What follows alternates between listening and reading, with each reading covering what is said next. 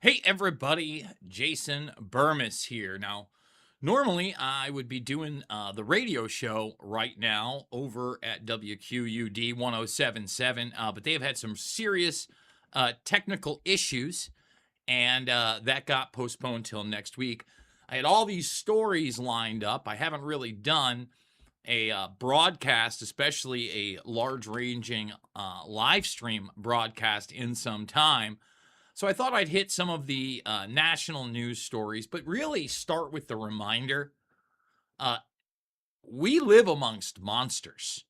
You know, human beings seem to have this sociopathic, psychopathic, some might even refer to it as demonic portion of the population that act anything but human.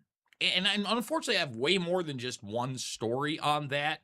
Obviously, if you looked at the thumbnail, there is this one story there that is just over the top. And it really reminded me a little bit of the Franklin scandal and the case there, where initially you had what were described as these really dirty, feral children that didn't seem to be being supervised, um, that were found. And then they were connected to this group of people known as the Finders that my good friend from the Conscious Resistance, Derek Bros, has done a massive amount of work on and real first-hand journalism. So kudos to Derek for that. We're also going to be going over another Derek Bros piece that will link into a story that we covered. Oh, I don't even know. It was quite a while ago. Let's see what we got here. See, this is that was my radio show buddy literally texting me. I'll have to text him back in a moment after the show because again, we are trying to get as much information out there as humanly possible, and I am going to take this opportunity not only to talk about that, but Iowa itself has a few predators that have recently come under scrutiny. We're going to talk about that. We're going to talk about Mamdani and set your AC to 78 degrees, and then a bunch of other people parroting like 78 degrees is okay. Got news for you. That's not how I live. Okay? And maybe I'm a bad man. I'm a bad man. But like in my house, okay, I've got central air. I'm a renter. Okay, so didn't set everything up the way it is.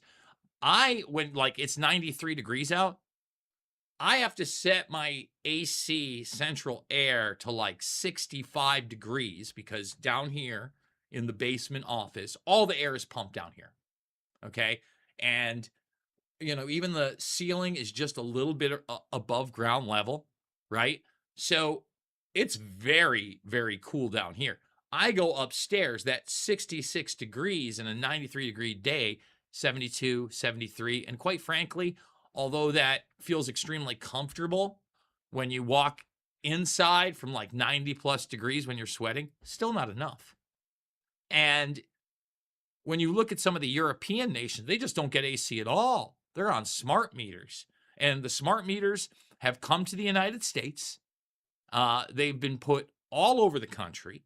My brother, who lives very much in a rural area of upstate New York, nowhere near the city, came home a few months ago and nobody asked him, nobody told him. They waited till he wasn't there. And guess what they did? They put the smart meter on there. And yeah, you can get the smart meter taken off. And it's like thousands of dollars if you don't want this, if you don't want to be regulated by the state. Can you imagine where this is going once they put the data centers in and they're using even more energy and they're using your vital resource of water, agua, one of the life forces of the planet, not just for human beings, literally one of the biological life forces on the planet for just about everything. And they're about to turn it over to data centers that are much further beyond the, I hear people talking about the Internet of Things now, right? The IoT. We're beyond that, guys. The IoT is over. It's the Internet of Bodies. That's what this is, with an agentic AI twist. And they're only calling it an agentic AI. It is an artificial intelligence. It's programmed intelligence. And it's not really intelligence in the sense that it's going to help you. No, it's actually working for intelligence network agendas. That's what it really does. It gives you narratives based on lies over and over and over and over again, especially when you're talking about subject matter that is represented historically inaccurate to people purposely. War on Terror, 9/11, John F. Kennedy assassination, MK Ultra that we just had some hearings on. And look, I've been somewhat critical of Anna Paulina Luna in the past, and still, especially with her talking about, these type of different beings with the disclosure stuff and the alien stuff. I think she's getting led into territory where they're trying to sell a narrative. I do believe that she is trying to be genuine in those regards. So I've babbled a little bit in the opener. We're going to move on to the stories. What I need you to do is thumbs this video up, subscribe, share. We've lost over 100 subscribers in the past couple of months. I think it's number one, because I haven't been very consistent. And number two, it's tough out there in YouTube land.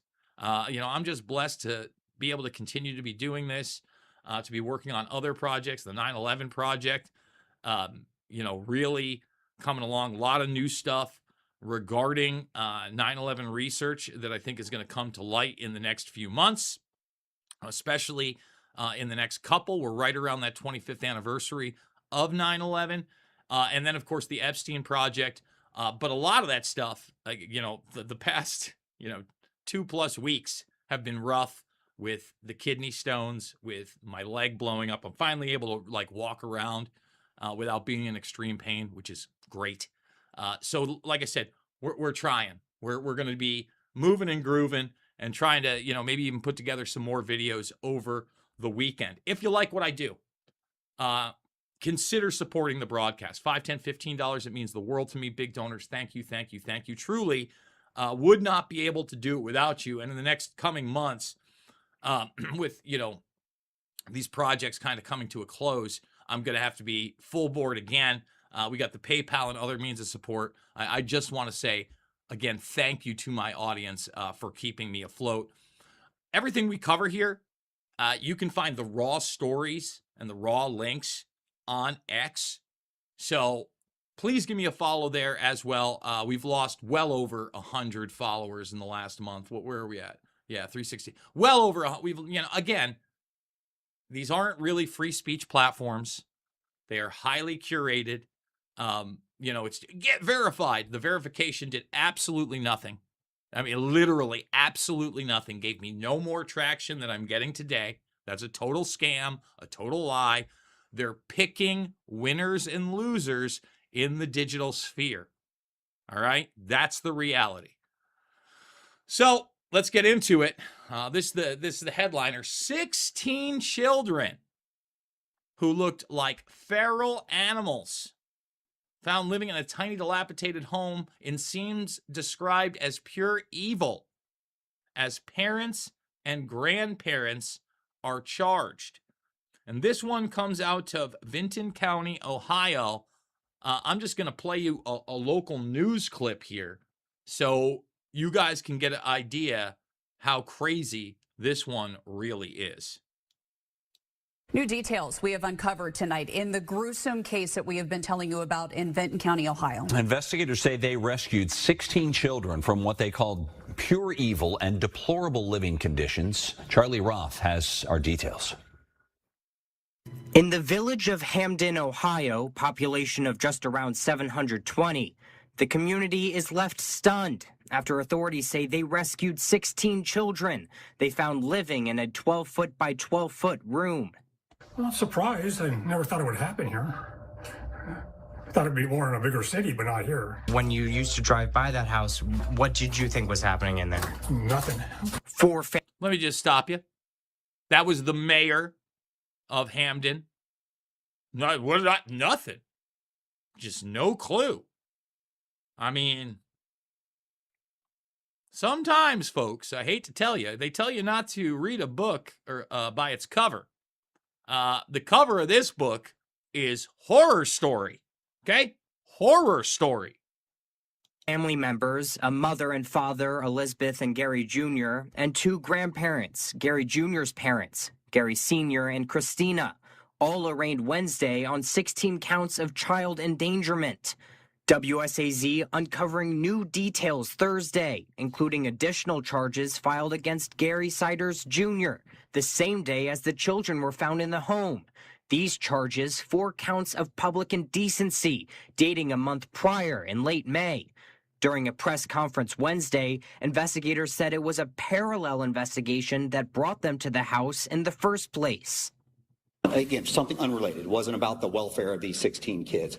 At that point, we didn't know that there was going to be 16 kids there. We asked the Ohio Attorney General, Vinton County Prosecuting Attorney, and Vinton County Sheriff if the public indecency charges was the parallel investigation that brought them to the house. They have not yet responded. Authorities say in the past several years, the family has moved from county to county. And now in Vinton County, their new community is still in disbelief, saying they had no idea what was happening in the house they pass or the people they see every day. I still am trying to process it. Like, it's crazy. It's definitely weird being so close. The 16 children in the case are still in various stages of treatment, with 2 being care flighted to a hospital on Tuesday and at least 1 in the ICU. The state says they are working to place them in loving, caring homes. Charlie Roth, WSAZ, Vinton County. Now, let me just say this. First and foremost, whose kids are these? Like, let's say it again. Whose kids are these? Like, take a good look. Do you think it's even humanly possible that the quote-unquote husband and wife there could have 16 kids biologically? No. There's no way all 16 of these kids are theirs. Where are these kids coming from? And how do you not know? There are more than a baker's dozen minors in a home like that. Like, this type of story just, it gives me more than the heebie-jeebies. And it truly shows, once again, I'll say it again, monsters walk among us. All right? We sit here as a society and we often demonize other groups, other nation states, other religious beliefs.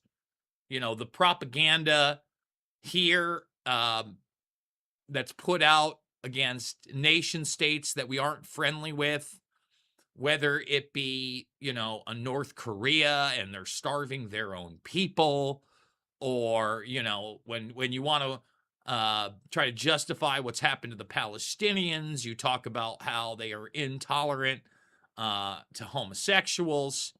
When you want to demonize regions like Afghanistan, you focus on the men there that take boys for pleasure. All that stuff's monstrous, no doubt about it. We got our own problems here. Okay, we got tons of problems here. Right here. Another story. And it's shameful that the Dalton Report is still I've followed this guy for years, right? He's got 6,000 followers. You notice how, and it's DaltonReport.com. You notice how he's never been boosted? You know why? Because that guy doesn't have a political agenda. He's not about left or right. You're not going to see his stuff shoot to the top. Instead, he's really concerned about kids. Okay? And again, 51 victims in this trafficking case, totally different case than what we're just talking about here. All right. And this is Los Angeles. Okay. You see stuff like this in Florida all the time, Los Angeles all the time, the big states, Texas, etc. Can you imagine what doesn't get caught? 51 victims and the sex trafficking of children. And let me tell you something. A lot of this is based in the fact that when we catch total and complete predators, total and complete, people that have no business being in our society except behind bars for the rest of their lives, we let them go, we give them slaps on the wrist, and it is disgusting. And I'm sick of it. And I'm sick of these people literally being protected again and again and again. And again. I mean, again, like, I only caught a little bit of it.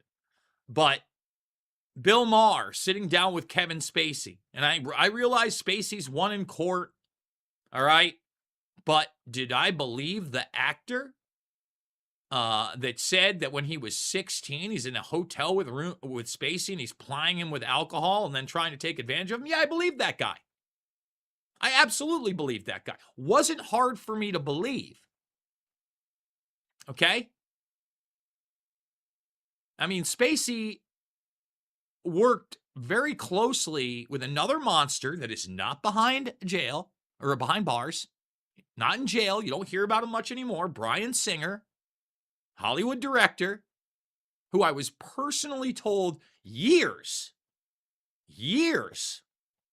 before it came out in the public arena that he was an abuser of kids, and that somebody I had a personal talk with who was in, the Hollywood business, went to a party where, and I believe it was at his house, and all you need to do is watch, I believe it's an Open Secret, and see, that house of horrors and how that was set up to ply teenage boys with drugs and alcohol to abuse them, and had all sorts of security cameras and Lord knows what other type of cameras they had all around, by the way. Went to a party, and Bryan Singer is parading what he described as a topless 14-year-old boy around on a dog leash.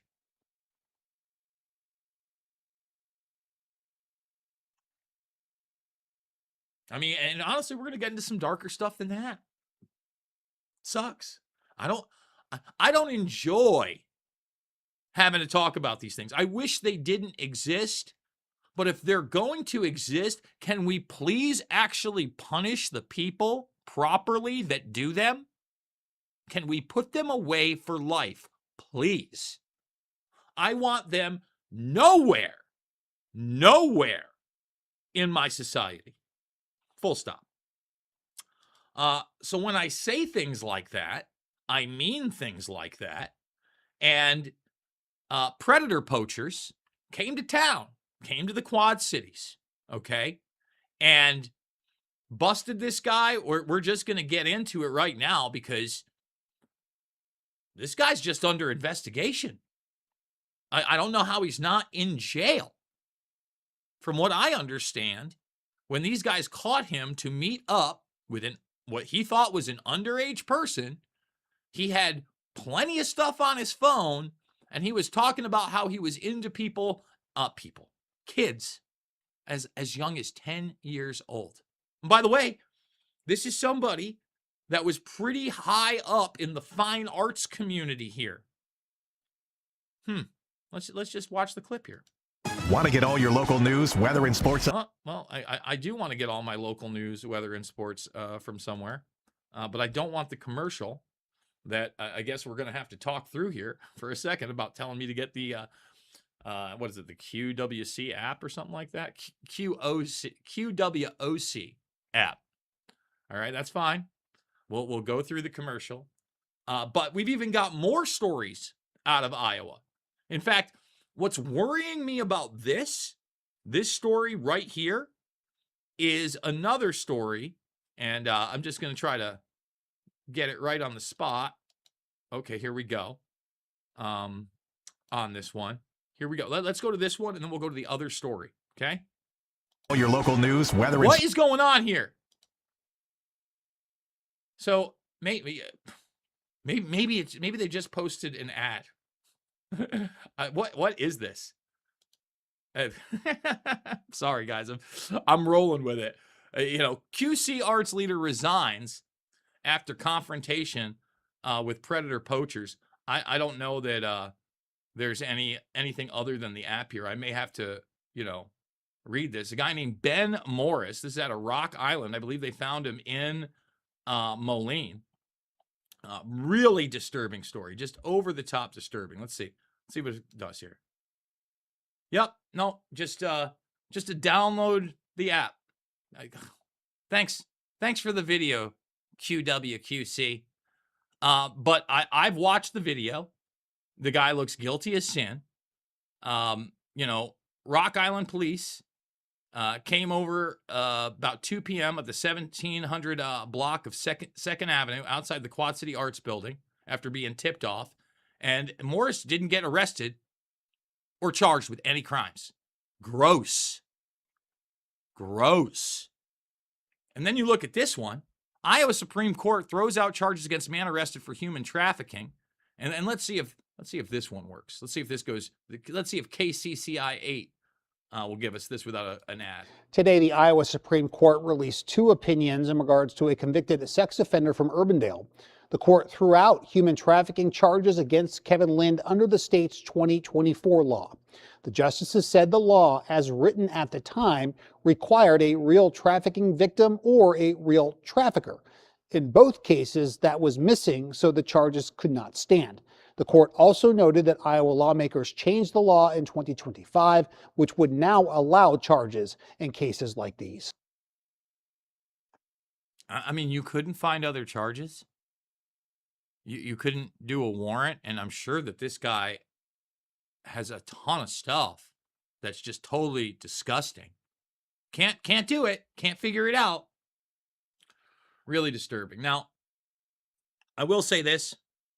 The Supreme Court just did the right thing, and the government signed a bill removing gender identity protections. The way they frame this is ridiculous. They're not allowing men and girls sports or vice versa. I want to make this extremely clear. No one's lost any rights here in Iowa. No one's lost any civil rights protections. Nobody. At all. But again, the media, even the local media, is under propaganda town to try to take charge and control of your children. You wonder why they don't go after these monsters. Well, they're also trying to give kids drugs that alter their biology for the rest of their life. First, and literal genital mutilation. You do what you want as an adult. Quite frankly, I don't think you make the best decisions at 18, but if you can be sent overseas for a war that you don't agree with, that's the line, 18. It's crazy to me because in most states now you can't even smoke till you're 21. Forget about just alcohol. But the military likes them real young and impressionable, right? So, hey, they're not even waiting to get you to 18. They're still running and gunning. And if you think all of it's over because, Trump can't, that's nuts. This is a battle that's still on the forefront. And again, the media is like, transgender couple leaves Iowa after state removes civil rights protections. Removed nothing. Removed nothing. Not a thing. This article is so thin. It can't cite one thing, not one thing, that supposedly they don't have a right to. Well, it's scary. It's really scary to live here in Iowa. No, it's not. It's Midwest manners in this mother trucker. One of the greatest places I've ever lived. I mean, again, it just total nuts. Total nuts. And They walk hand in hand, folks. Okay? I want to make that clear. So I want to move on to a bunch of other stories just briefly. Again, thumbs it up, subscribe, share if you're watching. This hopefully ends the monster segment. Again, consider supporting the broadcast via the links down below. Earlier in the week, I had done a video specifically on Grand Theft Auto and the fact that it's only coming out on digital. And by the way, there were rumors there was going to be a physical copy. Those rumors seem to be squashed. Now, a lot of people came after me. They're like, oh, everybody buys digital anyway. And this, if you don't own it, if you don't have a physical, even if it's just a key card, you can't resell it. There is no leverage. Now, think about that. First and foremost, just with the GTA thing, they're also not releasing it on PC. And that's on purpose. They know that a bunch of PC people also have consoles or might actually just buy a console for this game, even though they're way overpriced. And a lot of that outside of the RAM crisis, which looks like a big collusion bag between the three companies that actually produce RAM, and then the ever-growing price of actual hard drive space, these little NVMe drives that have doubled in price. A lot of that has to do with inflation and the COVID 1984 nightmare of them flooding the zone with just a ton of fiat currency. I never hear anybody talk about that. But now being in an era where the biggest game is $100 plus tax, okay, about $107 American. It's going to be the biggest launch of all time, and you can never own the game at all. It's all digital. Those PC guys will also end up buying the game again a second time. Okay? And just think about it this way in the GTA realm. And then we're going to get to PlayStation announcing the end of the physical disc. Okay? Because I think that is also extremely important. Right now, if you go into a pawn shop, if you go into a thrift store, there's a good chance you'll see a copy of GTA 5 for anywhere from like $1 to $5. All right. And it's like one of the best selling video games ever. It's been sold and resold on multiple platforms.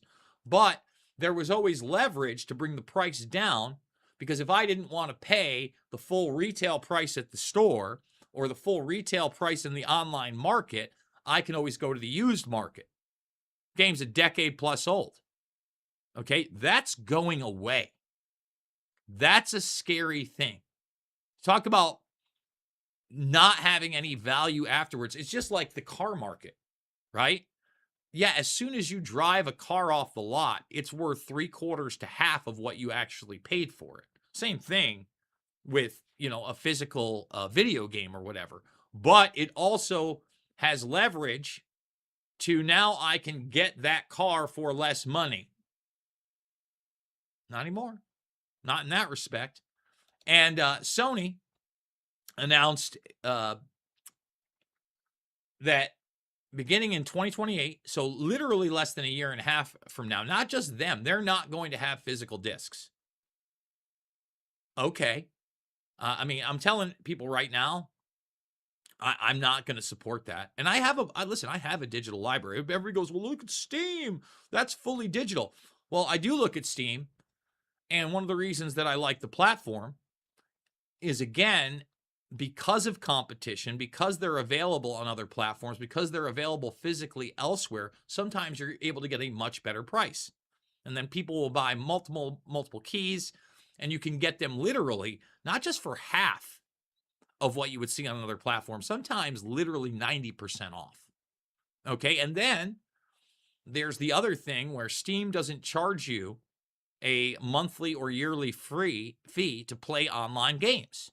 And all of your cloud saves just work across devices. So if I'm sitting down at my desktop and I play a game, when I break out a portable and I play Steam, it's just saved.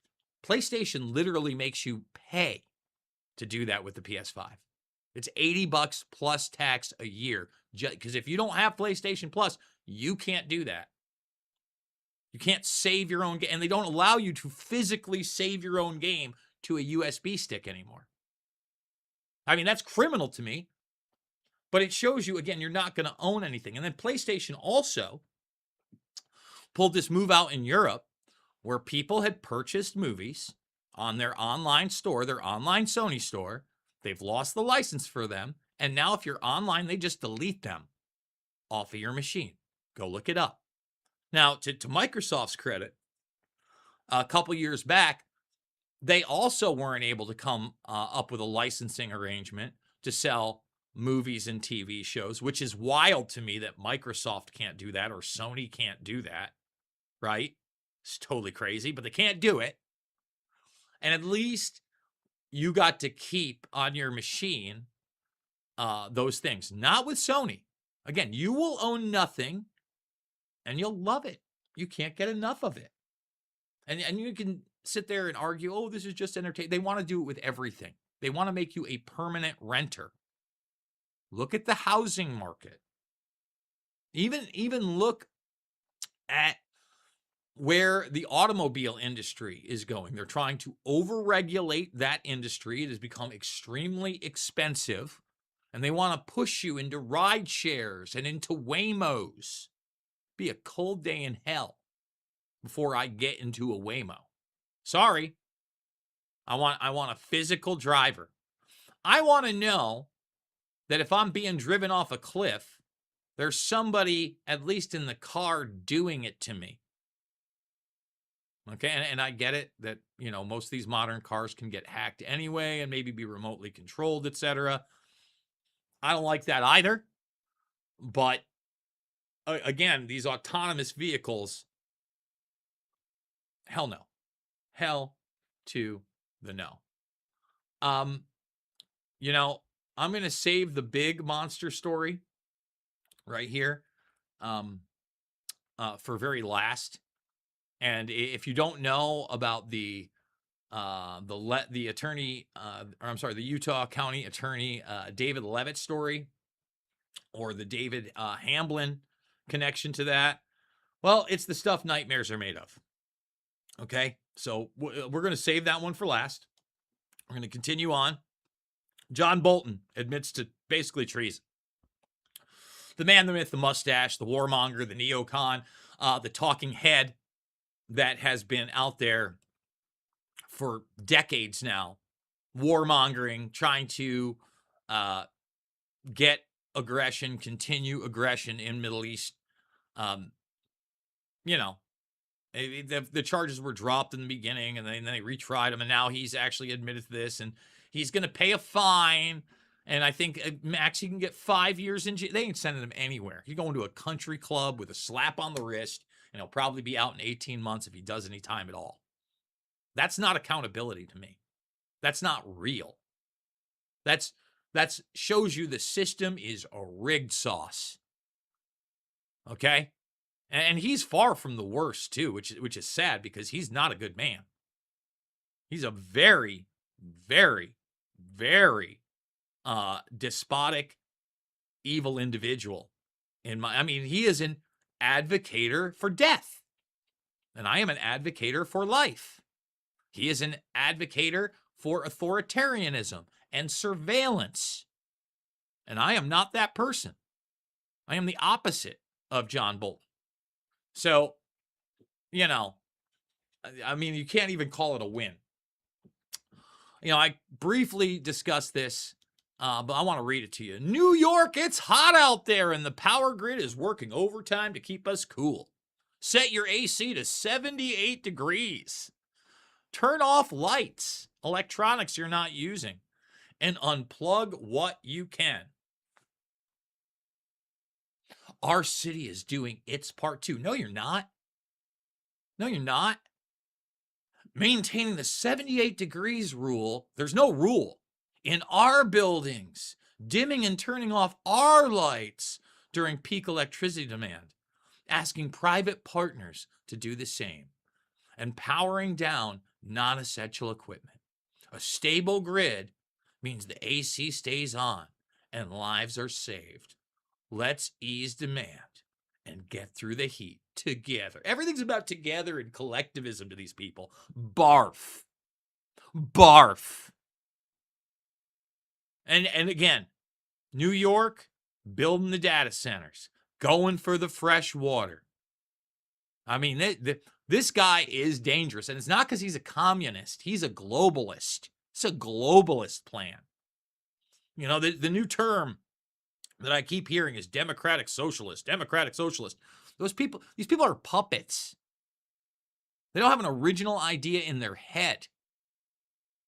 And you know, I saw comedian Josh Johnson, who, you know, I like his stuff. I think he's a funny guy. I know that, you know, he's very lefty, and they've had him hosting the Daily Show and things like that. But he was talking up Mom Donnie's is doing the things that he said he was good. No, he's not. You know, outside of the collectivist things, I haven't seen any benefits for the people of New York City under Mamdani. He's a joke. They're jokes, bad ones. I mean, even at the Knicks parade, they got somebody's number so wrong. It was Ewing's number, who obviously isn't on the team. Very disrespectful. Couldn't even get that right. I mean, give me a break. Wanted to talk about this briefly. Spy chiefs in revolt over Trump demand for master list of every secret agent, fearing one catastrophic risk. Good luck. And look, this isn't even a knock on Donnie T. I don't think that any of the presidents are going to know that. And did you think the Barack star knew? Of course not.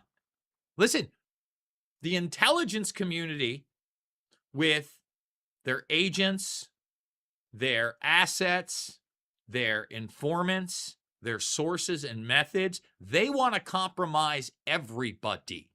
This is the executive within the executive that should not exist, that is not constitutional, that is not bound by the rules of oversight. You know, we're talking about those MK Ultra hearings. We're talking about programs from literally now 50 plus years ago, we know jack squat about. There's no oversight. There's no real disclosure. Okay? So this is what we're really battling. We're battling this executive within an executive that is outside of the three branches of government. It's not truly part of the executive because the executive can't even audit it. So then how are you going to have the legislative act against it? How are you going to have the judicial successfully prosecute it? You ain't. And that brings me to the next story just really quickly. Is, you know, Senator Rand Paul supposedly having like the Fauci, I think it's in like 10 or 11 days, Fauci's supposed to show up.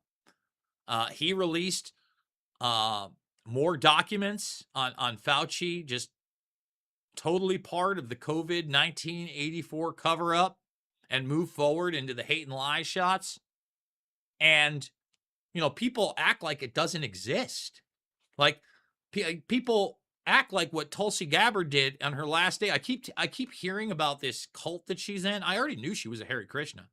Now, I haven't seen the email exchanges. I'm sure I'm going to have to go look at them. But Gabbard left the administration, and I realized that her husband has cancer. I think that's extremely suspicious. But she was pushed out because she's anti-war. She didn't want this conflict with Iran. You know, I mean, again, this is one of the reasons that a lot of people got behind MAGA and Maha this time around. Trump courted the Bitcoiners. Trump courted the libertarians. Trump courted the people that were sick of eating poisonous food and breathing in poisonous water, or I'm sorry, air, and drinking poisonous water. And, you know, at this point, as much, you know, decent work as Kennedy had tried to do, he's basically betrayed us as well. I mean, you can't even get Roundup out. You're protecting that. Massey is the one true MAGA Maha guy, and they primaried his ass with Israeli money, with Adelson money. Nuts. Crazy town. On a candidate that didn't debate him, that nobody'd ever heard of.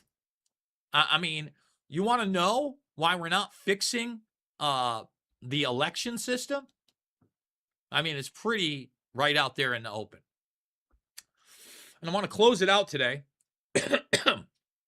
with this other story of my man Serge Tankian of System of a Down, one of the greatest bands of all time, one of the most fun live shows of all time, speaking out against Israel, who just recently acknowledged as a nation state the genocide of the Armenian people that took place, I believe, like 1915, somewhere around that. You know, it was pre-Nazi stuff. And a lot of that had to do with the political alliances with Turkey, etc. But now, like, they're getting ready to go after Turkey. There's been, you know, again, talking points and propaganda out there, how dangerous Erdogan is. The Israelis are openly talking about war with Egypt in 10 years. They're not backing down on Lebanon. If you think this conflict with Iran is over, I mean, I don't know what to tell you. I don't even know how it ends during this administration, which is completely dangerous. We're not even hearing about the end of Ukraine and Russia anymore. So I'm going to let Serge speak for himself for about a minute. And I think he's spot on here, and he kills it. For many years, Israel's government used AIPAC to lobby the U.S. Congress to not recognize the Armenian genocide, to prevent Congress from recognizing the Armenian genocide, due to their relationship with Turkey, their intelligence sharing with Turkey, etc. Today, the Netanyahu cabinet decided to recognize the Armenian genocide of 1915, a genocide that led to Hitler thinking that he could do what he could do to the Jews in the 1930s and 40s. And let me just stop. And, you know, I understand, because we're talking about Israel, you know, why, you know, he's talking about, quote unquote, the Jews. But what really always bothers me about that, okay, and what really disturbs me about the whole thing is that when you're talking about these things, right, it's not just the Jewish people. All right, it was political dissidents. It was Freemasons. It was gypsies. It was, you know, physically and mentally disabled people. It's a lot of people. But once again, I understand why he makes that distinction here. The fact that this government is already committing genocide in Gaza and Lebanon, decided to recognize the genocide of my grandparents, is the worst fucking thing that they could have done to Armenians by using our history, our genocide, our pain to their political advantage. Fuck you. Thank you. Thank you, Serge. Totally agree with that. 1000%. Good for you. Good for you for saying that, because it needed to be said. Folks, that is going to wrap it up. Once again, I cannot do this without you. $5, $10, $15. It means the world to me. Big donors. Thank you, thank you, thank you. Thank you. Consider the links down below. Please go check out all my documentary films for free. Shade the Motion Picture.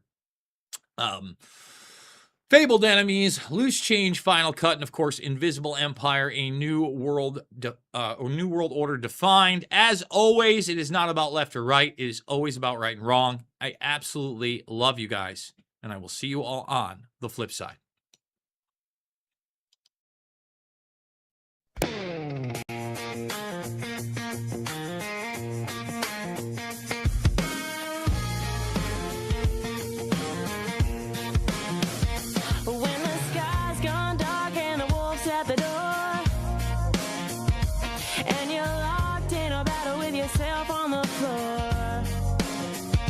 When the man with the power and the dollar says you ain't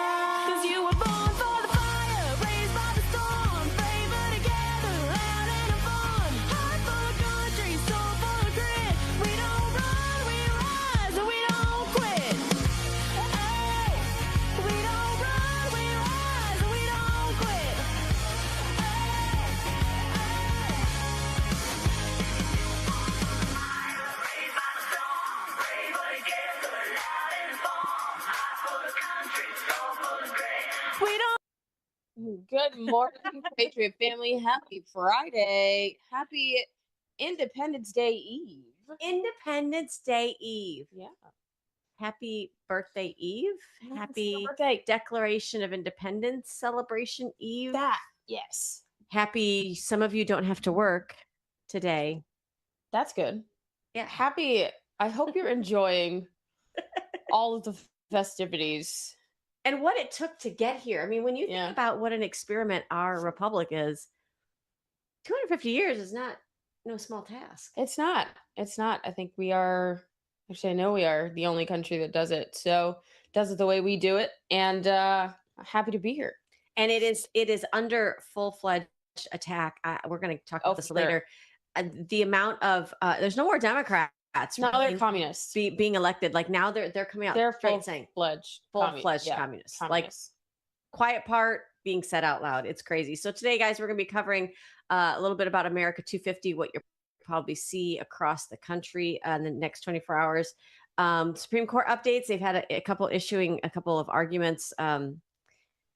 I don't know. People are split. They are just out of line. Out of pocket. They are. They're out of pocket for sure. They are out of pocket. Yeah. We'll talk about it. And then also, where in the world is Mitch McConnell? Obviously, we wish him the best, but how has this been going on? And we didn't know that he was incapacitated, basically. So it's crazy out there. A little episode of Weekend at Bernie's here with Mitch McConnell. Oh my gosh. All right, you guys, let's open that mic and get out of pocket. Two queens, no filter, say what they feel. Allie and Michelle keep it way too real. Politics, family, yeah, we go there. If it's out of line, we don't care. It's out of pocket. It's out of pocket. It makes me laugh every time I see that clip of us dancing in the DC airport because we were stranded because of the flipping government shutdown. That was the Schumer shutdown. Yeah. And I got into like my head of wanting to teach, and I was like, "You're like delayed." Did you snap your fingers? Do not snap at me, ma'am. What is this? So much fun, guys. You never know when being stranded in the airport can turn out to be a memory. Great content. Yes, great content. I'm kidding. No, it was good. Great memories. Good for sure. Allie, you were just in DC not that long ago. I'll be going back. That's amazing. I know we've got a couple of really good friends that are visiting right now and going to some of the festivities. So guys, however you plan on bringing in the July 4th celebration, it should pack a little more punch this year. It should. And, you know, I've heard a couple of folks that are appointed and elected and in the administration say, like, you know, if this could be our last celebration. I mean, but how many times have we felt like that over the last? This is different though. It's like weird. Like I can remember under Reagan, like the Berlin Wall coming down and how just iconic that was. But it feels different. Feels different because people are openly celebrating communism. Yeah, I know. And a lot of them have either been elected to office already. We're seeing things like Governor Tim Walz pardoning a child rapist who was supposed to be deported. Make that. You can't make that stuff like I can't. And then you have California that completely, you know, they decided to downvote a Senate bill that would keep any candidate that is convicted of pedophilia out of running for office. If you've got to search the gutter like that for your candidates, maybe you got a problem. What is going on? If we rule out pedophiles, nobody will run for office. What is this? Where's the bottom? Where's the basement in the Democrat Party? I just want to know. Apparently in hell, like layer of hell. My God, like I'm reading some of these headlines, sis, and I'm just I'm like, what? It is such a polarized good versus evil, right versus wrong, and the more right you feel you're becoming, the more wrong everything wrong else is becoming. Feels, and the Bible talks about that. What's good will be called evil, and what's evil will be called good. And we're literally seeing that. This is what you might catch if you're in New York City and you get a chance to get away from Mandami's Kami NYC. You might get to see this. This was at the Statue of Liberty. Take a look.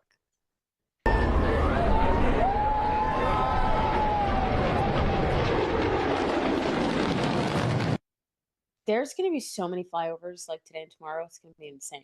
And they freaking scare me because you don't know until it's like right above you. Yeah. That's a really bad example. That was like Fast and Furious. I don't know what that was just now. Great. Kawasaki planes. It's fantastic. I love those flyovers. They're amazing. I know we have friends that are like Air Force, Fire Air Force, and they're like, it's okay. It's a plane. It's a plane. like, but no, it's so cool.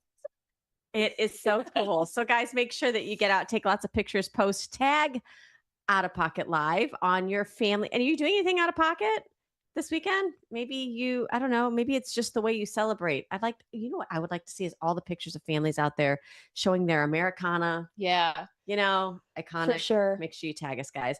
All right, let's get into the meat and potatoes of what the heck is going on with Mitch McConnell. Guys, we didn't even know this.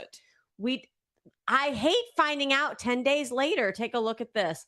Apparently, hold on, let me get it open so that I can read it. Well, apparently Mitch McConnell, there was a 911 call that he was unresponsive.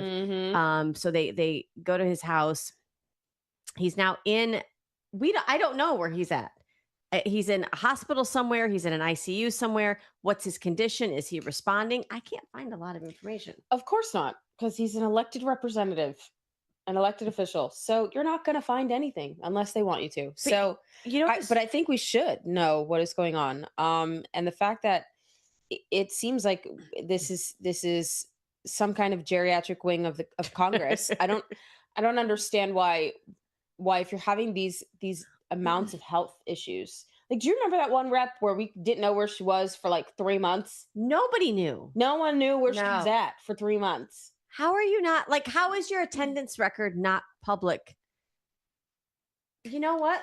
If you go to school, you sign in every day. Right. We should know where our reps are. Well, maybe not.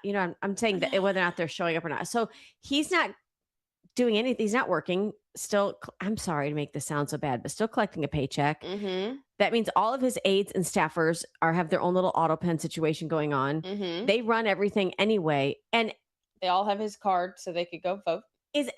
Are any of our viewers really shocked? You remember all the times that you could physically see him almost having a grand mal seizure? Yes. Yeah. And then they start wheeling him at some point. It's Biden all over again. It feels like, and I was talking to somebody the other day and they're like, we should just put an age cap on. And I'm like, but you can't, because then you've got people like Trump. Yeah. That can work circles around you. Right. If you're having this level of health issues, you should not be in elected office. No, there's somebody else that can do the job. Maybe not, in lockstep with the deep state, but there is somebody else that can do the job. Or with the Communist Party of America. Oh my God. Good Lord. Let's just go Which is an oxymoron, by the way. I don't understand. What the hell is happening to our country? Somebody actually said at one of the protests outside the school board meeting, it depends what kind of socialism and what kind of communism. I'm sorry? That's exactly what? It's all the same. He was like, well, we can't have full communism and socialism. What? So there are people out there that think that there's a form of socialism that works. Yeah, the kind that we currently have right now. That's called the Democratic Republic of America. That period. End of it. It don't work. Eventually you run out of other people's money and other people's goods and services to spend. Yeah, like in New York where they're talking about, please make sure that your AC is set to 78 degrees because it's putting too much on our grid. What? Rationing power. Reminds me of rationing toilet paper throughout COVID. Oh, it sounds like Cuba. Right? That's why we said that little funny the other day that they're now taking rafts from New York heading back to Cuba. We just won't go back because 78 degrees because our grid. What? No, thank you. No, thank you, guys. So we'll keep it updated when we know. We obviously want Mitch McConnell in our thoughts and prayers, but maybe early retirement, or how about he should have retired 7 years ago? If you where's your integrity? If you're having strokes and you're having health issues of this magnitude, you should just pass the baton. Don't they have a cognitive test? No, not for Congress. You got to have license exams when you hit over 65 in most states, except California, to be able to make sure that you can still. in DC. But I'm saying, how does that make you feel to know you've got a test to make sure you can be behind the wheel of a car, but to operate government for the free world, not so much. Out of control. Out of control. Out of pocket. Out of pocket is what it is. Out of pocket, and not in a good way. Allie, so some Supreme Court rulings came down. The first one, we think they got it right, but I'm shocked that we have to have this debate at the Supreme Court. Here is Justice Clarence Thomas, his take on it. He says, men and boys with gender dysphoria are not women or girls, even if they believe that they are. So that's the correct.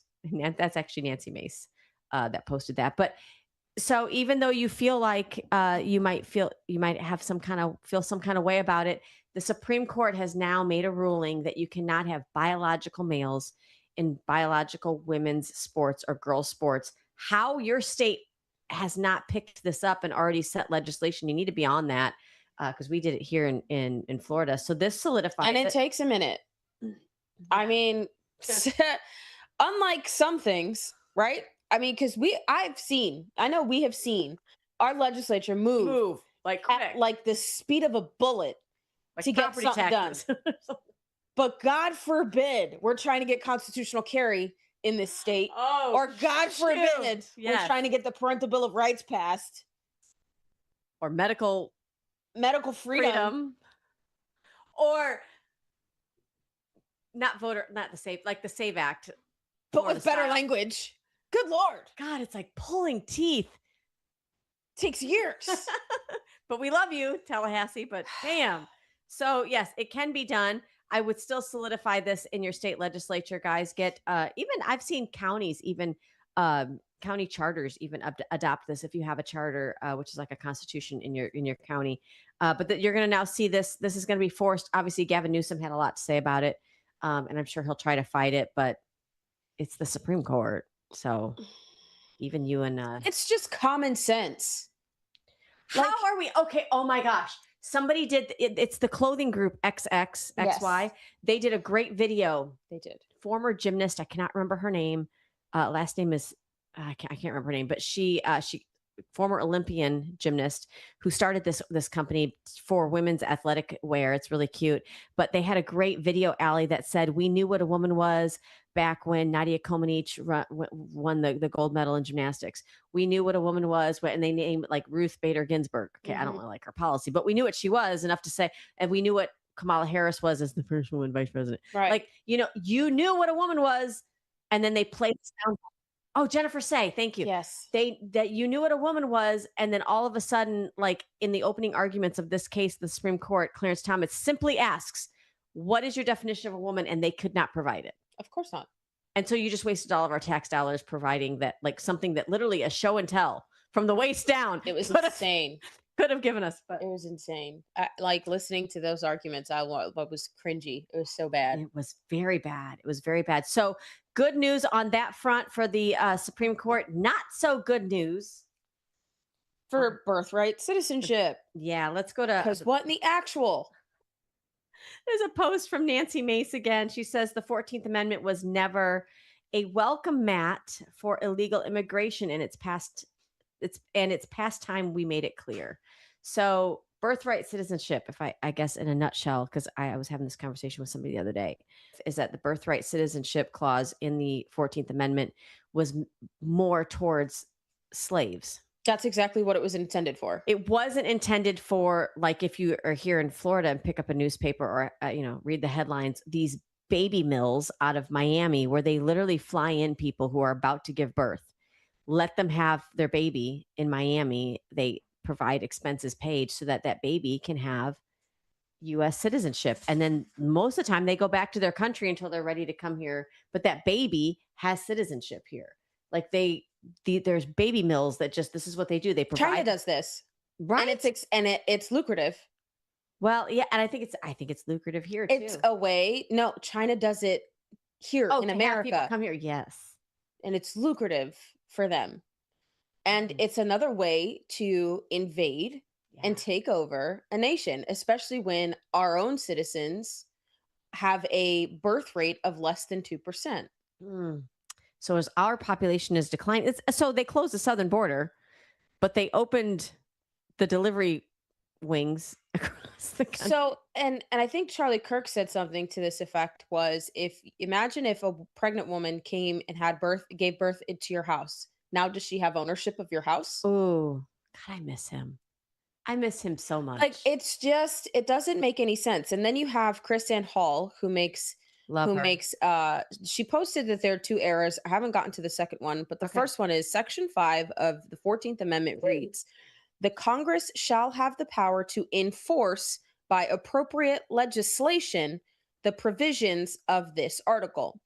Congress has never enacted legislation granting birthright citizenship to the children of temporary visitors or those unlawfully present in the United States. SCOTUS has the authority to review executive orders and determine whether they are constitutional. That is where their authority ends. Period. Full stop. So it's almost like this clause was put into the 14th Amendment, and the only way that we were supposed to have a guideline around it was by an act of Congress. Yes. Congress has not acted ever on this. So here we have an example of SCOTUS legislating from the bench. Should have never been a SCOTUS issue then. No. Who determines whether or not SCOTUS picks something up? Is that Chief Justice Roberts? I'm not sure. I'll have to look into that. But they do have the right to go over executive orders because this was an executive order. Right. To figure out whether or not it's constitutional. It's only constitutional to slaves. We don't have slaves in America anymore. Well, there were some from the southern border, but I get what you're saying. Do you understand what I mean? I do. America did not enslave these people. Right. The cartels did. Yes. They're not our government. Jeez. That is the difference.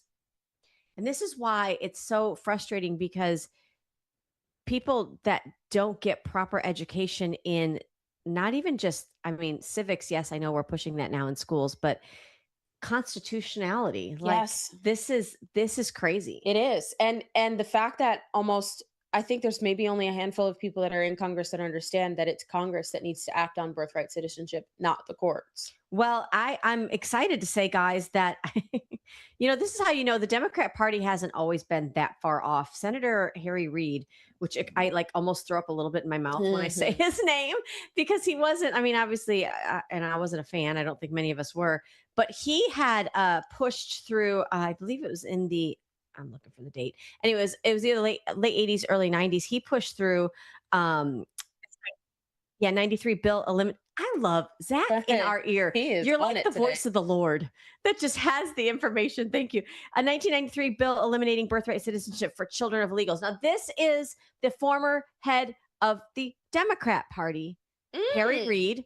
So now we've got people within our Congress that are like, hey, let's reissue that bill. Yeah. Let's put that back through. It was a Democrat bill. Let's take a listen to Harry Reid reading about this bill from 1993.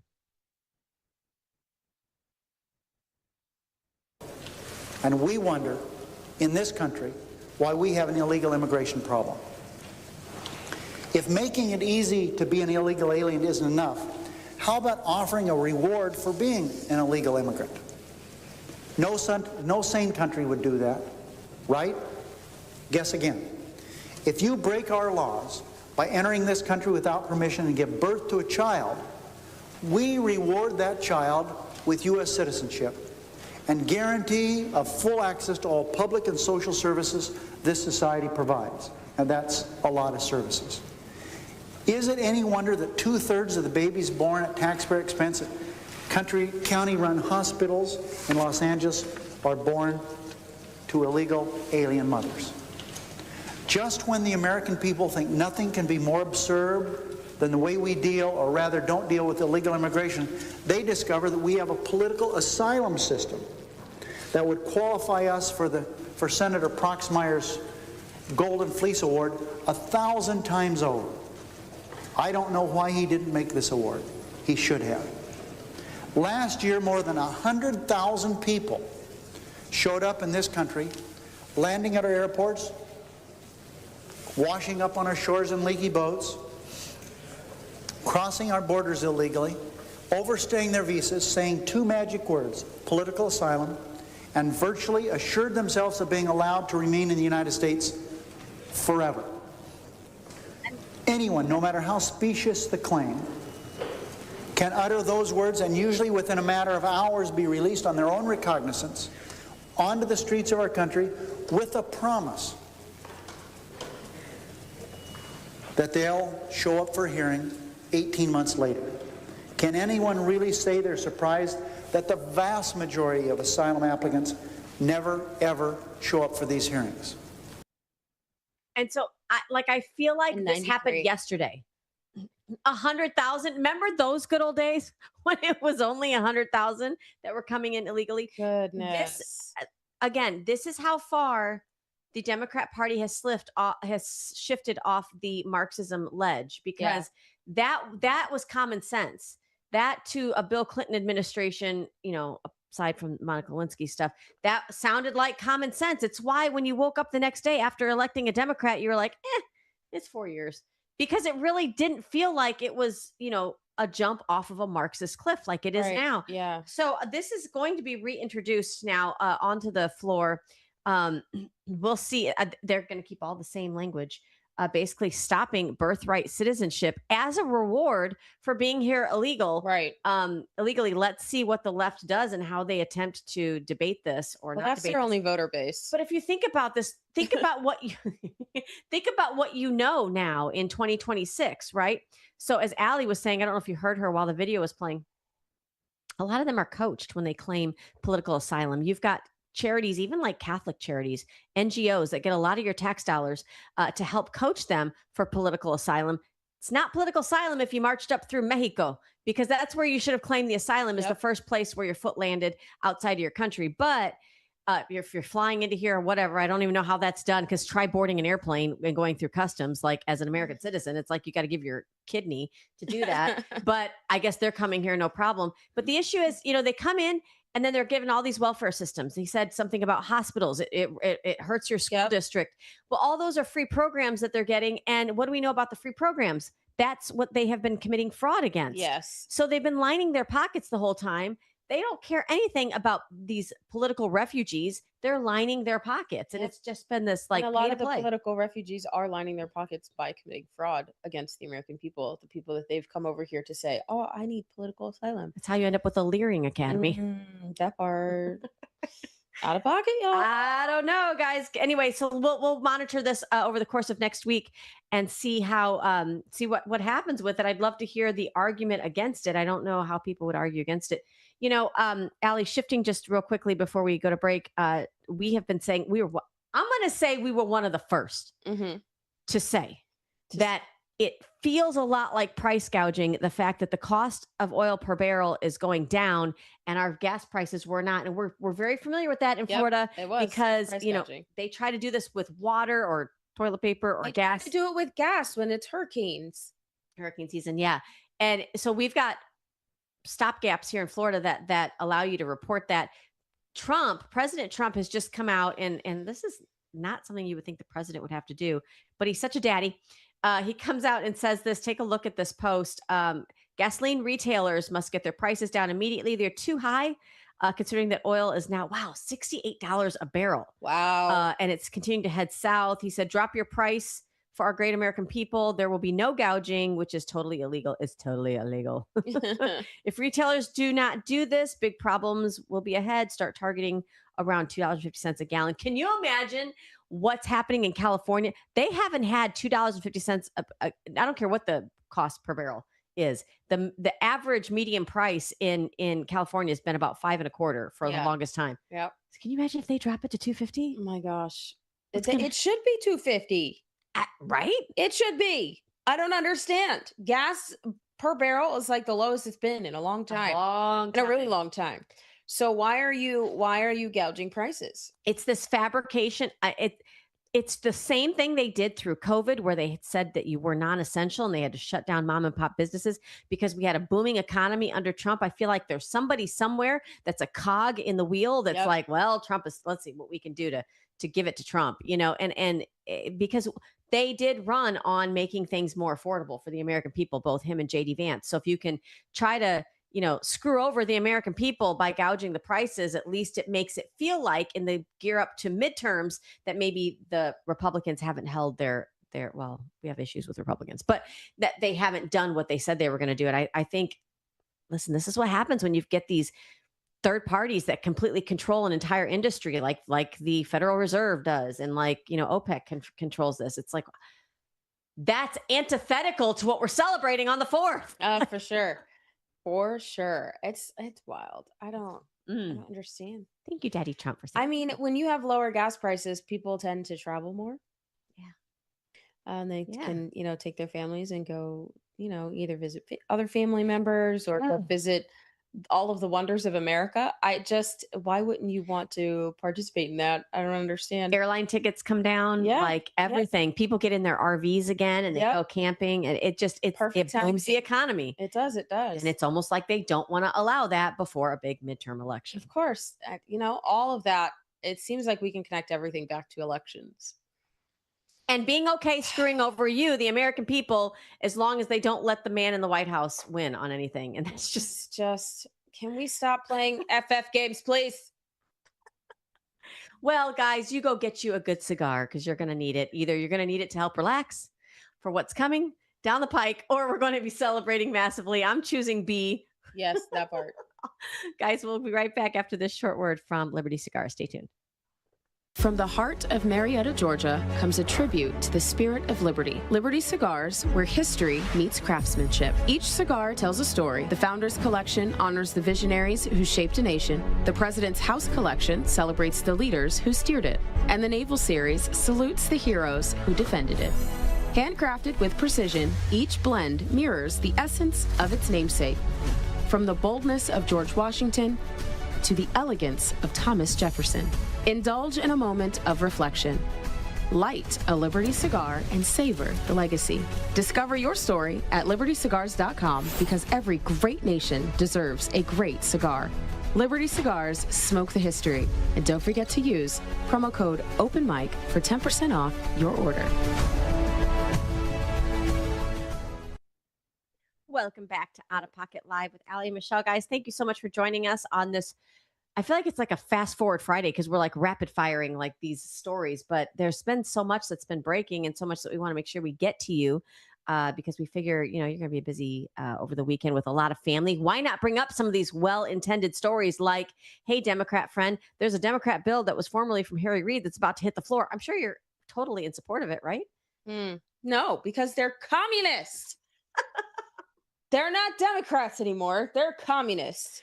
Well, Allie, I can't say you're wrong. And you know who is echoing your sentiments exactly is Caroline Levitt. Oh, yes, for sure. You shared this with me. Let's go ahead and roll this clip.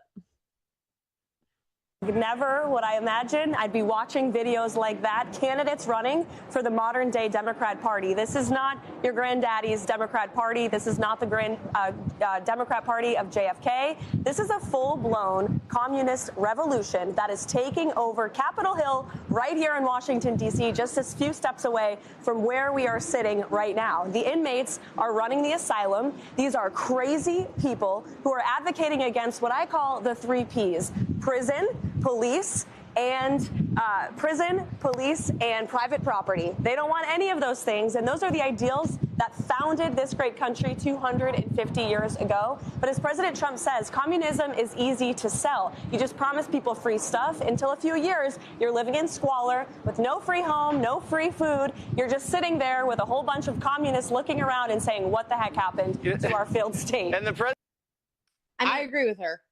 Nothing about what she said is I'm in disagreement with. This is, yep. I have nothing else to add. I don't know what to say. Yeah, the other day I was having a conversation with a mom on the other side of the aisle, but we were talking. One thing we did agree on is like she had children that were 20 something, and she's like, they can't afford to move out. They can't afford, like their college degrees are kind of worthless, and we're just trying to find those things that we agree on. And as I'm listening to that, I was like, oh. So there's no hope for the young people. So wow, socialism and communism probably sounds really good to them. Yep. The idea that the government's going to supply your every need. Yep. I mean, great. I don't got to worry anymore. I can sit in front of my electronic device and play video games or virtual reality, whatever. What name an 18 to 30-year-old that's kind of like, oh, cool. I mean, because what else is there? They don't have a taste of the real American dream. It's like an American slumber. It is. And if you don't know, if you don't have direction in your life on where to go and what you have done, you feel like it hasn't led you anywhere. Yeah. You do lose hope and you can fall into like this depression. I mean, I think a lot of us have been there. So it's hard to kind of pull yourself out of. And when you have people that are giving you lip service and not, putting, again, like I said last episode, stop writing checks with your mouth, your ass can't cash. It's the same. Bankrupt. That's communist. Like, you're doing all this, but when it comes down to actually doing it, you fall short. Well, and I think there will be an entire generation, if we ever see this happen in this country, which we're prayerfully hoping no, but the more and more the country and the young people lean this direction and they're flirting with this type of philosophy and ideology. What do you do when you are that reliant on government? You saw it through COVID and they just tug the leash a little bit. And you're like, I mean, of course you submit. Of course you comply, because everything is now dependent on the government. And this is so ironic, you guys, that on our 250th anniversary of our Declaration of Independence, where we said, no government, you don't give us the rights. They're by our creator. That's who gives our rights, that we're having to struggle with this same like demon in this country. Like, well, no, government, please issue everything to me because it's just more comfortable. Let me be inoculated. Well, this is what happens when you have philanthropists, quote unquote, take over your education system, and don't empower students to figure out where their talents are and how they can be utilized. So when you push college and you push college degrees that don't really amount to women's studies, but you can't tell me what a woman is. What did you study for 4 years? It's disheartening. It really is how we've allowed this to occur in our country. And we really stopped celebrating exceptionalism prior to Trump. Really, it started with the participation trophy generation. But I was just having this conversation with a parent the other day who was telling me that their student graduated as valedictorian of their high school class, right? Their senior class, but wasn't allowed to wear the ribbon that said valedictorian on it. But you could get every rainbow scarf that you wanted, even sports they were allowed to wear, like when you were not the fact that she achieved valedictorian. It was considered, I mean, it's considered like almost like blasphemy to be able to brag about the fact you graduated at the top of your class. Why are you bragging? Why are you bragging that you graduated at the top of your class? It's not bragging, it's an achievement. Thank you. I mean, do we not celebrate our NFL players? That's a different thing, right? Yeah.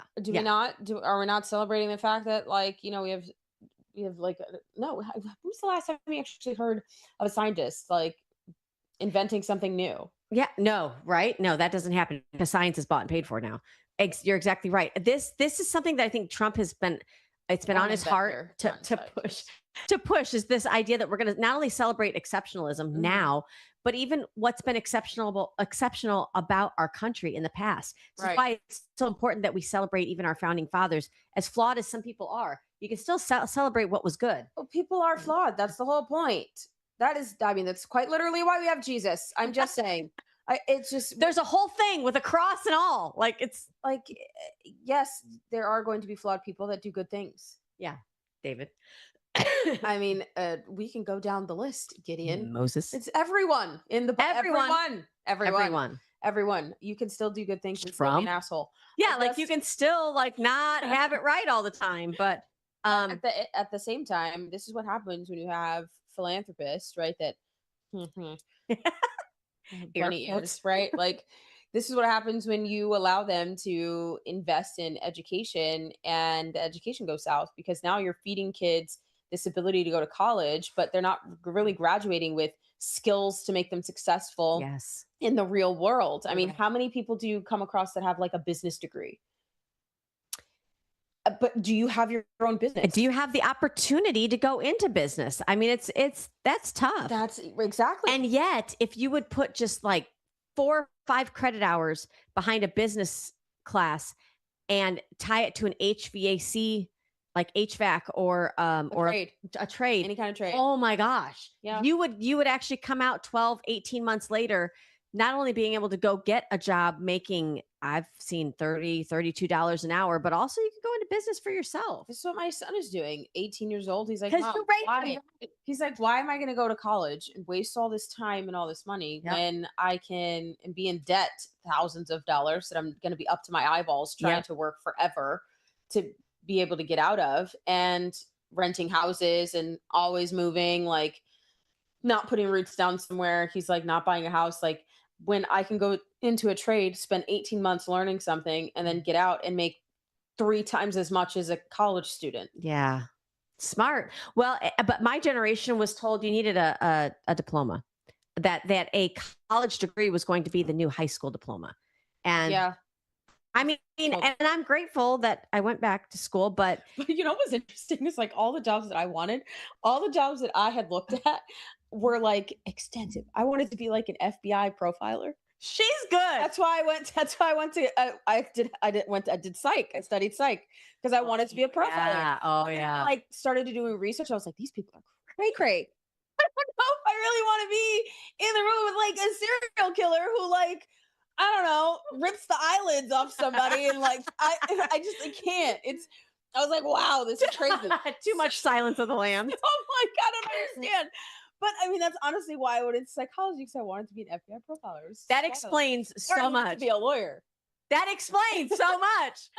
You ought to see our bestie chat. No, you never will. It's gonna. Which is why I give advice, and then I'm getting shit for giving advice, and I'm like, excuse me, But it's sir, damn ma'am. good advice. Damn good advice. What do you mean? How was this helpful? Are you not aware? I think what you meant was you're welcome. Right. You spelled "you're welcome" wrong. Was that F you? You meant spelled thank you. Okay. You spelled "thank you" wrong. Okay, you're welcome. Have a nice day. Have the day you deserve. At this point, it's Day just you deserve. Wow, put that on a Hallmark card and I will sell out of that. Well, Allie, going to what Caroline Levitt was saying about no longer just being, Democrats, it's now the Communist Socialist Party. We're not making this up. This is a socialist, a self-proclaimed socialist. Her name's Milat Kiros. She was just she unseated a 15-term incumbent. 15-term incumbent in Denver, Colorado. Take a listen. Her words, not mine. I'm about the same age that my dad was when he came to this country. Betting on the promise, he chose Denver to be our home because he knew that this city would welcome us. And that same city just voted to send a 29-year-old recovering lawyer, barista, immigrant, Democratic Socialist to Congress.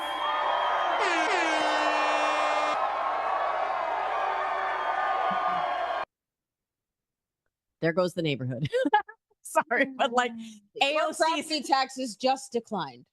AOC just was like, oh, okay. So they've barista. Listen, don't come at me about not having a teaching degree running for school board. That's not my job. If you're going to elect a barista. But baristas that's a try. I mean, I get my coffee every morning. I ain't mad at you. But she said Democrat socialist. She's not a Democrat socialist. She's a communist. She's a communist. She came here, maybe legally, possibly. We don't know. We'll do some investigating. She'll do some investigating. Anyway, the FBI got nothing on a woman who needs info. I totally should have just joined the FBI. This is just wow. I kind of lost my train of thought, but sorry. No, it's okay. I think she didn't come here wanting to. It doesn't sound like she's assimilated. Right. It doesn't sound like she understands what America really does have to offer. Instead, when you go to, especially when you go to college, y'all, especially now over the last, I don't know, 10, 20 years, it has been an indoctrination camp. Absolutely. That you paid for. Oh my God.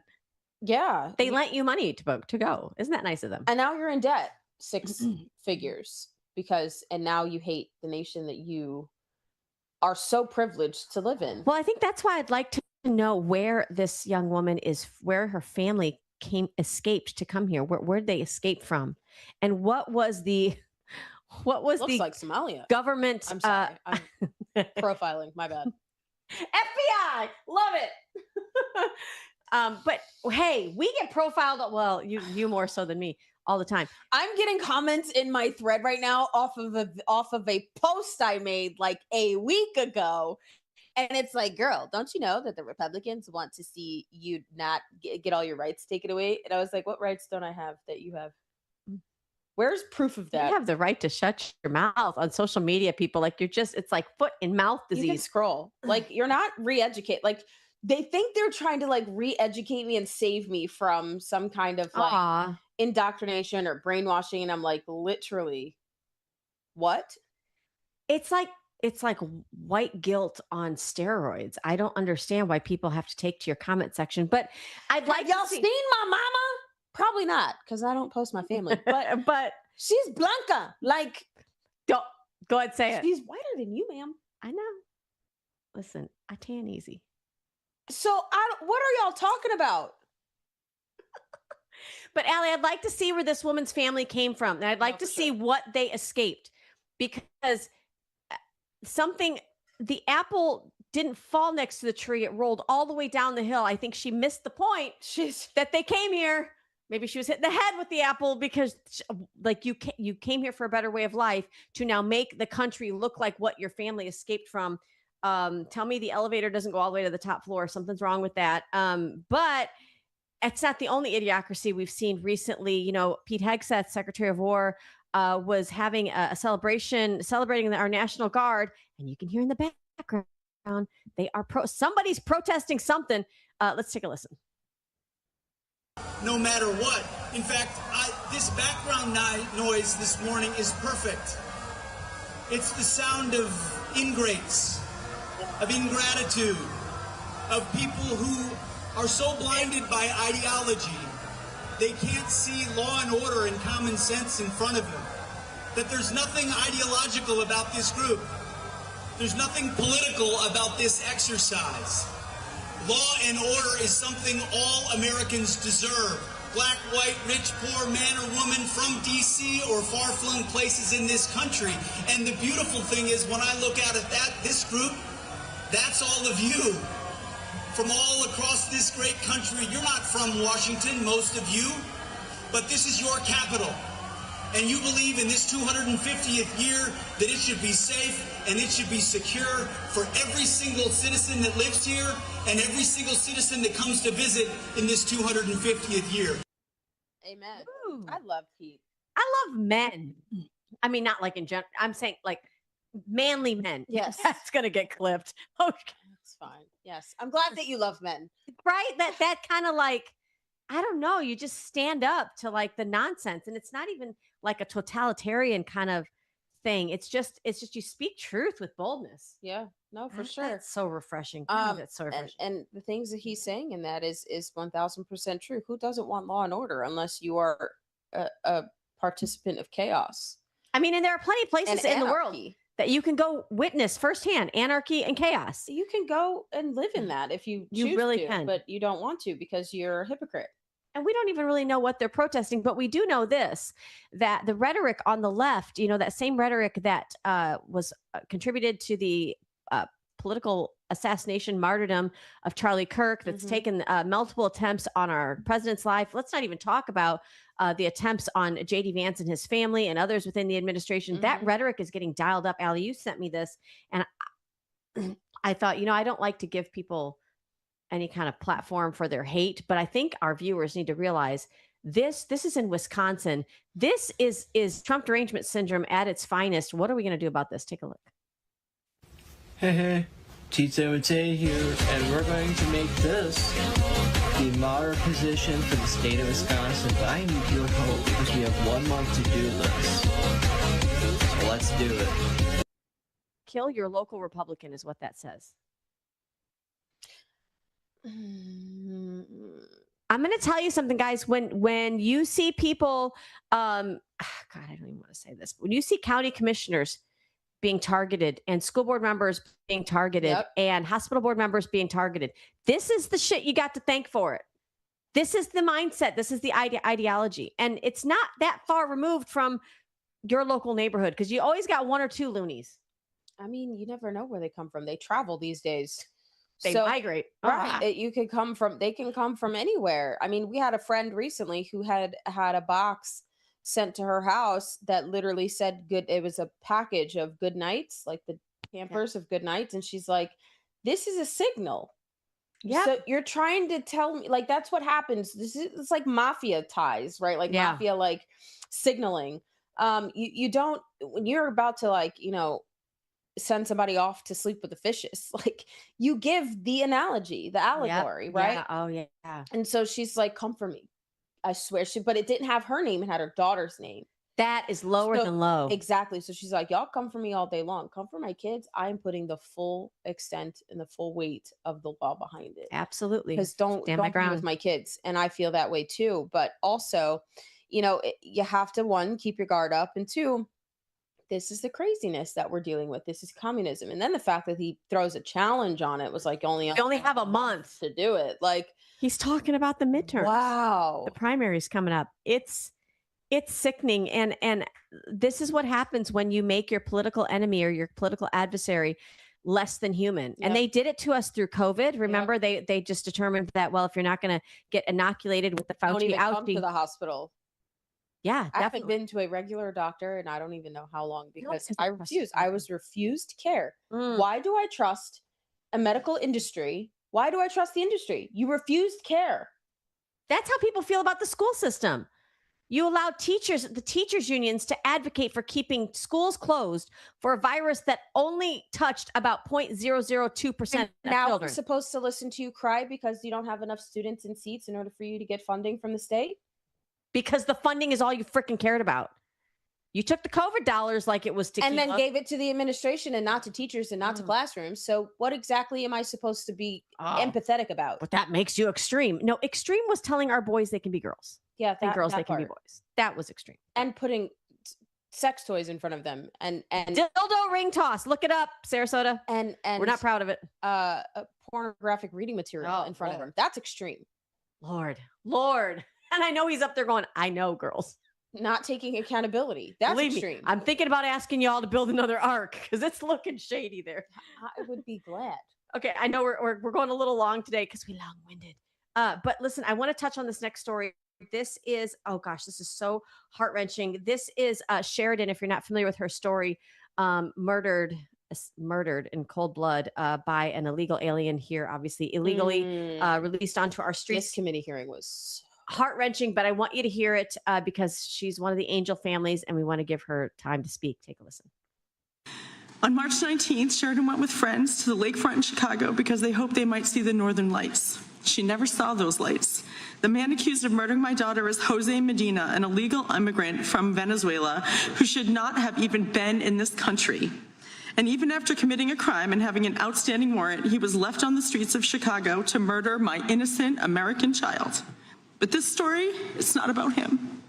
This story is about my Sheridan. It's about how failed border policies, sanctuary city laws, and twisted leaders refused to cooperate with ICE. They sent her to her grave. It's about a government and politicians that forgot their first priority. And the question before this committee is painfully simple. When did protecting our American citizens stop being your first priority? And even more important, why did protecting our American citizens stop being your first priority? I want an explanation, I need one, and I deserve one. What was awful about this committee hearing were the fact that Democrats were speaking in ways that were just so disrespectful. Disrespectful. It was like, this is the fourth time we're having this conversation. And this was the Why wrong are we mom. even here. Oh, 1000%. We love how out of pocket she got. I mean, because she even went to say, I'm listening to stories from other angel families. And the one thing that I can cling, this is how sick it is. And she's telling them to their face, this is how disgusting this is. I have to be grateful for the fact that I think we're frozen again. I have to be grateful for the fact that the only thing that I can celebrate is the fact that she wasn't raped like so-and-so's daughter, or she wasn't mutilated like so-and-so's daughter, or tossed in a barrel and poured bleach over an acid before she died, like so-and-so. And I'm thinking, I mean, I literally, like, I feel nauseous just thinking about this. Oh my God. And they had the audacity to be up there and be arrogant towards her. And rude, and just rude. It was so bad. It was awful. It was awful. It made my blood boil so much. I was like, I can't even. I know, I had to turn it. Because I would have got out my chair. They would have had to remove me because I'm coming for somebody. It would have been Ivan Reikland all over again. Well, guys, we want to leave you on just a little bit of a happy note. There was a couple that climbed to the top of the Empire State Building? Empire State Building. Okay, like kind of like Spider-Man. We didn't know what they were doing up there because they were like masked or whatever, but apparently it was this wonderful attempt to propose. Well, yeah. So a little bit of backstory about them. They are known for doing this. Okay. So they're known for climbing like really tall buildings and tall things, just being like and doing that. They did get arrested. Yeah. But he did propose. And then we have some ladies that are on social going, if he wanted to, he would, right? He'd climb a tower for you. But then we had a friend of ours, Blake Reynolds from Raising Reynolds on We the Studios, which you should definitely subscribe to. It's great. He was like, listen, ladies, if he wanted to, what you mean? If he wanted to, if he wanted to, he would. He needed somebody next to him in order to do it. Oh, so that's good, Blake. If he wanted to, he would. Damn. Where are you at? He needs somebody to climb the freaking Eiffel Tower, the Empire State Building with him in order to propose. Sometimes men just need somebody that's there with them during the entire thing. How about we build something and then how about we build something? Let's build. And I was like, show me you can build with me. That is amazing. Well, and then there was some like camera footage of them at the top, and she's like, get a good shot. No, look this way. No, turn the camera this way. I'm looking at the roll and I don't see one good photo. And I'm like, this woman has a man climb the Eiffel Tower with her, and she's like, you can't take a good It's hilarious. Oh my gosh. Man, I love it. Also on the other side of that, you have men that also like will have a woman that's with them and that is building with them and stands by them, and then they still won't. Because you've been in survival mode your whole life. Yeah. You don't know what to do when a good thing comes along. Don't miss it. It's the receiving. Don't miss it. Yeah, Absolutely. for sure. Don't miss it. But here's a couple of funny memes that are taken from that. Take a look at this first one. I think they changed the flag to the past the same America. I think it was something about love. Like, yeah, if you have true love, you never, true. I don't know, something about peace. It was cute. It was cute. It was cute. But here's my favorite. Here's my favorite meme from this couple that people have made of this couple. Take a look. I think it's the Trump one. Trump is your daddy. With Kate.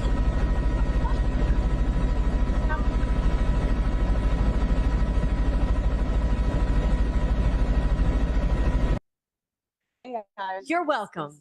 Hopefully that just tickled your funny bone a little bit so you can get out there and celebrate America 250. Don't wait till tomorrow. Start celebrating today. But do be careful, because a lot of states in our nation now have restrictions on fireworks to try to save you and keep you safe, and also watch for your burn and fire restrictions. Don't get in trouble this weekend, guys. Make sure you're safe. Don't drink and drive. Let's celebrate. Because they're not going to get you out till Monday. No. Maybe Tuesday. Nope. Somebody posted a meme. This is not funny, but I just have to share it. It said, somewhere in the world, this is somebody's last day with 10 fingers. And I think about that, but be careful there are people that just get stupid with these fireworks. Yeah. And it's explosive. Yeah. And then it's explosive. So watch your children, watch your careful. dogs. Yeah. And we love our veterans, guys. Remember that these loud noises are not fun for all people or for animals. So just, be cognizant of that. Have fun. All right. We love you guys. Send us all your info. Oh, well, your pics, not info. Yeah, I don't want your info. Send us your photos and videos. How you celebrated. Yeah. We'll catch you guys on the flip side Monday, 10 a.m. Eastern. Until then, keep your mic open and stay out of pocket. All right. Two queens, no filter, say what they feel. Allie and Michelle keep it way too real. Politics, family, yeah, we go there. If it's out of line, we don't care. It's out of pocket. It's out of pocket.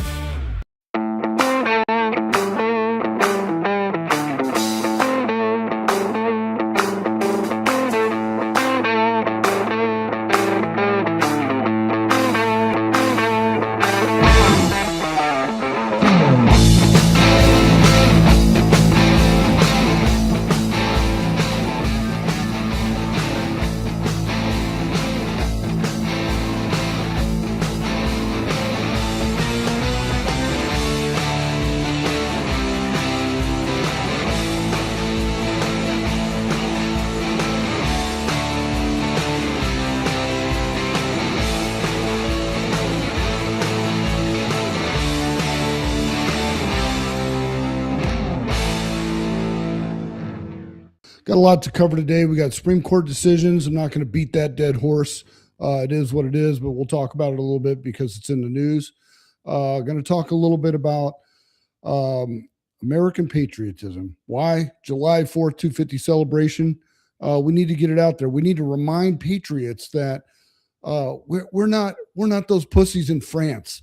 We're not the British that have given up. We're not all these other countries that just cry, piss, and moan that it's over because we lost a little bit. We have been the country to take it all the way to the limit, kick ass, come home, have a beer.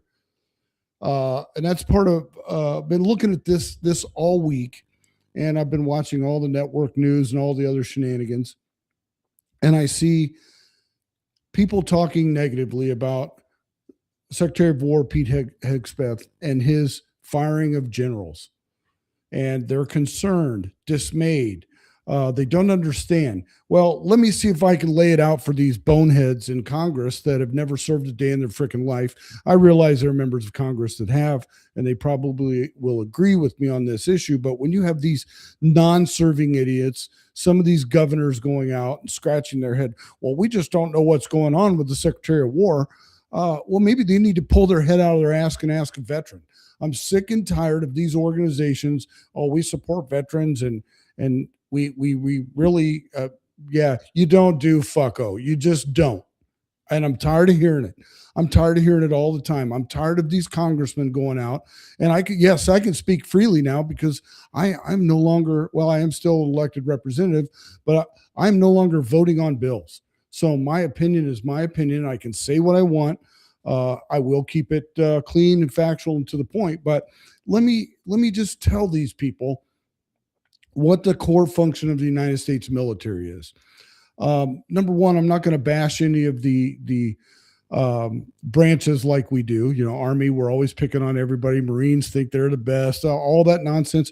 No, we're not going to do that today. It's fun. It's funny. We all do it within reason and camaraderie. But the core function of the entire United States military, including Space Force, it's not a social engineering platform. It's not political message. It's not climate activism. It's not diversity management, bureaucratic bullshit. The core function is to fight and win nation wars. The military exists. The sole function of the military is to close with and destroy the enemy. That's right, destroy the enemy. To defend the Constitution, the United States of America, protect the homeland and American interests across the globe. We do this on orders from the commander-in-chief, the president, with speed, discipline, violence of action, and overwhelming force. Main key thing to understand is lethality. We win by killing the enemy. We don't win by diversity. We don't win by, well, we're going to stop climate change. Every single dollar we spend, every training hour, every leader needs to know that every promotion, every weapon system, every policy must be judged on one standard, one stand alone. Does it make the force more capable? Does it make us more ready to fight?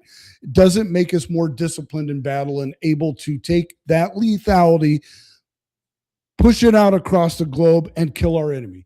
If it doesn't contribute to that combat readiness mission, it is obsolete. It is not needed. Bottom line, anything else just weakens the discipline and morale of our fighting force. Pete knows this. I should say the secretary knows this. The American people didn't fund the Department of Defense for a social experiment like the left tries to make happen all the time. They funded to produce a mission-capable killing machine. That is it. That is what we do. So we go and blow shit up, kill the enemy, come home, have a beer. That's the mission. Defend the nation, win the war, protect the Constitution, and never allow politics, ideology, or weakness to compromise the fighting force. So you have these congressmen going on TV, and like I said, they're dismayed, they're upset. Well, we don't know why he's doing this. We just don't understand his actions. Well, let me tell you what his actions, this is from my perspective. I've not spoken with the secretary. I've not spoken with anybody at the Pentagon on this, but I can tell you, like 99% of every other sergeant major out there will tell you that this needs to be done. These 4 stars, some of these 3 stars that are out there pushing agenda items, we don't need it. We don't need it at all. CQ Brown. Well, everybody complained, pissed and moaned, but this guy, he is a DEI race policy. He put out a statement when George Floyd was killed because he was on drugs and overdosed, and he put out a statement on that. That is not something that a general should do. You keep your mouth shut, you answer orders as the commander-in-chief, and you make sure our army is able to kill at a moment's notice. What was it? Chief of Naval Operations, Admiral Lisa Franchetti. So she's been, quote, the diversity hire representation. Her main emphasis, well, I'm the first female CNO used in this world. Well, I'm the first woman to ever be chief of naval operations. Don't give a shit. Maybe you got there because you were competent. Maybe you got there because you were a Biden DEI hire. Who knows? Who knows? But if you were competent, you wouldn't have to throw sex into it. You would say, I am the chief of naval operations because I am the best fucking thing we got. But no, well, I'm the first woman. I'm the first female. Don't need you. Go home. James Self, U.S. Air Force, fired in February 2025. This was something else, man. This guy, DEI Association, but he was in a leadership program with AF's Special Operations community, and we saw the decline in that community, and you could hear it talking to the members. And where does that decline start? It starts at the top with ideology. Well, maybe everybody gets a chance. No, that dude didn't meet the minimum standard. He gets no chance. He's sent home. Come back and try it again. You're a great American. Thanks for trying out. Go get stronger, faster, better, and we'll try it again later. We're not going to give you a chance just because of DEI. Lieutenant General Plummer, also Air Force. Okay, this guy's a JAG officer. Law of war gatekeeper. Could it be that his policies in combat, rules of engagement were not that good and maybe cost people their lives because, well, we're scared to fire? No, bullshit. The law of war says we win. Bottom line, your ass is out. I don't want to go through the whole list. There was a couple. There was one. And I did a little research, and Chris Donahue, CD Donahue, he was forced into early retirement. He was Ukraine, NATO, Afghan commander, U.S. Army, Europe and Africa. There had to be some other stuff because he wasn't a DEI guy. He was a strong leader, but was he leading in the direction that we wanted? Well, the SecDef obviously thinks not, and he's gone. But at that stage of the game, if you're a 3 or 4 star vice admiral, rear admiral, you've served your time. You did your job. You're a great American. You stuck it out. You worked your way to the top. Thank you for your service. But when things change and we need to move rapidly and you're not part of that change, you're gone. And that goes for every command sergeant major out there. If you're not on board with the program, Fill out your retirement sheet, send it into HRC. They will process it. When it's time, it's time. You know, firing 10 officers is not a big deal. Firing 10 generals has just rocked the boat. Apparently, these politicians that have never served can't figure out. We're doing a course change. Recruitment is as high as it's ever been. It's at the top of their numbers. You have recruiters that meet their goal 6 months in. We've never had that. You know, they're going on vacation because their nut is met. Their job is done. They can't put any more into that billet right now because it's full. So obviously they're doing something right, and we should leave them alone. Leave the war fighting to war fighters. You go do politics. You don't need to understand it. You just need to fund it. Because like Pelosi said, well, we got to pass it to see what's in it. That's the mentality you assholes bring to the table. We're not doing that. The military knows, senior leadership knows how to close with and destroy the enemy. But you've infused all this DEI nonsense in there and all your little ideological programs and all your little test things that is not needed in the military. Never was, never has been. There's never been a place for it. Okay, with that, I'm pissed off. I'm gonna move on. We got a lot more to cover. So my weekly ad fits right into this. Isn't it funny that this weekly ad fits into almost every narrative? I don't build narratives. I report facts. I'm reporting the facts, and this ad supports the facts every single week. So this should tell you this is real. So you know how it starts off. Let me ask you something personal. How'd you sleep last night? I mean, really, did you wake up at 3 a.m. thinking about bills? Of course you did. Everybody does. At some point, we're thinking about groceries costing twice so much, especially beef prices going crazy from time to time. This is not imaginary. Everything's more expensive. What money you had saved up to 2020 already has lost. Now, the ad wants me to say 22%, but if you follow the economy, you know it's 24% now of its value. It's not opinion. That's facts. Documented economic fact. It's reality. Everything we're seeing, there's no signs it's going to stop. Why? Because it's the government. Yes, all government. Your savings just don't shrink on their own. They're getting robbed slowly and quietly by the hidden tax called inflation. We know it's real. We know it's there. The Constitution was written to protect the fruits of your labor, the right to your property, everything that we work for, but inflation still gets in there and erodes that. Here's another concern most people don't fully understand. Most retirement accounts are 100% tied to the stock market. When it drops, your savings drop. When it panics, your savings is in full panic mode, and there's nothing you can do about it. But is there? There's something you can do. You can defend what you built, diversify your position with gold, physical gold, real tangible gold, the kind that you can hold in your hand, doesn't care about the Dow, doesn't care about Washington, doesn't care about any of that. Augusta Precious Metals, folks. So that's where it's at. Clear leaders in the field. They've been doing this for thousands of Americans, many years. They're AAA, A+ rated with the Better Business Bureau. So they have been protecting families for decades. They'll walk you through everything, 3 easy steps. They'll handle the paperwork. It stays in your 401k, stays in your IRA, no taxes, no penalties. To get the free, that's right, free information gold guide, it's easy. Go to johnsgold.com or text John 35052. No pressure, just clear information. Let me tell you what a customer said, and this is a real customer. Thanks to Augusta, I feel confident. Why does he feel confident about his retirement now? Because he has tangible gold, something that he can do to give him peace of mind. It's in his safe. It's there. It's not changing in value. It's always going to be there. It isn't about gold as a speculative investment. It's about peace of mind, knowing that if everything else fails, I've got something in my safe, tangible gold, the kind that can protect your savings from the very inflation that's eroding it. Augusta Precious Metals, get the free gold guide, no pushy calls, just straightforward information. That's how it works for folks. johnsgold.com or text John 35052.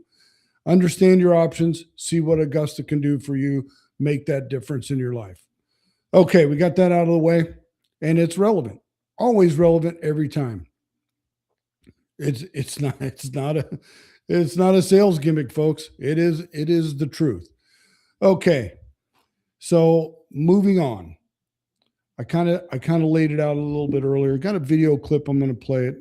I'll tell you when we're going to play it, but I want to talk about it a little bit first. So this clip is going to piss you off. It's going to make you really angry, and it should. Now, I'm not bashing Newsmax. I'm not bashing the program. I watched that program. He's a good pundit, good head on his shoulders, speaks a lot of truth. But I got mad when I saw this clip, not just because of the clip, but some of the words in the clip. So let's play it right here. Dearborn, Michigan yesterday, a city of over 100,000 people, a city that was once largely white, largely Christian, like so much of America. Tonight, it is over 45% Muslim.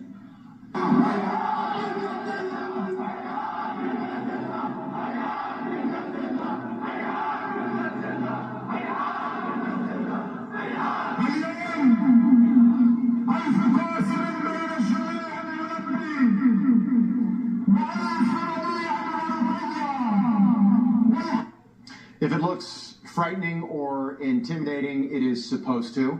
This is also in Rashida Tlaib's district. She is a Muslim member of Congress. If you look, you'll notice not a single American flag. Dearborn, Michigan, home to America's largest mosque, where restaurants and businesses have signs written in Arabic. In Michigan, where meat is banned in public schools. Dearborn, Michigan is lost. It's gone. It's not coming back. A city where the Muslim population isn't interested in assimilation or the American dream. They're not. They are interested in taking over, and they have. Okay, what was said in that clip that we've lost Dearborn, Michigan? We haven't lost anything. 45%? Well, that's not 50%. That's not 60%. This is the United States of America. We don't lose. Are we in a battle with radical Islam and these Muslims taking over everything? Well, we are. Can we win? Yes, we can win. We're not going to just admit defeat and go down without a fight. Like I said, we're not France. Come on, people. We're on the edge of 4th of July. We're celebrating 250 years as a sovereign nation that kicked ass of the largest superpower of their time, being England. And we can do it again. We don't have to allow the Muslims to win. We don't have to allow China to win. What is this defeatist attitude? I just don't get it. I mean, I understand it's being taught in schools and anti-American bias and socialism is being pushed in schools. Last week's episode, the Democrats were angry because they're being taken over by the Communist Party and radical Islam. I mean, we called that, and I never thought I'd be on the same sheet of music with some of the crazy lefties, but you hear them saying the same thing. Oh, wait a minute. Our party's being taken over. We got to do something. We got to do something right now. Well, you brought that shit on yourself. And do you think the American people are just going to stand by and keep voting communism? We're very tolerant, very busy people. We will be pushed and pushed and pushed into a corner. And then at some point, we call it. No more pushing. Get out of the way. And it's going to happen. I believe we're being led down the road of some kind of civil war. Is it kinetic? I don't know. Maybe we get to that point. If you push us far enough, it will be. But there's going to be a point where people go to the voting box and they overwhelm the cheat with a percentage of numbers that just can't be beaten. And they vote in every single conservative from top to bottom. The Supreme Court gets changed. Everything will be far, far to the right. And we will push such measures through that even a lot of far righters wouldn't agree with, just to prove a point, because that's what we do. You push us far enough, we'll go to the extremes. We will close with and destroy the enemy, whether it be with kinetic operations or with political operations. We will put the left in such a hard place that they don't recover for years and years and years. The right has, we've documented this. We've seen it coming. We've been talking about it. We get made fun of. And Someone told me once, and my wife even mentioned this to me, when you're 2 steps ahead, you look like a genius. When you're 3 steps ahead, you're crazy. I've been 3 steps ahead on some of this, and I've been called crazy. I've been called all the names in the world. I've been threatened, but it was 2 years ago, I posted the candidates for Arizona legislature that were endorsed by the Communist Party. People said, well, they'll take an endorsement from anybody. They're not really communist. Well, bullshit. They are. Told you they were several years ago. You didn't believe me, but yep, I was right. We'll find that. Well, you know what? Let's post that right here. We'll post that picture right here. Those are the ones. Now there are more. There are more of them standing with Stalin, and they get elected to the Arizona State House and the Senate. But back then, well, he's a crazy right-wing nut job. There's no way this is true. Oh, hell, that's not happening. Well, it happened. They're in. You see the policy they push. I was right all along. So if you don't like it, too bad. I was right. They were wrong. And now a lot of the quote, mainstream Democrats, the Kennedy Democrats, are like, what's going on here? We're electing communists. We're getting rid of our moderates. Well, they were never moderate to begin with, but we're getting rid of our moderates and we're putting in Democrat socialists. Well, they're just communists. Well, you're 100% right. They're just communists, but you did it to yourselves. Okay. Supreme Court ruling, birthright citizenship. We know those two would flip. We never expected to win this. I know there's a backup plan, but let me just end this clip with this, end this portion with this. The original wording from the drafter of the 14th Amendment, all persons born or naturalized in the United States and subject to the jurisdiction thereof are citizens of the United States and the state wherein they reside. That part was left out. John Roberts, sneaky little bastard, left that out. And the state wherein they reside. So if you're a tourist, if you're a Chinese spy coming here to pop out a kid and fly home, you're not a resident of that state. Therefore, you are not under the jurisdiction of the United States of America. It's pretty simple. I'm not a lawyer, but I can read the plain language written that John Roberts seemed to omit in his decision. Now, it was picked up by, others, but yeah, it's a setback. We knew it wasn't going to fly. Trump did the best he could, but can it be changed? Yeah. Are we just going to give up on this issue and allow spies to come over here, pop out kids that could later run for office? Absolutely not. For me, I would close the borders to anybody. If you're 6 months or more pregnant, you ain't coming. No visa for you. Stay home, have your kid, then come in. That's how I'd handle it. I'd close the borders down because the executive branch has that power. That's just me. What are we going to do? So with all that, I'm going to end it this week on this. True American patriots do not give up. We don't just acquiesce to the ideological powers of the left. We don't quit. We don't say, well, China won.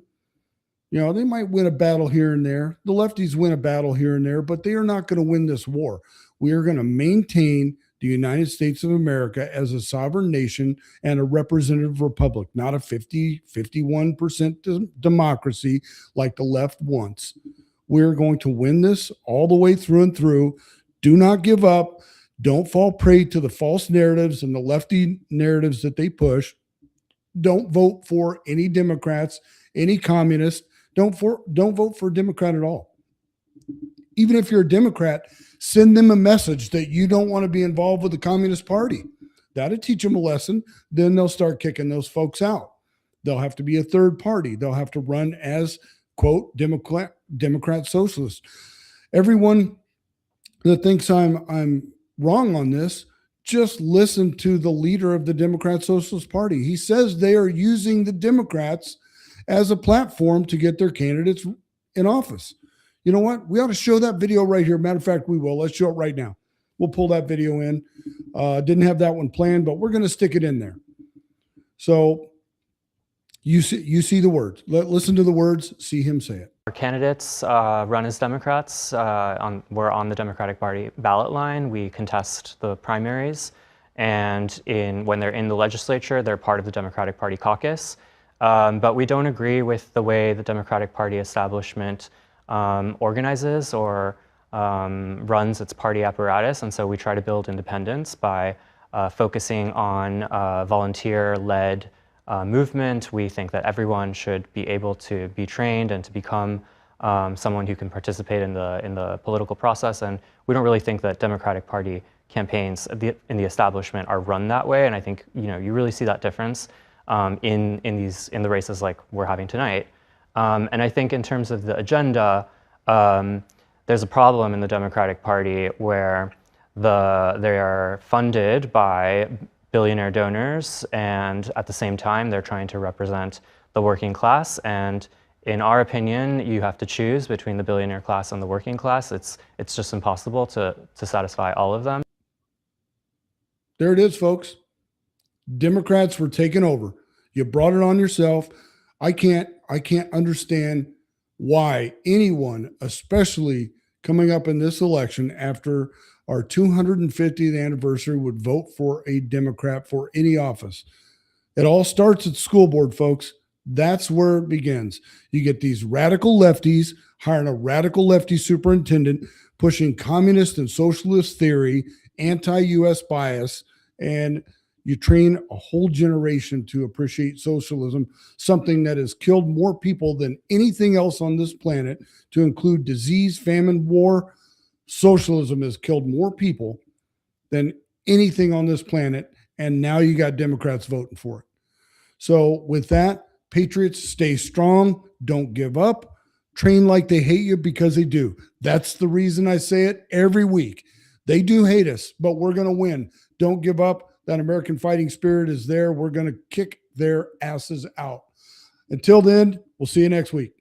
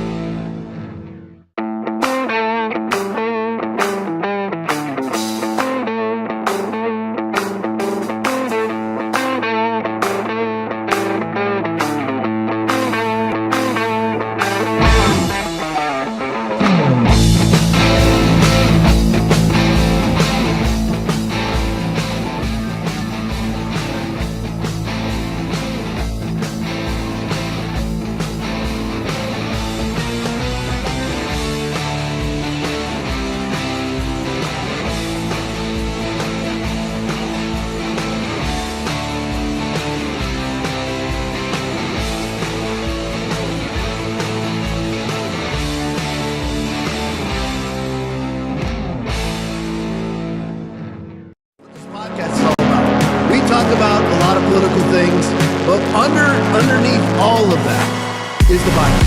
I am unapologetically 100% in favor of is the Bible. Jesus is the Word. There is no delineation. If the Bible says it, that's what Jesus is, and that's what Jesus believes. That's what this podcast is actually about, is to actually alert people to what is coming and what is our responsibility in the midst of it. Some conservatives are angry with Justice Amy Coney Barrett. Are you one of them?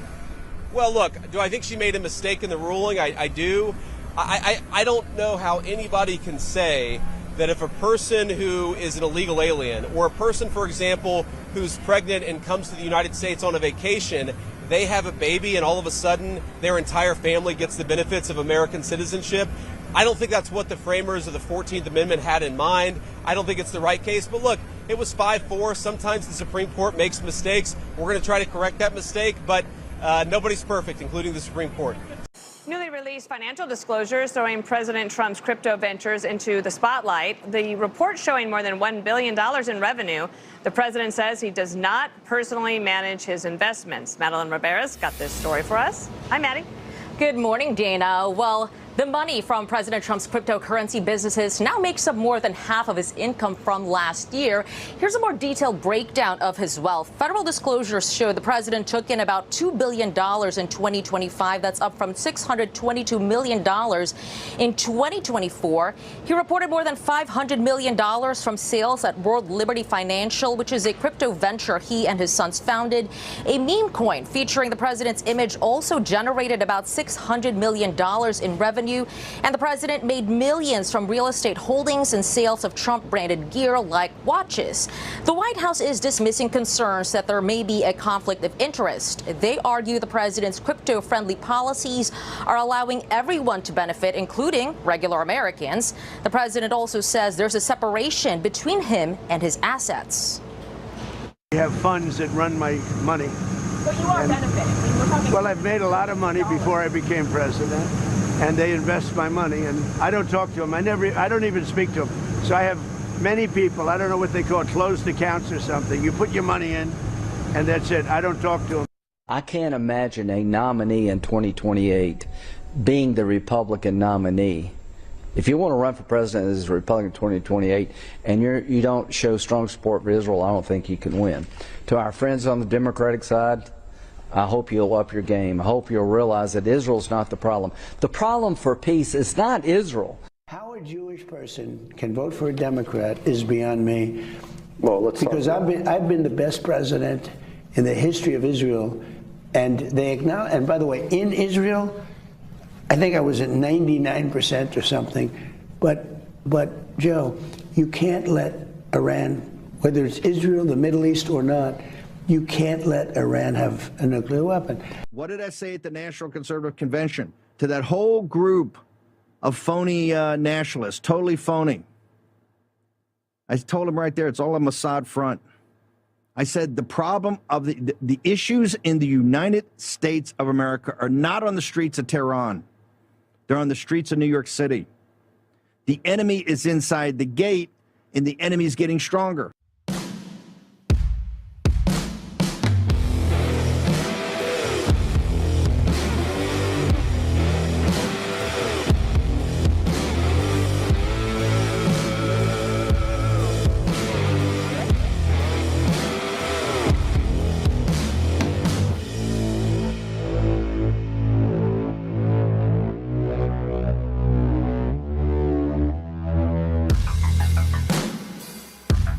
All right, Thursday night, and we are live. Hope everybody's doing good. As always, be blessed in the mighty name of Jesus. In case I forget at the end of the show, happy 4th to everyone if I don't see you on the podcast tomorrow night, for the Bible study podcast tomorrow night. But anyway, happy 4th to everyone. Let me say hey to everybody in the chat. All right, I'm at the bottom here. Let's see. Granite 2468 is on. Laura Jean Lynn is on. Auntie Mama is on. Big Jim Go Blue is on. Arcadia Angel is on. Deb Pal Fitty is on. Guitar Glenn is on. USA Abbey Girl is on. Graffiti Bug is on. Deb New is on. Let me see here. Jim Brody is on. The one and only Release the Hog is on. Bagel Boy is on. Agravane is on. Ever Eden is on. Aphrodites is on. Scrolling down. Ever Eden is on. Stephen Toms is on. Les Cruz Brown is on. Biggie 926 is on. Day Now 50 is on. Milwaukee James is on. Conservative Warrior is on. Granite 2468 is on. Mike Griffith is on. The Great T1AU is on. Scrolling down, let me see, somebody I haven't seen yet. Patrina C is on. Jeannie Malfeasy is on. PD Frank is on. Uncle Wally is on. B Chilled is on. Scrolling down, let me see, people I haven't seen yet. Mark 1069 is on. In case I didn't say it, Milwaukee James is on. Sweaty is on. PD Frank is on. Graybeard is on. 1961 Kid is on. Scrolling down. M Spurk is on. Day Now 50 is on. Jules 21 Hours is on. Love you guys. Appreciate each and every one of you. All right, let's hop right to the first one here. Frank from Florida tweet. So just had the gubernatorial debate here in the state of Florida. Guess who no showed? Amazing, isn't it? I mean, this is on Patrick Bet-David PBD podcast, which has hundreds of millions of views, It's about as big, more views than if it was on nationwide TV, obviously. I don't even feel relevant saying TV anymore. Right. I don't know if anybody even watches TV anymore. Not really. Even I don't watch TV anymore. I'm all streaming. It's all Aaron's fault. I'm streaming addicted now. But anyway, Aaron told me, he's like, you don't have to watch any commercials. You watch the entire season. I'm like, yeah, no, I can't. I could never go back. Could never go back. But anyway, even with TiVo and you can skip commercials, I could never go back. But anyway, so here we had a gubernatorial debate tonight. Tonight, 6 p.m. is the Florida governor's debate. Below is the link to watch. Who do you think will win? And of course, you have a ghost of the leading candidate doesn't show up. And you have James Fishback barred from the official gubernatorial debate. Explain to me the difference between Republicans and Democrats. I would love a list. Don't give me the platform, because nobody actually lives up to the platform. Nobody votes for the platform. There's always exceptions to those rules. I'm just saying, on the whole, of the 535 on Capitol Hill, 300 of them are Republicans roughly, and nobody's a real Republican. And nobody says a word. Where's Donald Trump about James Fishback being banned from gubernatorial debates in the state of Florida? Where is the Republican Party lambasting its leading contender for governor of the state of Florida for no showing a debate that's going to be seen by millions of people? I mean, just imagine. And the poll that I saw yesterday is 32-32, Fishback and Byron Donalds. Just shows you. Byron Donalds, very fervently pro-Israel, very fervently pro-data centers, very fervently basically allowing Florida to be overrun with development and all those different things. Fishback, the opposite of all of those things. Hence the reason I'm voting for James Fishback. But anyway, all right, so that's Florida. And the Republican Party. Let's go to the next one. Eric Doherty. We're going to start with Democrats tonight. We're just going to start with Democrats. I'm hoping to not even say the word after this, Iran. I'm hoping not to. I really am so sick of talking about Iran. But anyway, so let's get to where the battle really is. We don't need any foreign wars. We got one right here. It's the Democratic Party. Eric Doherty video just in. Americans nationwide are livid about Somali flags being raised around the 4th of July. Play it for me. Well, we've been tracking a number of Democrat-led cities that have appeared to put America's 250th birthday on the back burner. Buffalo held a celebration for Somali Independence Day, flying the country's flag at City Hall. That country's flag. And just a day after canceling its 4th of July fireworks show.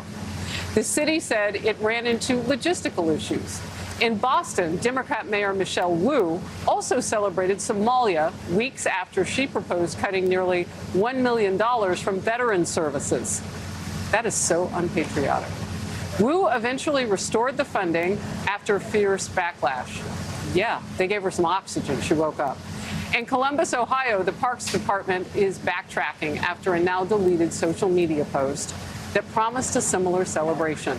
A firestorm erupting on social media. Critics are going after the city's decision to celebrate a foreign country so close to our Independence Day, with one pointing out City Hall. So listen to this. This is amazing. Brockton, Massachusetts, and Buffalo, New York, raising Somali flags on celebrating, I guess the Somali independence is what, July 2nd or something. And by the way, Somalia doesn't even have any independence. It's a warlord-torn nation.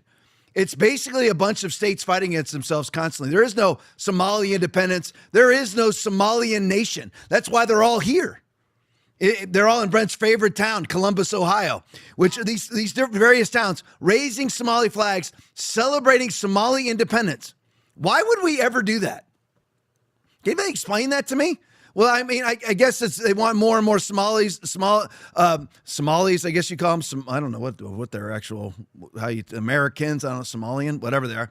But anyway, Somalis, let's call them Somalis. So they want more and more Somalis in so that they can designate more of our tax revenue into the NGOs that then send it back to the Democrats that fund the NGOs. And those NGOs that they've all been basically convicted of felonies now and everything else, that are the ones that fund these various Somalian institutions around, namely, of course, Minnesota, but also Columbus, Ohio, and many other Democratic Party strongholds. But anyway, so Brockton, Massachusetts, and Buffalo, New York, both canceled their fireworks. Weird that these cities, their 4th of July fireworks, they cancel those because they say they couldn't logistically set it up. How are you suddenly, when you've had fireworks over the last 50, 60 years on the 4th of July, how are you suddenly not able to logistically coordinate a fireworks display, but you can raise Somali flags? Anybody that this is all Democrats, by the way. Brockton, Massachusetts, run by Democrats. Columbus, Ohio, run by Democrats. Buffalo, New York, run by Democrats. And you even have the mayor of Boston cancels, what was it? I don't know how many millions they said. I can't remember. Millions of dollars for veterans benefits, cancels those. Had to reinstitute them after public backlash. And in Columbus, Ohio, after they were celebrating the Independence Day of Somalia, that got so much public backlash that they had to take down all that from social media too. This is your Democratic Party of 2026. We don't need a foreign war. I'm not saying the name. We don't need a foreign war. It's right here. The enemy within. Their communists are winning. These are literal, devout communists publicly admitting, publicly stating that they're communists. They call themselves democratic socialists. They're winning all over the country now. All over the country. We don't need any other opponents overseas. Wesley Hunt video. The numbers here are absolutely staggering from New York City of how many ICE detainees that they released into the cities. And listen to the categories of crimes they committed. Play it for me. I've heard 15, I've heard 20. I don't give a damn how many it is. It's one too many. Entering the United States illegally does not create a right to remain here indefinitely. For whatever reason, this is a political football. It's very cut and dry. This is very simple to someone like me. In just 10 months, New York released nearly 7,000 aliens subject to ICE detainers. We are talking about crime that include 29 murders, 2,500 assaults, 200 burglaries, 300 robberies, and hundreds of sexual assaults. And we are allowing these criminals and these animals back into our midst. Government's first responsibility is to protect our citizens. Anything less than that is a derelict of duty and a failure of leadership. And in this case, the intentional failure of leadership done by political purposes. Chairman was speaking earlier during his opening remarks talking about 10 million people. I've heard 15, I've heard 20. I don't give a damn how many it is. It's one too many. And especially people that come here and rape and maim our babies. Yeah, so here you go. So you had, of these 7,000 people released by the Democratic Party. That's who they are. That's who the Democratic Party is. Tom, you've been so mean to Trump. You know what? Because I'm going to point out whenever Trump lists towards being a Democrat, when he lists towards acting like a Democrat, I'm going to speak about it because we don't need our own people to act like Democrats. We don't need any foreign wars. We don't need to add $3 trillion to the debt. We have plenty of Democrats to do all that. I mean, you think about it. They released 29 murderers back onto the streets, 2,500 perpetrators of assault, 200 burglars, and 300 robbers back onto the street that had ICE detainers. I mean, imagine. I mean, they're always talking. The Democratic Party is always talking about being, the party that adheres to law. No one's above the law. How is it that you're able to release all these people and still stay out of prison yourself when you are violating federal law by not obeying an ICE detainer? I mean, how is that? How is that? This is the 2026 Democratic Party who is poised to win the House. I hope they don't. I hope that our redistricting efforts enable us. I don't care if it's by one seat. I still want the Republicans absolutely to win. I'm not one of these people that's, just black-pilled and burn it all to the ground. No, but I am listing third party, though. And I'm not saying Tucker's third party because I'm going to attack Tucker later on tonight.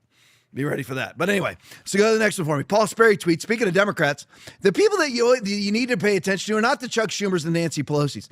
They're people like the fat guy in the black shirt sitting on Epstein Island. That's Jeffrey Epstein to the right. That would be Reid Hoffman to the left. That's who these people are. It's Reid Hoffman, Mark Elias, Norm Eisen. Those are the people you actually need to pay attention to because they are the ones that are funding all the lawsuits and really even the civil persecution and prosecutions of Donald Trump. These are the people who did these things. And not always civil either. It can also very much easily list into criminality.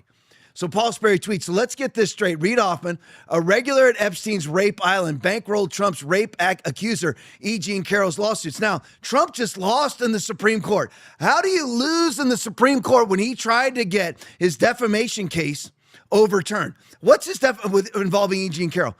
Now, we had the civil conviction of sexual assault, which, of course, no date, no crime, no location.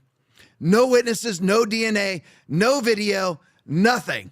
Absolutely no evidence against Donald Trump, somehow civilly convicted of sexual assault against E. Jean Carroll, gets that mammoth, can't remember what it was, tens of millions of dollars of settlement against him that he hasn't paid yet. Hopefully he never does. Hopefully finds a way around ever paying it. She's claimed to have been raped 7 times by 7 different men. That's who E. Jean Carroll is. She's dredged up, an absolute lunatic. And by the way, I'm not trying to be mean, but you know what? If you were to say, you know what, who would I touch sexually? It would never be her at all. Look at the woman. But anyway, she looks like a walking version of Skeletor. And with pink and purple hair. But anyway, so Donald Trump then said after he was civilly convicted, and by the way, no matter how much I speak out against when Trump does ridiculous things, he was persecuted. He was criminally persecuted, a violation against rights, an actual federal statute. But anyway, all of his civil, whether it's the real estate case, whether it's the E. Jean Carroll case, the civil stuff, the criminal stuff with Jack Smith, all of it was absolute bunk. And they were trying to destroy him. I don't like what he's done so far. But that does, again, you have to be able to operate in the spiritual man makes judgments about all things. So you go in and you say, is this right? Is this wrong? Absolutely wrong. And I hope that he goes after the people who went after him because they committed felonies going after him. And they should spend the rest of their life in prison. And when we talk about nobody has gone to jail, that's really not true. He went after John Bolton. John Bolton is now a convicted felon facing 60 months in federal prison and a $2.5 million fine. Donald Trump is doing things. He is. But I'm still going to attack him where he needs to be attacked. That's actually what you call rational thought. Here's an example of that. Leave this up for me, guys. I know I'm going off. Let me just tell you this. This is the ridiculous unearned loyalty of people, okay? This is what you do. So imagine a guy saved your life. Absolutely saved your life. I'm not talking about white trashy bullcrap. I'm talking about a guy who absolutely saved your life. And this guy saved your life, whatever it was, took a bullet for you, whatever it is, saved your life. And you found out that he was molesting a 7-year-old. Would you turn him in? This guy saved your freaking life. Would you turn him in? Yes, you would. You can't have loyalty beyond honor. You cannot do that. You have to have loyalty based on the actions of a human being. You can still love them and not be loyal to them. You can still love them and tell the truth about them. But you cannot have blind loyalty towards anybody. And my point in all this is Donald Trump was wrongfully civilly convicted against E. Jean Carroll. Again, no DNA, no video, no witness, no time, no date, no location. It's just like, I don't like Brett Kavanaugh, but Christy Blasey Ford, no date, no crime, no location, no evidence, and gets $600,000 on PayPal or whatever it was. It was not PayPal. What's GoFundMe? GoFundMe. Yeah. So GoFundMe. So what Donald Trump did after his wrongful civil sexual assault case conviction, he simply came out and said, I didn't do anything wrong. I'm innocent. She then sued him for defamation for that in the same court. And he was found guilty of defaming her by saying that he was innocent. Again, and I'll try not to go off on this because it's 30 minutes and I'm not going to do it. I promise you I'm not. But that's the whole blue jurisdiction, blue judge, blue grand jury, blue appellate court. You cannot get a fair trial in a blue district if you are a Republican. Every Democrat, they don't think to themselves, what if this turns around on me? They don't think like that because I just showed you the video. They're stupid people. They're releasing 29 murderers onto the streets of NYC so that they can all, stand around and act like, we're great, we're a sanctuary city, and we're all politically correct, and look how compassionate we are. They're ridiculous. So it goes to the Supreme Court, and the Supreme Court says that they upheld his defamation conviction because he said he was innocent. So you can no longer say you're innocent after you're convicted in a civil case. So who's behind all of this? Reid Hoffman is. Reid Hoffman's behind all this. So let's get this straight. Reid Hoffman, a regular at Epstein's rape island, he's the one who actually financed Trump's civil rape case against Trump. Bankrolled Trump bankrupt bankrolled Trump rape accuser E. Jean Carroll's lawsuits to the tune of $6.5 million. Remember, it was Hoffman who also funded New Knowledge's disinformation campaign targeting GOP in 2017 special Alabama Senate election, imitating Russian influence ops. During their op, New Knowledge authored an SSCI report on Russian disinformation for Democrat Senator Warner to help discredit Trump's 2016 win. After he was busted, Hoffman had to apologize for funding the op. This guy is a piece of work. That's it again. And not only was he behind this, remember, E. Jean Carroll's case was beyond the statute of limitations. Well, how did it end up in court then? Because Reid Hoffman, along with all the other Democrats, changed the statute of limitations and then filed the lawsuit. He's behind all of that. Go to the next one for me. Paul Sperry tweet. Breaking, National Legal and Policy Center has just filed a misconduct complaint with the New York bar against Trump rape accuser E. Jean Carroll's attorney, Roberta Kaplan, for failing to disclose $6.4 million in outside legal funding for Epstein Island frequenter Reid Hoffman, now under federal investigation. FEC records show Kaplan is a Hillary donor. They're all corrupt. Everything is a lie. Everything's a lie. She failed to disclose things. She's now under a bar investigation. Hopefully, this is the greatness of Trump. Hopefully he fights it and fights it and fights it and fights it, and E. Jean Carroll never sees a dime. Go to the next one for me. It's all Paul Sperry's right now. Breaking, here's the just filed NLPC bar complaint against New York attorney Roberta Ann Kaplan, E. Jean Carroll's attorney, funded by Reid Hoffman. The basis for the complaint is that Kaplan failed to inform Trump's lawyers and the court. It's kind of a problem, isn't it? It would be called a disclosure violation.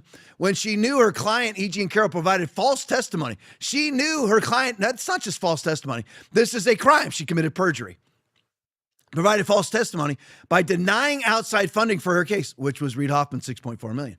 Aware that Democrat megadonor Reid Hoffman was bankrolling it with a $7 million grant to Kaplan's firm.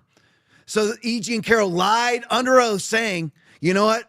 We're not getting any outside funding, which plays into the court because it's just like when you have a jailhouse snitch. When jailhouse snitch comes forth, you always have to question the jailhouse snitch because what kind of deal is he getting from the prosecutor? Same thing here. What's your outside funding? Who's behind this? This is a woman who has incredibly, and what I mean by that is there's no credibility, incredibly asserted that seven different men have raped her in her life. Would you rape that? Would you even touch that? Would you come near that? Look at her. She's Skeletor with a wig on. That's who she is. I don't mean to be mean, but it's just the way that it is. Go to the next one for me. Paul Sperry tweet. Roberta Kaplan's cover-up of the outside finance of E. Jean Carroll's lawsuits by billionaire Reid Hoffman. This is all criminal. For 6 months, and her excuses for doing so should be thoroughly investigated by the New York bar authorities for ethical violations, said Paul, counsel to NLPC, who drafted the 15-page bar complaint against Kaplan, a Democrat and Hillary donating New York attorney. I mean, it's all so corrupt. Everything that happened, whether it was Democrat attorney Jack Smith, whether it's Democratic attorney Mark Elias, whether it's Democratic attorney Reid Hoffman, he's financier Reid Hoffman, whether it's Democratic attorney Norm Eisen, who met for a week in his Prague mansion with John Roberts, the alleged conservative Supreme Court Chief Justice of the Supreme Court. This just shows you none of it's real. There's some people that are legit conservative. 275 people that are watching right now. The three of us in this room, we're legitimate conservatives. You know somebody's a legitimate conservative. As I said to you, I believe it was on Tuesday night. You know that you're legit when you risk it all to go ahead and stay conservative. Was it conservative to close your church or was it not conservative back in 2020? Was it conservative or not conservative? It was not conservative to close your church. Who closed their churches? All the conservatives. Was it conservative or not conservative to take the ridiculous COVID-19 vaccination? Not conservative. Was it conservative or not to force people to take it? Not conservative. Was it conservative or not to develop it under Operation Warp Speed, which was under Donald J. Trump? Not conservative. Was it conservative or not to wear masks? Not conservative. Is trans conservative? Not conservative. And like when you're me and 40% of your church leaves because you lack compassion, can you imagine anybody thinking I lack compassion? Can you imagine that? I mean, all I'm telling people to do is grab their ankles. And if that's not far enough, grab them underneath your feet for your COVID baster vaccine up the rectum. That's all I said. How's that not compassionate? I don't get it. But anyway, that's what you do. And if it's not, listen, if it's not conservative when a Democrat does it, Aaron, is it conservative or not conservative when a Republican does it? Nope. No, it's still not. If a Republican is not behaving conservative, it's not conservative. Yep. Pretty easy. It's not hard. It's not hard. All right. So that's how you can float back and forth. You don't have to sycophantically follow Donald Trump or believe everything that he says because he did good things. Again, if somebody saves your life, they saved your life, and then you found out they robbed a bank, well, you wouldn't turn them in? They robbed a bank. An armed robbery of a bank. You're not going to turn them in? I'm turning them in. I'm turning them in. It's the way that it is. That's not what you do.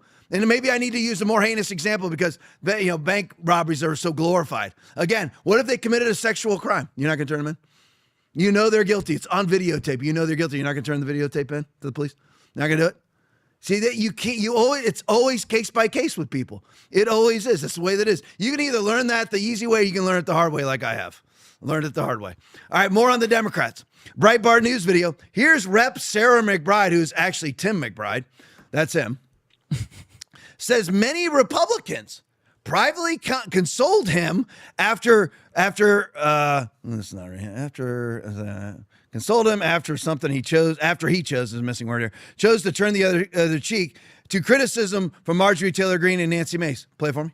I knew that the attacks that would specifically come my way, that were directed at me, the indignities that would come my way, that those were going to be very cynical ploys for attention. Unfortunately, so often this place is defined by a politics of reality TV.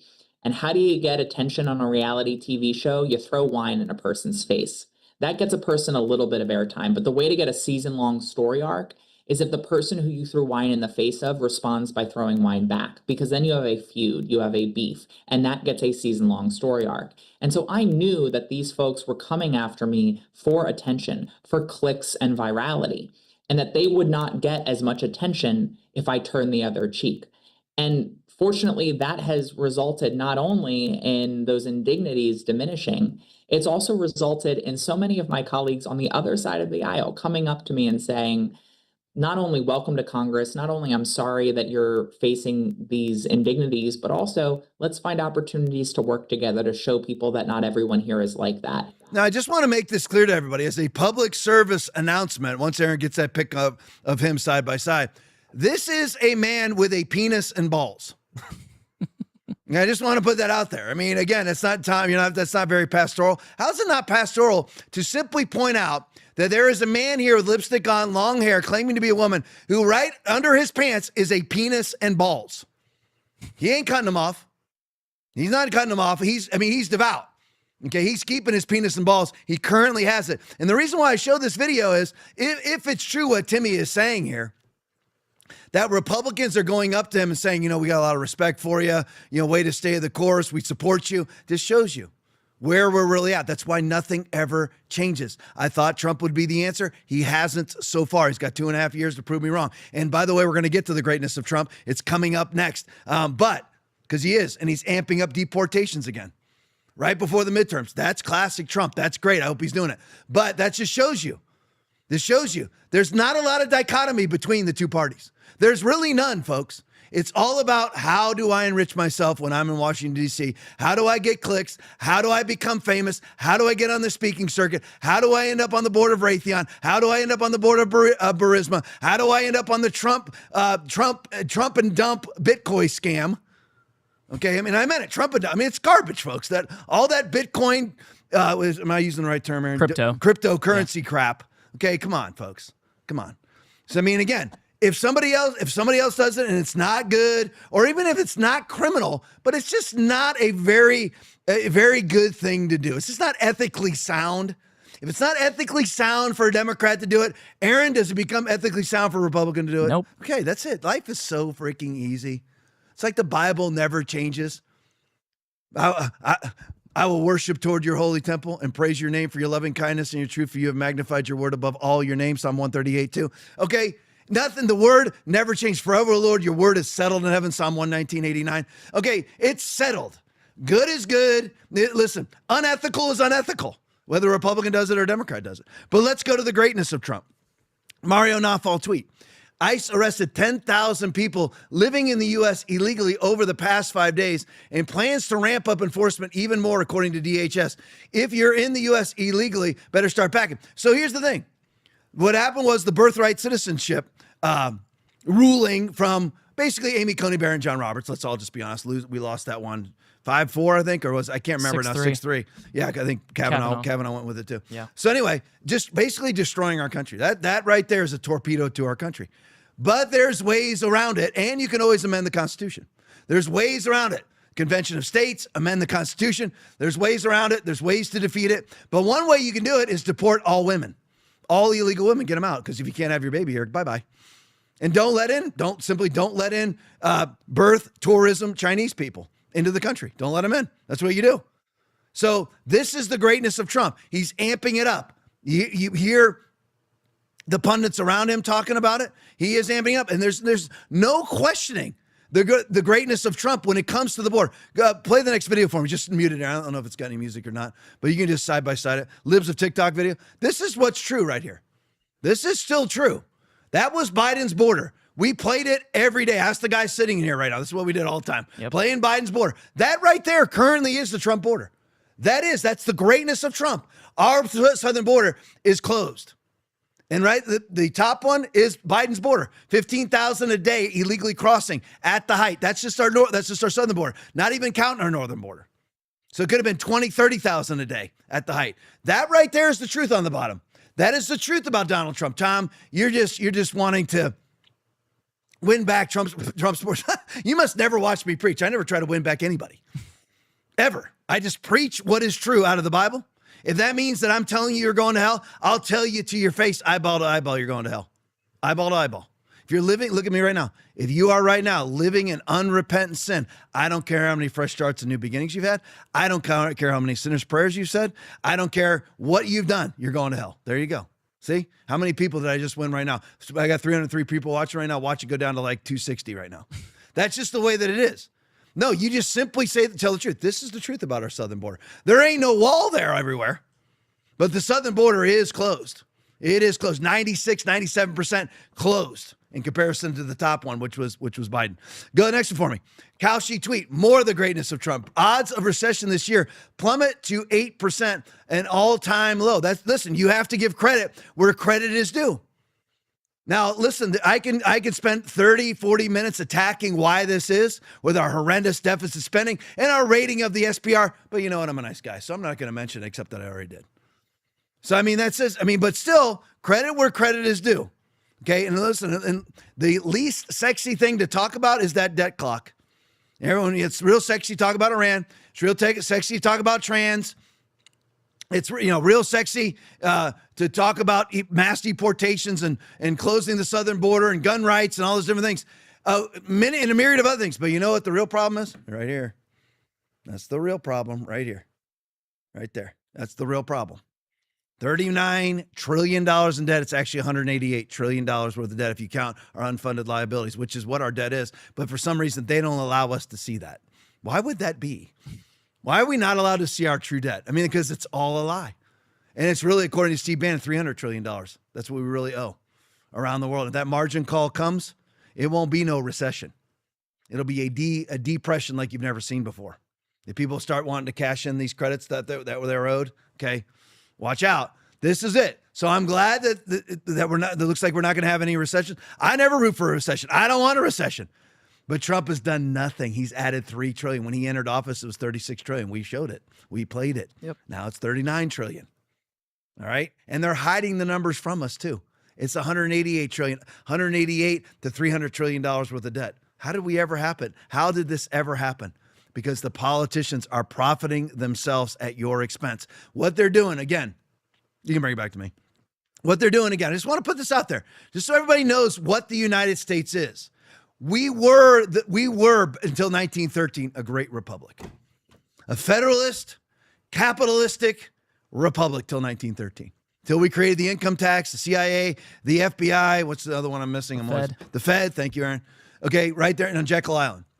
Okay, so it was, and then of course right after that we had the Jewish banking system in Europe versus the Jewish banking system in the United States, which started World War I. All right, that's just the facts, folks. I mean, I hate to, like, Tom's anti-Israel. No, I'm just like, I'll talk about the fraudulent economy of China too. China is completely corrupt. Everything you see that they put out, that they're growing, no, it's all fraudulent. They're actually in a depression. Japan is on the cusp of depression, all right, or a mass recession. But anyway, I digress. We were a great republic at one time, but now what we are is a bunch of politicians. And again, it's for simplicity of conversation, but all they do, and again, I don't know how many people are actual billionaires. I heard one today. George Soros isn't a billionaire. He's on paper a billionaire, but he was given that money. It's seed money, and all that seed money is ours. They give it to various NGOs, and we found out USAID. $60 million was given to the Ukraine, was then funneled back through NGOs into the Biden campaign. That right there is emblematic of the entire United States system. There was a dream that was Rome. There was a dream that the United States should be a republic. We're not. We're crony capitalism. All we are is they take our $5 trillion a year worth of tax revenue and they launch us into $300 trillion worth of debt. When we bring in $5 trillion worth of tax revenue every year, and somehow these idiots spend us into oblivion, and not one of us who actually pays taxes sees one good thing out of the tax revenue that we send in. So what happens is they simply give it to NGOs, and then those NGOs pay, it really is paying off, but then spend the money on Democratic Party law firms and all that money, the NGO money, the NGOs are fully staffed by Democrats. And when I say Democrats, I mean all Democrats, which includes most of the Republican Party. Most of the Republican Party, like the Byron Donalds of the world, are actually Democrats. They want the data centers. They want $3.8 billion a year going to Israel. They never did a thing to overturn Roe v. Wade. They never did a thing to close the borders. Nothing. So anyway, they take our tax revenue, they send it to NGOs, they would send it into Democratic Party law firms, Democratic Party campaigns, compliant Republican campaigns. Their wives and kids are part of these institutions. Their wives and kids are buying the ads from the NGOs and getting 10%. Bernie Sanders' wife, he spent $100 million on campaign ads. His wife bought them all, so she got $10 million. That's what this all is, folks. And I'm not even, again, talking about the insider trading that Ro Khanna is king over. Himself making $300 million in his 7 years as a representative out of the state of California. All right, let's go to the next one. Worldwide cabal now. I have to explain this. I mean, this stuff here is unreal. Because you think Anna Paulina Luna, hero. I'm not saying she's bad, but you just have to look at this. Because Eric Doherty doesn't get it. Eric Doherty, again, like I said last night, great site, very, lots of good information, good conservative, but just an absolute sycophant. Again, if Trump pooped down Eric Doherty's mouth, and Trump was saying, while it was going down his mouth, it's chocolate, he would start saying out loud, it's chocolate. So would Benny Johnson. So would Cat Turd, apropos name for that illustration. So would Sean Ferris. While their mouth is open, as Trump is pooping down their mouth, and Trump's going, it's all chocolate, brother. It's just anal chocolate, man. It's anal chocolate. You need to say yum, yum, and you need to tell everybody yum, yum. They would all do it. They would all do it. Again, they're that person. A guy saved their life. Because Trump was a great president in his first term. If you save their life and you find out that he committed a sex crime, they wouldn't turn him in. And Trump never committed a sex crime. I'm not saying. That's just the way that it is. Trump's innocent of all that crap. But anyway, it's official. Rep. Anna Paulina Luna just went full-blown, Aaron, she went full-blown war mode. Oh, wow. For the Save America Act, which still hasn't happened yet because Republicans refuse to pass it. Which is one of the things I actually love about Trump. Save America Act, great. This is the greatness of Trump. Telling congressional leadership the rule will be defeated unless the SAVE Act is attached to the NDAA. Does everybody know what the NDAA is? Okay. National Defense Authorization Act. Okay. So she's saying now that she will not vote for the NDAA unless she gets SAVE attached to it. Why would she ever vote for the NDAA? Shall I read this to you? Section 219, it's been changed, Aaron. It's been changed from Section 224 to now 219 so that it's harder to search. Yeah. So it got changed. The Republicans help us? No, they just changed the number. The Republicans have any morals or any fortitude? No, they just changed the number. Section 219 of the NDAA establishes or expands the United States Defense Technology Cooperation Initiative, which was previously referred to as Section 224, credit Grok here, in earlier drafts. The provision authorizes deepened U.S.-Israel collaboration on advanced military technologies through at least 2030. So let me just ask you something. When have we ever merged our military with anybody? And why are we doing it with Israel? Because of all of Israel's support and all the wars that we fought. Show me the heroic rescues of the IDF rescuing American soldiers anywhere ever. I mean, we do have them blowing up the U.S. Liberty. We have that, but we really don't have any. Notice, I mean, pull up the videos of the IDF ever coming to the aid of the United States military. Show it. You won't find it. Key elements of this. Joint development of and co-production in counter-drone systems, missile defense, artificial intelligence, cyber operations, biotechnology, direct energy weapons, and related emerging technologies. We're all merging this with Israel. Is that what you voted for? I mean, you can be pro-Israel. Did you really want to merge our militaries with them? Is that what you want to do? Because, you know, they can go left-wing just like that, too, and Netanyahu is a left-winger. Mechanisms facilitates data sharing, technology transfers. And in the Senate under Tommy Cotton, another Republican, you have Section 622, which is the same basic thing. But that one is the merging of the CIA and Mossad. But anyway, mechanisms facilitates data sharing, technology transfers, development projects, and industrial cooperation between the U.S. and Israeli entities. It builds on existing U.S.-Israeli defense ties, Iron Dome funding, and prior NDAA provisions. We didn't have any ties. We sold them the equipment. There were no ties. We didn't have any developmental partnerships with them. But anyway, so Anna Paulina is going, what's the word? War mode. So she wants the Save America Act, and so she wants that. And she's saying, I'm not going to vote for us merging our intelligence and our military and our biotech development, our military bioweapons development. I'm not going to vote for the NDAA unless you give me the SAVE Act. Why would anybody vote for the NDAA? That's why it's all crap. She's full of crap. She doesn't know what she either has no idea what she's talking about, or she wants to treasonously merge our military with a foreign power. Garen, can you go up there? Can you help me? I can't. Okay. All right. So there's that. So anyway, here's an interesting one. You're like, this is Tommy Robinson video, and he's blasting Tucker Carlson. Okay. Now here's the thing. Again, you have to be discriminating. You have to operate on a case-by-case basis. I like Tucker's show. I like Tucker's politics on the whole. Where he's gone off the rails is he's chosen a pile of poop.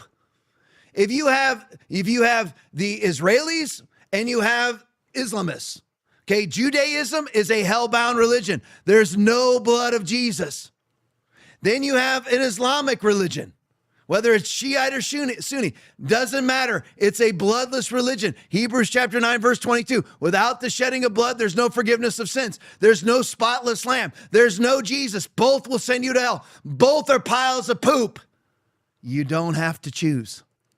They've always fought. They're always going to fight. I mean, again, just imagine if you had two white trash neighbors, right? Two white trash neighbors, and they're out there fighting on the 4th of July over sparklers. And they fight every week and every weekend after everybody swallows a 12-pack of Bud Light. All right, so they fight. Do you have to go out and choose sides? Nope. No, even I got another cop in the room with me, Brent, tonight. So Brent, welcome Brent back to the podcast, by the way. But anyway, so when Brent and I go to police calls, which we did for years and years and years of our lives, we go to police calls. We don't choose sides. We step around the piles of poop. We don't choose sides. We find out what happened. We make decisions, and we make the lawful decision. That's it. That's it. We get everybody's side. We don't choose sides. You don't have to choose sides. Problem with Tucker is that now he's trying to, because he's gone so vehemently anti-Israel, he's going pro-Islamist. You don't do that. You don't do that. Listen, I'm going to criticize Israel whenever Israel is wrong, and I'm going to criticize Islamists because they're always wrong. And Israel's wrong most of the time. But they do have a pseudo-democracy, a parliamentarian democracy. All right, so I will support them more than a country run by the mullahs of Sharia law. All right, but Tucker feels like, and this is what's so dumb. This is the same sort of mindset that he's against right now, which is the indiscriminate following and sycophantism towards Trump. You don't do that. You don't have to go, well, since I'm anti-Israel, I'm now pro-Islam. You're pro-Pakistani, low IQ, inbred Pakistanis raping 250,000 UK citizens? You're pro all the atrocities committed by Muslims? I know the IDF commits atrocities. I know there's atrocities in Gaza. But what about the Islamic atrocities? You don't have to pick your pile of poop. You don't. What is all of it? I mean, let's do a practical exercise together, shall we? If you're walking, you're walking down a narrow path, all right, and you see a giant pile of poop, like my dog puts out some giant mountains, okay, mountains. It's like, I don't know how another log can come out that size, all right? But you know what I do when I see his giant mountains? I don't roll around in them. I don't go down and stick my face in them. I simply step over it. You know why? Because it's a pile of poo-poo. So I step over it. That's what you do. You don't have to pick a pile of poop to lay in. You really don't. But here's Tucker. Play it for me. I'm not going to take another lecture in my country about Islam this, Islam that. You're lying. Whatever it's worth, a pretty fervent Christian, and I feel completely comfortable here in the seat of Islam. Right. I travel a lot in the Middle East. It's amazing. It's amazing. Well, I like it here a lot. Mockery of Islam. And no president should mock Islam. He's like, you know what Islam means? Submission. I don't think I'm against that, actually.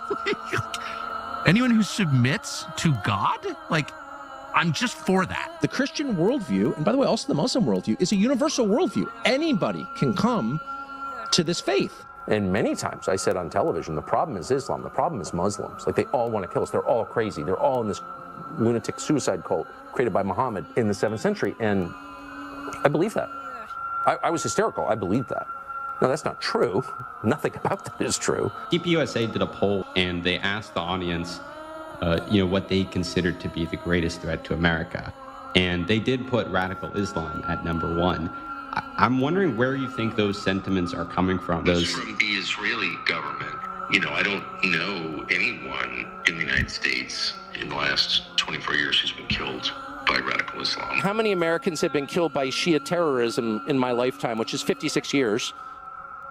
I can't think of any. Islamic Jihad, whatever that is. Islamic Jihad. Sharia law.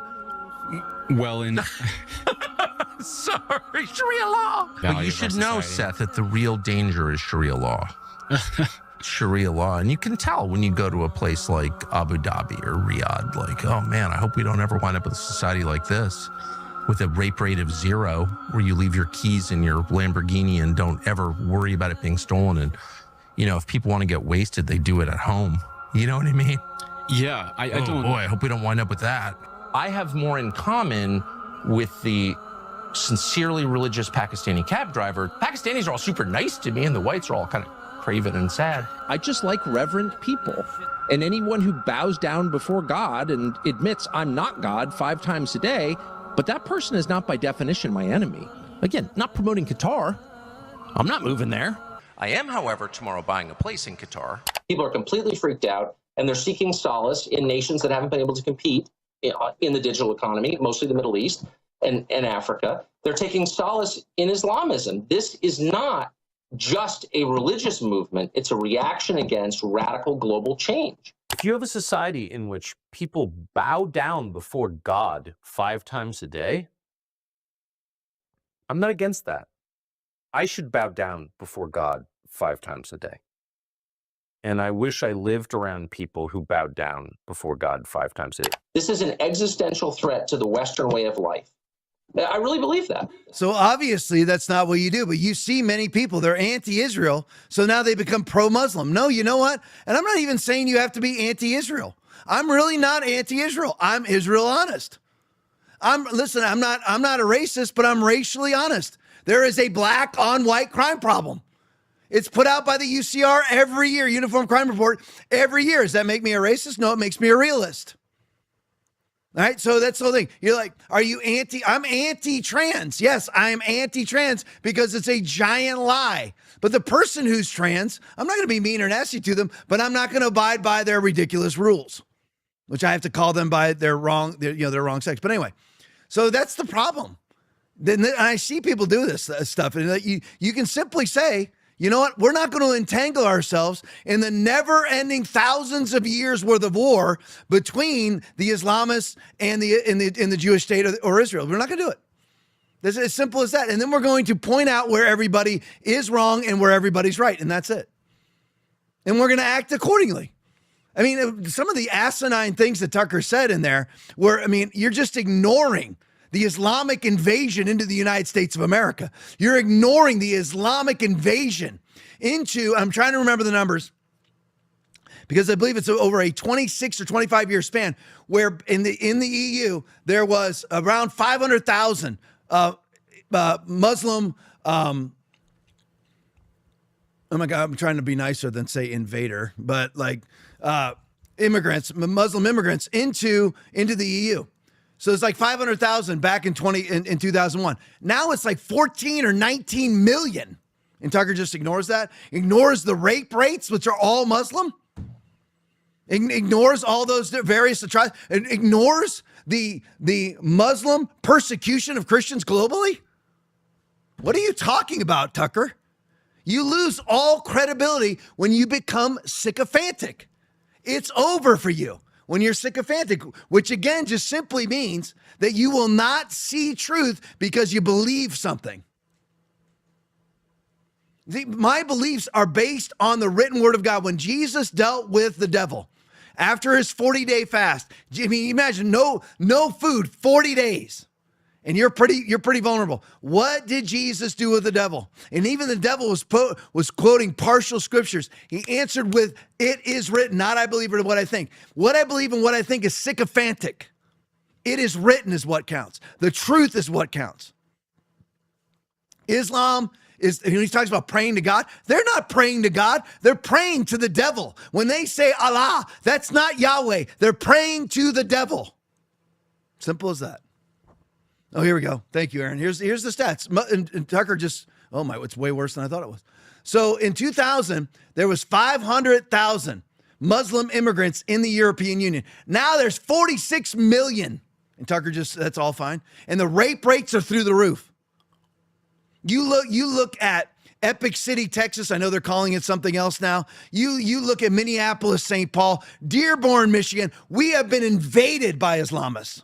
And yes, what do you think, Tom? Should you want all Islamists banned from entering into the United States? Yes. Hear that? Is that clear, Aaron? Yep. Yes. Agreed. You know, just like back in 2020. You ever wearing a mask, Tom? No, you can take that mask, spin it sideways, and cram it up your own rectum. I said it from the pulpit. Yeah, I'm getting out a lot of trouble for that. But I mean, it was what it is. I mean, talk about people getting up and leaving. Yeah, cram it sideways. Put them all in a giant ball. Cram them all and then cram them up your butt. You know, that's just it. But anyway, so I'm as clear can be. Let me show you this example. Go to the next one. AIPAC tracker tweet. So you have it. This year is Democrat on Democrat crime.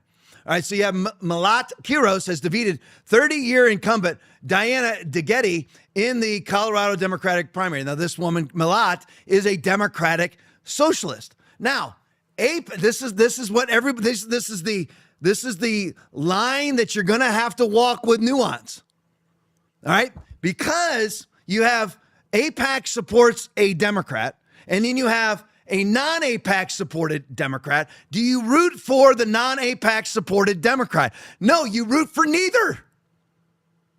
Because somebody as a Democrat doesn't take AIPAC money doesn't make them righteous. She's a Democratic socialist. But she didn't take AIPAC money since she's anti-Israel. So now I'm anti-Israel, so I'm going to have to side with her. Wrong. She's a baby butchering monster. She's a socialist. She wants to butcher the unborn. She wants you to pay for trans surgeries. She wants you to pay for trans drag shows with a 48-year-old man with taped up penis and balls twerking it in front of a 7-year-old girl's face. That's what the girl in the green wants, but it's also what the girl in the red wants.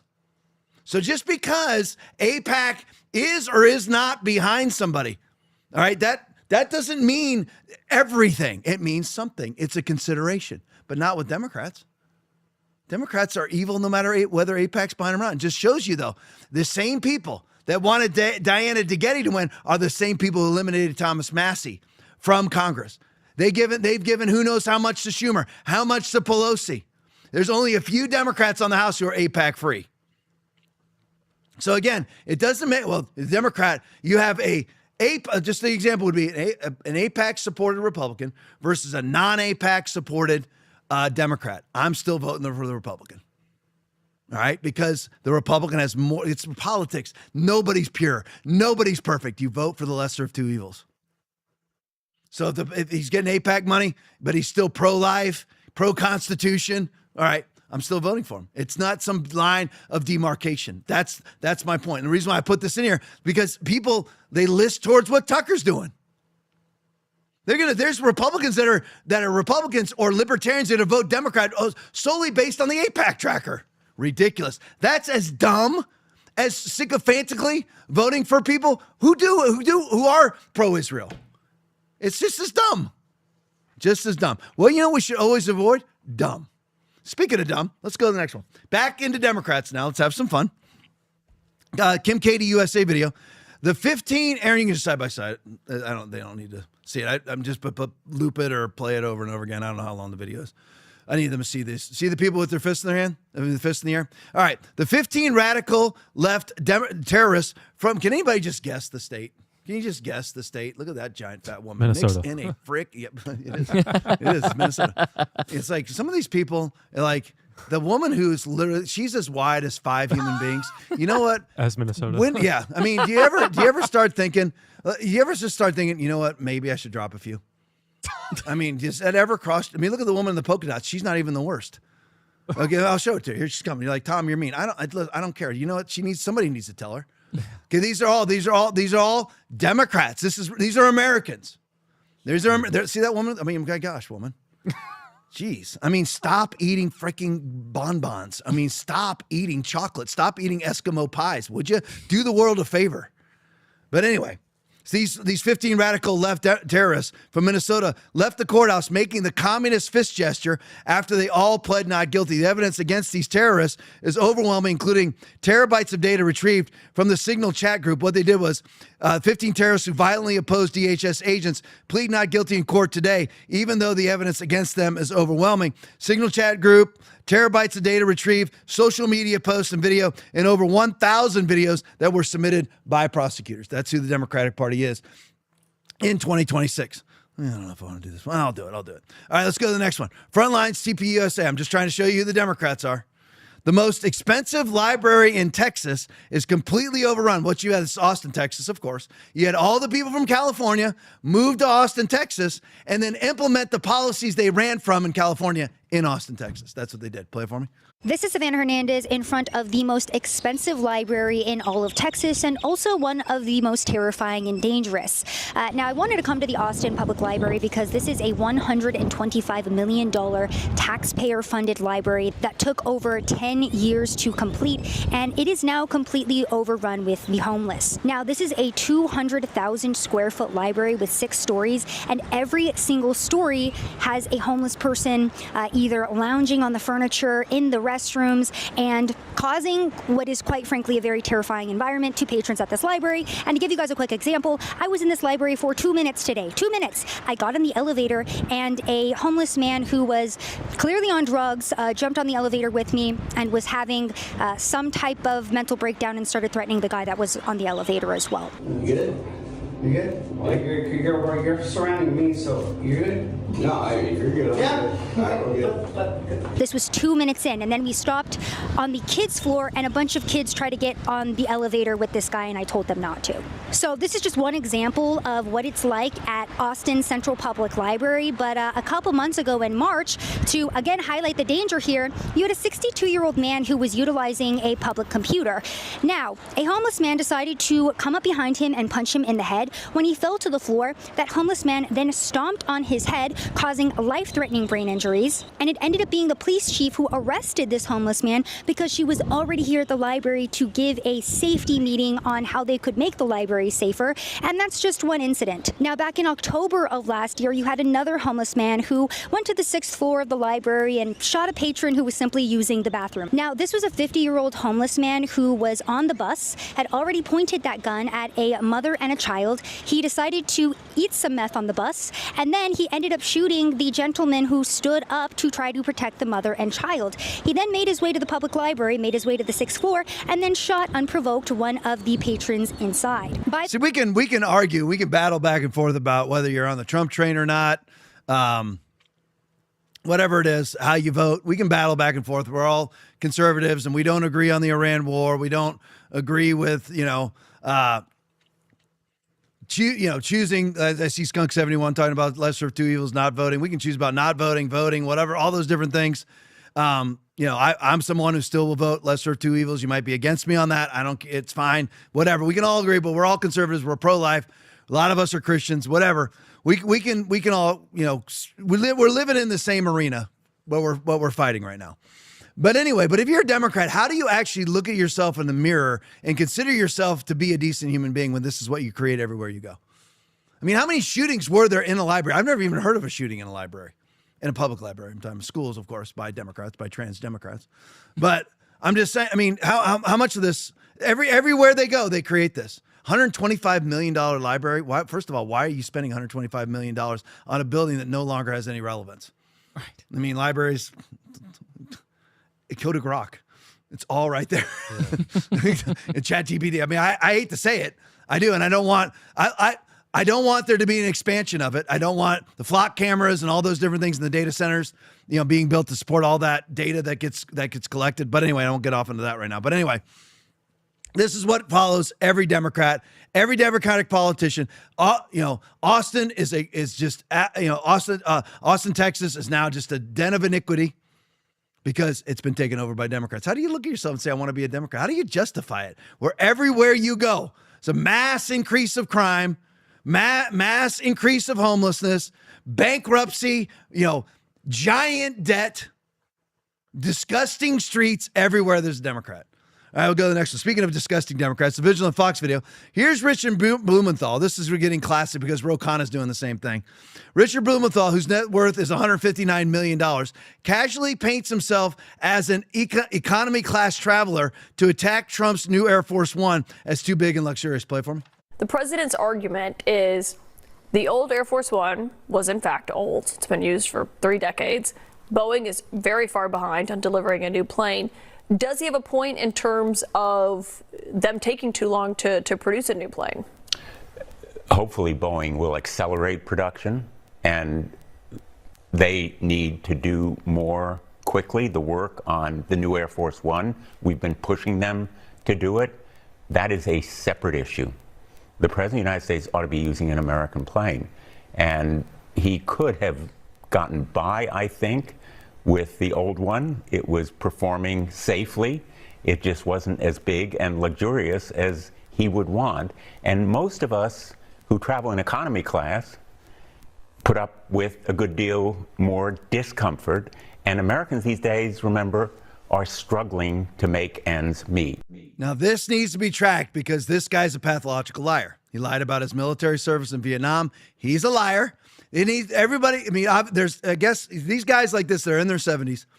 They forget that everything has a digital record now. Everything has a digital record. So it's just like you're in law enforcement now. Okay, everything you do, there's a digital record. Okay, there's no tearing up tickets because you wrote a ticket to your friend's girlfriend. Those days are long gone. Now it's all digital records everywhere. There's no way to hide. All right. So This needs to be tracked to see if he ever flew in economy class. I would love to see that. I would love to see whether Richard Blumenthal, worth $160 million, flies economy. I would love to see that. And what's hysterical is the man doesn't answer the question. Caitlin Collins actually, for once in her life, asks a coaching question. Do you think that it's bad that Boeing is this late? And he answers the question with, we're pushing them. Thank you so much. We think the president could get by on this. With what they have. Okay, this plane is 3 or 4 decades old. Okay, it's between 30 and 40 years old. Okay, there's time for no, and this is the greatness of Trump. And people don't like that it's from Qatar. I don't care. It's built by Boeing. It's a United States aircraft. So I love the whole new Air Force One thing. It's just thumbing his nose because Boeing is owned by BlackRock. And they're not wanting to put it out. I'm not saying it's even because of BlackRock. They're just another useless institution, really controlled by Democrats. So, of course, Boeing's not going to put it out for Donald Trump. But if Gavin Newsom got elected, it would be rolled out for Gavin Newsom, of course. So, I mean, I think that's part of the greatness of Trump. But just the outright hypocrisy of people like Blumenthal are unreal. Here's another one. Gut-filled video. Meet Ro Khanna. Play it for me. So you've heard of Ro Khanna, the hard left lib who prides himself on demonizing the wealthy. So, Ro, are we in a new Gilded Age? We are in a new Gilded Age. 19 billionaires. Think about this. 19 billionaires hold $3.4 trillion of our economy. I'm tired of the party abandoning working and middle-class Americans. It means a tax on billionaires and trillionaires who are hoarding wealth. As we approach the 250th year anniversary of this country, let me just say this. We didn't fight a revolution to be ruled by tech billionaires. That is true, Ro. Tech billionaires didn't exist back then, you bonehead. And he says wealth hoarding is a massive problem, as if net worth is a pallet of ding-dongs Michael Moore keeps under his bed. Khanna teamed up with Bernie Sanders to push for a 5% wealth tax on billionaires, among other grifts that take money from earners, which is kind of interesting because he's also filthy rich. But unlike those he targets, he didn't earn any of it. Ro's family assets are worth up to $340 million. Emphasis on family. All this money came from his father-in-law, who owns a company called TransStar. And no, it's an auto parts supplier, not an all-star in the WNBA. So when Khanna says he's anti-rich, he's full of more than the streets of Pamplona. The only time he fights the rich is when he asks his wife to raise his allowance. So how does he protect his wealth? Trust, hedge funds, and the same shenanigans he says are evil when you use them. But it gets even more hilarious. His 2 kids, both under 10 years old, have big stakes in a $65 billion wealth firm and hedge fund. Think about that. While your kids are learning ABCs, his kids are evading the SEC. Even more insane, Ro's brats are part owners of 3 golf courses. How is this even possible? When I was 10, I couldn't even get a job at the range as a ball washer. And at the golf course. But don't... I don't know. But don't worry, Ro only goes after billionaires. But that's only because he's not one yet. He has a modest $6 million mansion filled with marble counters and an in-home elevator. What a hypocrite. Can't he order a servant to carry him up the stairs like I do? But maybe it's impossible to take the stairs when your wallet weighs 100 pounds. His wife rolls around in a $190,000 Range Rover, a car so high-tech, even a chick can drive it. It's a compliment. Like you haven't seen this show before? But wait, isn't this the same Ro who pushed to ban members of Congress from trading stocks because it, quote, erodes public trust? Yet his family trusts racked up over 4,100 trades worth $53 million last year, making him one of the top stock traders in Congress. He makes Pelosi look like an old hag playing nickel slots. See, I know I've been hitting Ro Khanna a lot lately because he's a fraud. Everything you see is a lie. There are notable exceptions, like a Thomas Massie. I don't believe he's a liar. And there's podcast people. I believe Marjorie Taylor Greene's pretty upfront. I mean, but these people are all liars. They really, I mean, he sits there, and Aaron brought up this point because you always used to hear Bernie Sanders. And again, I don't even understand how people can just turn a blind eye to these things. As a Democrat, I don't see how you could. Where Bernie Sanders' speeches always used to be millionaires and billionaires. And then he became a millionaire via his wife buying ads for his campaign. And now he just removes the word millionaire out of all of his speeches. How do you as a Democrat go, you know what? Really can't trust that guy anymore. Really can't trust that guy anymore. And then somebody out here talking about integrity in congressmen and women's stock trading. He himself trades 4,000 times last year and makes $53 million. And that is the sad. And by the way, the Republicans are no different. They really aren't. They really aren't. There's notable differences. There are some good Republicans and zero good Democrats. That's all that we have. I have to show you this one. I mean, therefore I am video. Chaos erupted in France, and the same thing that's going on in New York City, really. France, run by democratic socialists. Chaos erupted in France as frantic crowds stormed a store during severe heat wave, trampling over one another and fighting in desperate rush to grab the last remaining fans. Play it for me.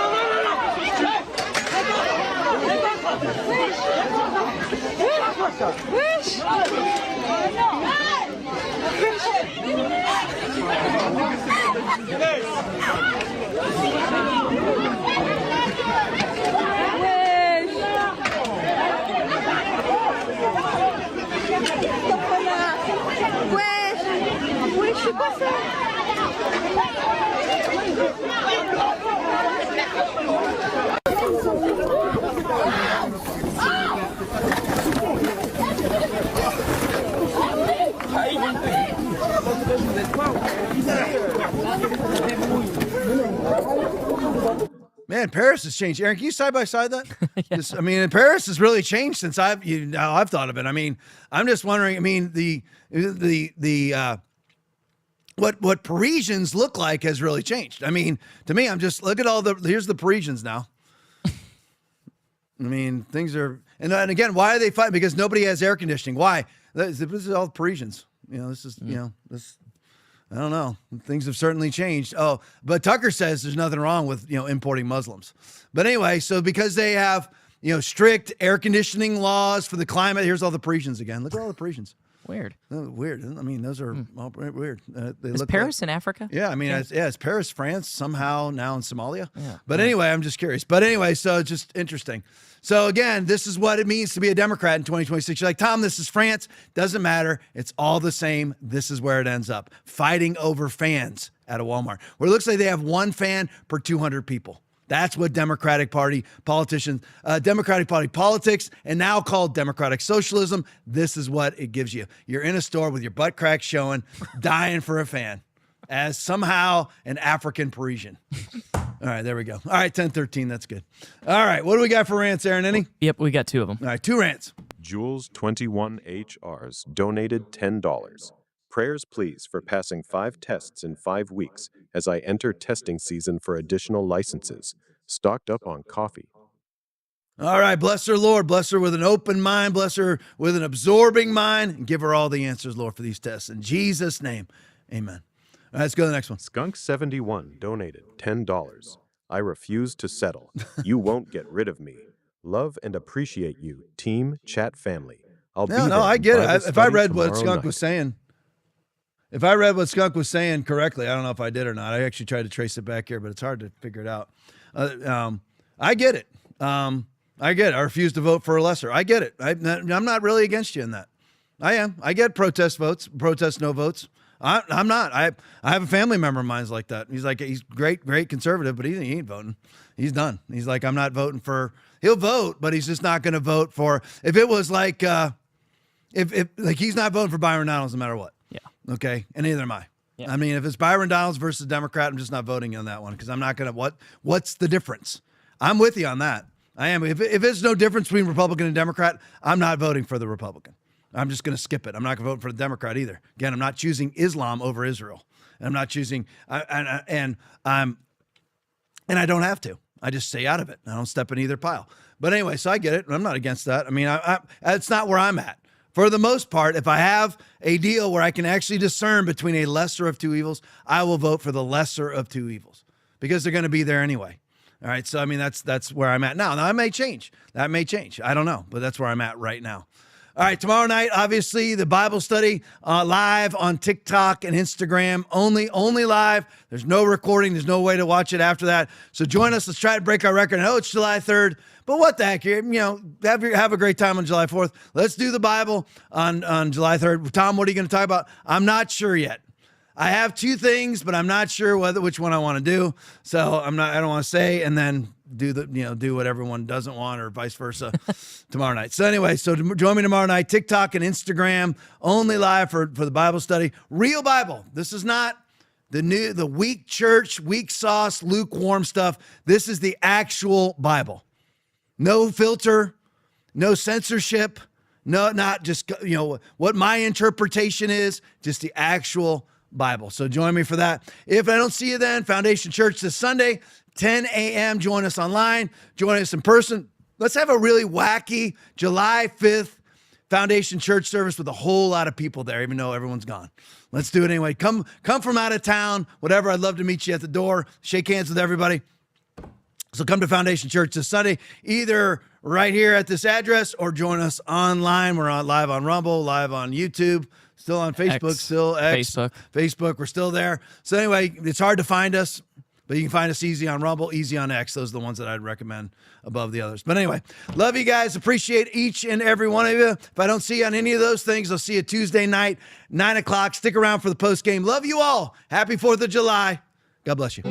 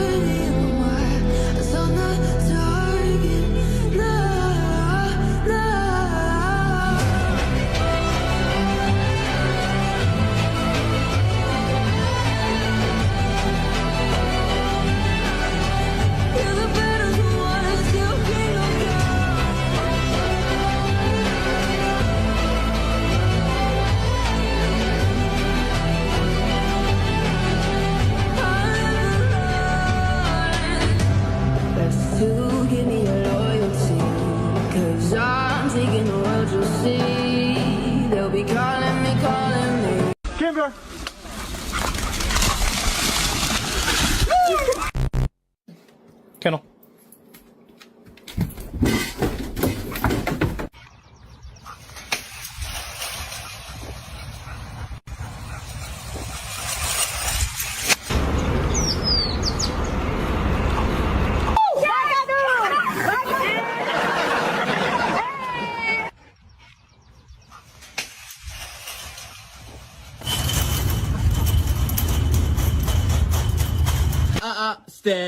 Stay. Okay, release.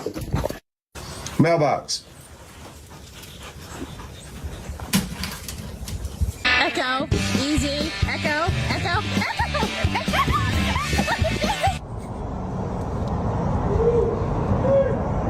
You are not a gentle boy. You kind of are.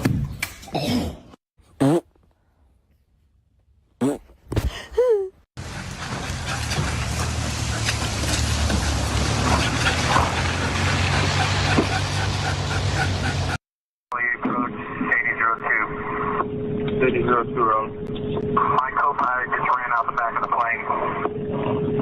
He just did what now? He just ran out the back of the plane. So you don't have a co-pilot on, you said? No, he just jumped out the back of the plane. Right. Would you like me to circle where he left at? Say that again? Would you like me to circle where he got out at, or you got me on track? We still have you on track. Did you need something else? No, the dude literally jumped out the back of the plane without a parachute.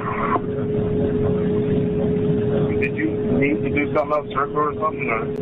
No, I need to land. I'm just making you aware you're going to have a dead body out where I just called you at. He just jumped out the back of the plane. Roger, to continue on you heading 050. 05002. When they say, why don't you take pictures with everybody and stand there and talk to a woman whose son's in dental school for a half an hour? Here's the reason, because they put my kids through school. And so you owe it to them. You really do. And anybody who doesn't come out of their trailer, you know, because they're upset about, you know, I don't want to say that line or whatever it is. Yeah. Or if they ignore the fans and walk past them like they mean nothing, I think that's a bad thing for our business. And so I make sure that I do that. I'm not bragging on myself. I'm just saying I think I owe that. So after turning New York City red, the Democratic Socialists of America are going nationwide. Michigan, Wisconsin, Colorado all have DSA candidates running for office. When in a perfect world, they'd be running a falafel stand in downtown Gaza. So how are Dems responding to a movement that openly calls for revolution? Not with resistance, with an invitation. They bend over like Joy Behar when you drop the last Twinkie. I wonder if candidate for governor Phil Weiser is absolutely a big tent person who believes in diversity of viewpoints.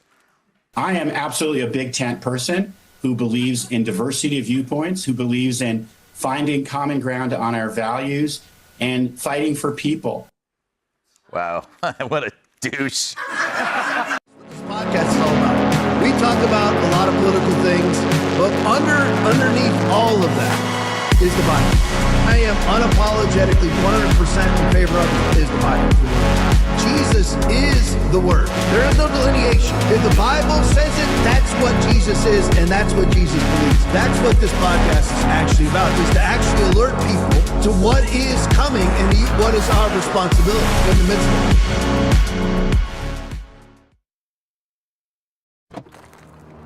Good afternoon, fellow patriots. This is Matt Shea, and welcome to Patriot Radio, broadcasting live from deep inside the heart of the future Liberty State. Sponsored once again by On Fire Ministries in the legacy of Dr. Stan Monteith, bringing you the story behind the story and the news behind the news, where it's not about right or left, it's about right and wrong. It's about our hope not being in man, but in Jesus Christ. About not ending in prayer, but moving to action. Your kingdom come, your will be done, on earth as it is in heaven. Father, deliver us from the evil one. Welcome to Patriot Radio. And we're back today with our guest, Claire Lopez. She's the founder and president of Lopez Liberty, LLC, focusing on national security threats, but particularly, she's an expert on Iran. She's a former CIA operations officer and has contributed to many news programs and has been on Patriot Radio many times. And thank you so much for making time out of your busy schedule to join us today, Claire. Well, very glad to be with you, Matt, as always. Thanks for having me. What is going on with Iran? I mean, this is, you know, people are asking, you know, is this going to be like this roller coaster here for the next little while? What is happening with Iran? What's your best read right now? Yeah, you know, I think a roller coaster is a good way to think about it. You know, as we know, originally the United States and Israel realized that the threat of Iran's nuclear weapons program mated with its ballistic missile program was urgent. And so back in June of 2025, Israel launched Operation Rising Lion in the United States, Midnight Hammer, took out, bombed, you know, the Iranian known nuclear weapons facilities, Natanz, Isfahan, Fardo, and also a bunch of the ballistic missile sites located out in Semnan province, but other places too. Well, fast forward then to this year in 2026, and we all realized that Iran was trying to reestablish those programs, nuclear weapons and ballistic missiles. It had accumulated something like 460 kilograms, or that's maybe roughly about 1,000 pounds worth of highly enriched uranium. They admit to 60%, which itself is a hop, skip, and a jump from weapons-grade uranium at over 90%, but I think they probably went further than 60%, but that's what they said they had. And then we also had word from multiple sources, International Atomic Energy Agency, IAEA, what we call the good ISIS, that is David Albright's group, which is called the Institute for Science and International Security. You can see the letters ISIS. And also open press briefings on a regular basis last year from the National Council of Resistance of Iran, the NCRI. Their office is located downtown Washington, D.C., just a couple blocks from the White House, actually, and they held regular briefings there for the media, open to the media, which I attended too. And they realized that Iran was, trying to reestablish, reconstitute, its nuclear weapons program and the ballistic missiles program that would be the delivery system for those nuclear warheads. So off we went again. Israel, now it's Operation Roaring Lion, and the United States, called our Operation Epic Fury, hit the same nuclear weapons sites again. And other sites. And I should say that in addition, both last year and this year, Israel had very precisely targeted a number of top leadership figures in the Iranian regime, to include top IRGC commanders, but also a number of their scientific leadership figures, the ones who knew how to make a nuclear weapon. And they were very precisely hit by especially the Israelis. So here we are, and that most recent set of attacks by Israel and the United States began February 28th overnight into the 1st of March, continued on into April of this year, 2026, at which point President Trump decided to call a halt, call a ceasefire. Began, I think it was April the 8th, if I remember the date right, and announced that would be a 60-day ceasefire. Well, that would bring us to where we are now, basically the middle of June, and the president realized that the Iranians had deployed what might be their most potent weapon, if you want to call it, and that was to block the Strait of Hormuz, that is the passageway, international waterway, by the way, doesn't belong to any sovereign country, but the Strait of Hormuz, which leads in and out of the Persian Gulf, and then out into the Gulf of Oman, the Arab Sea, and on into the Indian Ocean.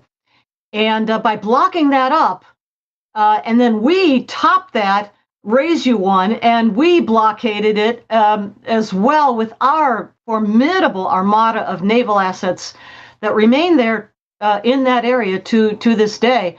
But we blockaded it to keep any traffic, ships from either going to or coming out of the Strait of Hormuz, the Persian Gulf, from Iran. But that bottled up hundreds and hundreds of other tankers, oil shipping tankers inside the Persian Gulf, and also waiting on the outside of it to go in and fill up, in particular at a place called Karg Island, a little island to the north of the Persian Gulf, hugging close to the Iranian coastline, and that is the main oil hub, export hub, storage tanks there.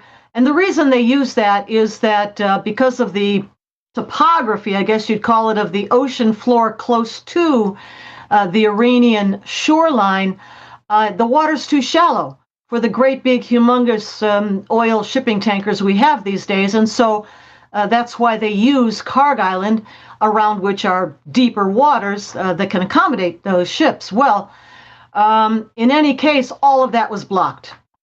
And here we are now in the middle of June, and there was a series of discussions that the President Trump initiated with the Iranian regime. Those talks were led by Vice President J.D. Vance and also a team that included Steve Witkoff, Jared Kushner, and others. And they met in Switzerland just a week or more ago, Lucerne, Switzerland, where a memorandum of understanding, an MOU, was hammered out, and it contains 14 points, and basically is, if you want to think of it this way, it's an agenda of talking points. Now, both sides agreed. President Pezeshkian, Masoud Pezeshkian of Iran, signed it, and President Trump signed it, each separately in their own locations. But it's an agreement on points to discuss during another 60-day ceasefire period that we're in right now. So that's where we're at, and we can talk about what's in that MOU, what it might mean, and what the most recent developments are, I guess. That would be the next place to go.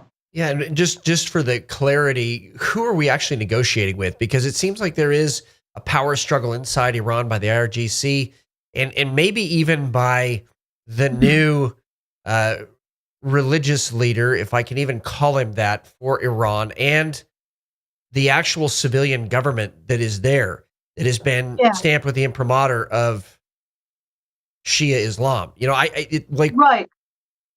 If we could spell that out for everybody, because I think it's been so confusing, and Trump really hasn't helped because he's really been kind of coy in how he's saying, well, we're negotiating with good guys. You know? Yeah.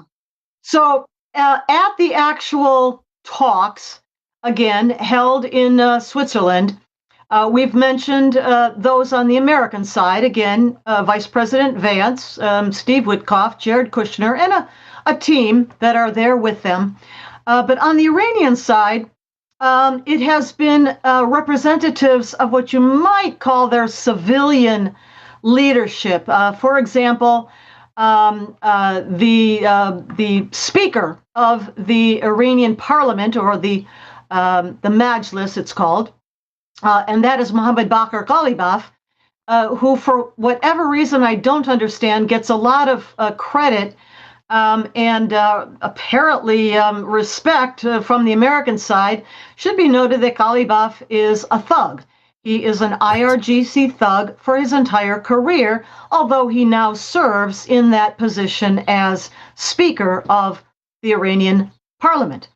Also there have been at least representatives of the Iranian Foreign Minister. Amir Abbas Araghchi is his name, and others, for example, that seem to be contributing somehow to the talks would include the secretary of the Iranian Supreme National Security Council, and that is Mohammad Bakr Zolgadar. That's his name, and he also an IRGC thug for his entire career. Now, not part of the talks, but as you're mentioning exactly there, Matt, the real power right now in Iran, and really has been for quite a while, it's not the clergy at all. It's not the clerics.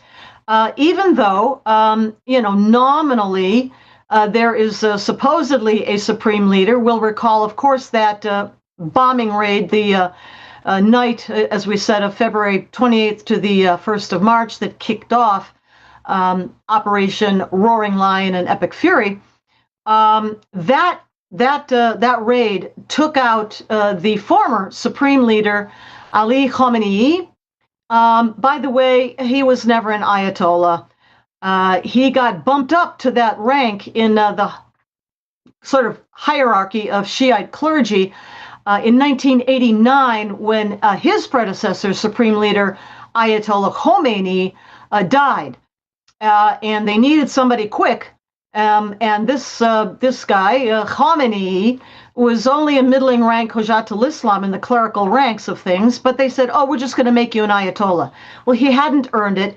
He didn't have the scholarship, chops to have attained that rank, but that's what they called him. Well, he was taken out along with many members of his own family that first night of the attack, these operations, Israel's and ours. And supposedly, the Assembly of Experts is the Iranian body that is tasked with appointing the successor to a supreme leader. And they told us that the successor would be the Ayatollah, air quotes, Hojatul Islam, Supreme Leader Ali Khamenei's son, whose name is Mojtaba Khamenei. Now, he also, for some reason, I don't know why people do this, they keep calling him an Ayatollah. He is not. He only got to the middling rank of Hojatul Islam also. So when we talk about him, we should call him Hojatul Islam Mojtaba Khamenei, or supposedly voted in as the new supreme leader. But he reportedly was severely injured in that first night of attacks. And it's never been quite certain if he's alive or not, because no one has seen him publicly, either live on video or even in an audio recording. He is referred to by the IRGC thugs that run the place as supreme leader. And at the top of that hierarchy, I guess you might say, I think who is really running the regime right now is the commander of the IRGC, and his name is Ahmed Vahidi. Might recognize that name. He was the one that ran the operations in Buenos Aires, Argentina, back in 1992 with the Hezbollah, that's their proxy, attack against first the Israeli embassy in Buenos Aires in 92, and then in 94, another horrific suicide bombing of the AMIA, A-M-I-A acronym for the Jewish Cultural Center there in Buenos Aires. Many, many casualties. That's who ran those operations. Ahmed Vahidi, he is today the commander of the IRGC and probably in overall command of the regime right now. Advising him are others, Mohsen Rezai, former commander of the IRGC, and these other names that we have mentioned, like Ghalibaf, like Zolgadar, they are advisors to him. And so that's who's really running Iran right now. It's not the clergy, it's not the clerics, and hasn't been for a long time. Whether or not Mojtaba is alive or well enough to run anything, we don't really know. And I think that's why I was dancing around not using the word Ayatollah, because he really can't be. And I think a lot of people have lost that. When we come back from the break, we're going to talk about what's in this MOU, what it means for the United States, and will there really be peace in Iran? Your financial advisor isn't going to tell you this. Your bank won't mention it. And your 401k custodian, they're hoping you never find out. You can convert your retirement account into physical gold and silver, real metal in your hands, or stored exactly where you decide. It's called a gold IRA rollover, and it's 100% legal, 100% IRS approved. And your financial, quote, experts, they don't get a commission when you take control like this. Wall Street wants your money in their system, in their accounts, where they control it. But physical gold, that's yours. Can't be hacked, can't be deleted, can't vanish when the market crashes. Verity Metals, we're the experts they don't want you to call. Convert your IRA or 401k into gold and silver that you can actually hold. Call 888-328-6703 or visit veritymetals.com, because your retirement should be in your hands, not theirs. And we're back with our guest, Claire Lopez, at Claire M. Lopez on X.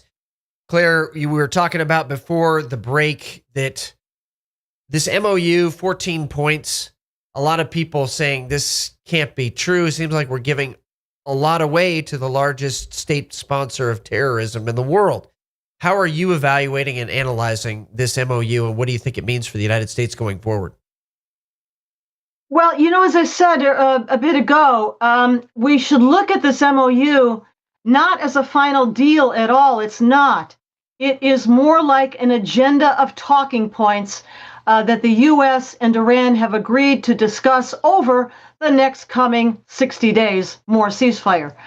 But there are troubling points in it that many people have pointed out, and wonder why we would ever have even agreed to such a thing in an MOU or a list of talking points.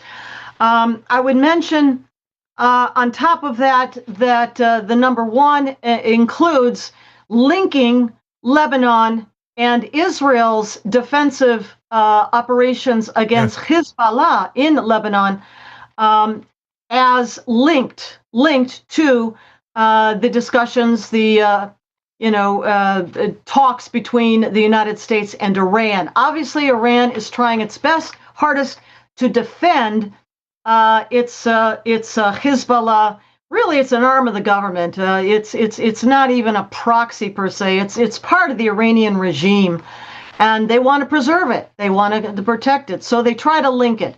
Obviously, Israel is not part of this discussion over the MOU, was not in those talks, and has every right to defend itself against Hezbollah's attacks against its own sovereign territory there, especially in northern Israel, from which many people and kibbutzim and villages have had to be evacuated. So that's a big issue. The also thing, I'm looking at my list here just to hit the top points. I won't go through all 14 of them. But the naval blockade that the United States, we mentioned, right, that had imposed our own naval blockade after Iran had imposed a naval blockade of its own on the Strait of Hormuz. And the commitment of the MOU, and it's actually happened, was to remove that U.S. blockade from the Strait of Hormuz and allow shipping to go through. Now, the reason for that, I think, and President Trump has spoken about this, and Vice President Vance too, is that because oil was so constricted from getting out of the Persian Gulf for such a long time, those 60 days of the first ceasefire, there were countries around the world, all over the world, not the U.S., because we're energy independent, and we have our own supplies of energy, gas, and oil. But we're part of the international system, and around the world, many countries had drawn down their strategic petroleum reserves to like the bottom. They were going to literally head into a global financial crisis, depression within a couple of weeks if the strait were not opened. And I think that more than anything is what compelled President Trump to agree to this lifting of our blockade of the Strait of Hormuz. Now shipping has begun to pass through, not to the volume of what it used to, but better than nothing. I should mention that there are two passageways, if you will, through the Strait of Hormuz. The northern one that the Iranian regime is still trying to enforce with the levying of tolls, fees on shipping going there. That northern route hugs the coast of Iran itself and then heads out the Strait of Hormuz. The United States has helped to clear mines from a southern route, and that southern route hugs the coastline of the Persian Gulf along Bahrain, the Emirates, Saudi Arabia, right? Now, the MOU says that the strait is supposed to be open, right? And we did open it and are helping ships to be guided through there. However, just before we came on air today, Matt, before we started talking here, I saw the news that a Singaporean flagged tanker ship or I should say a cargo ship. I'm not sure if it was petroleum, but cargo ship, Singaporean flagged, had been hit in the region of the Strait of Hormuz today. And that goes along with the declaration out of, you talked about this, conflict between the IRGC commanders of the Iranian regime and the civilian ones, state, or I should say, a Ministry of Foreign Affairs and so forth. Well, it was the IRGC Navy that hit this ship and has declared that no ships may pass through the Strait of Hormuz without its involvement and permission. And that includes going by that northern route and I guess paying fees or tolls too. So much for that.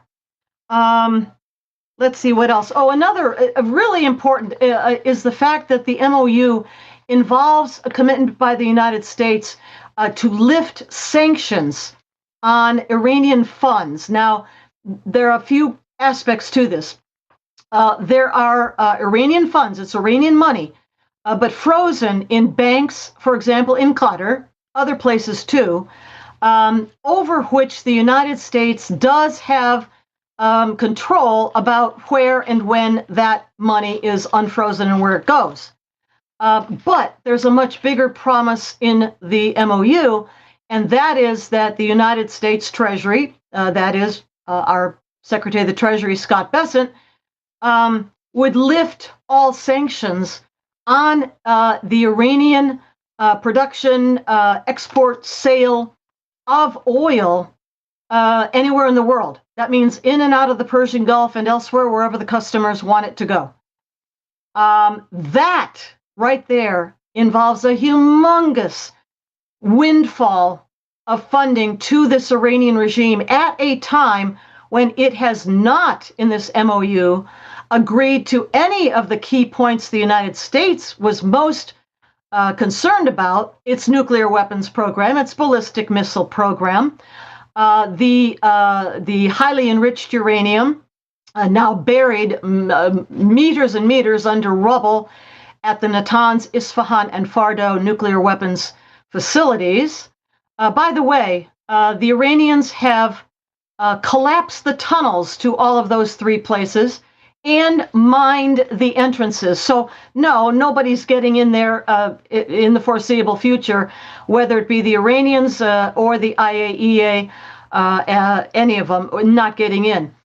So all these topics, the nuclear program, the ballistic missile program, the highly enriched uranium, which is supposed to be removed and either destroyed in place or somehow exported out of Iran, not happening.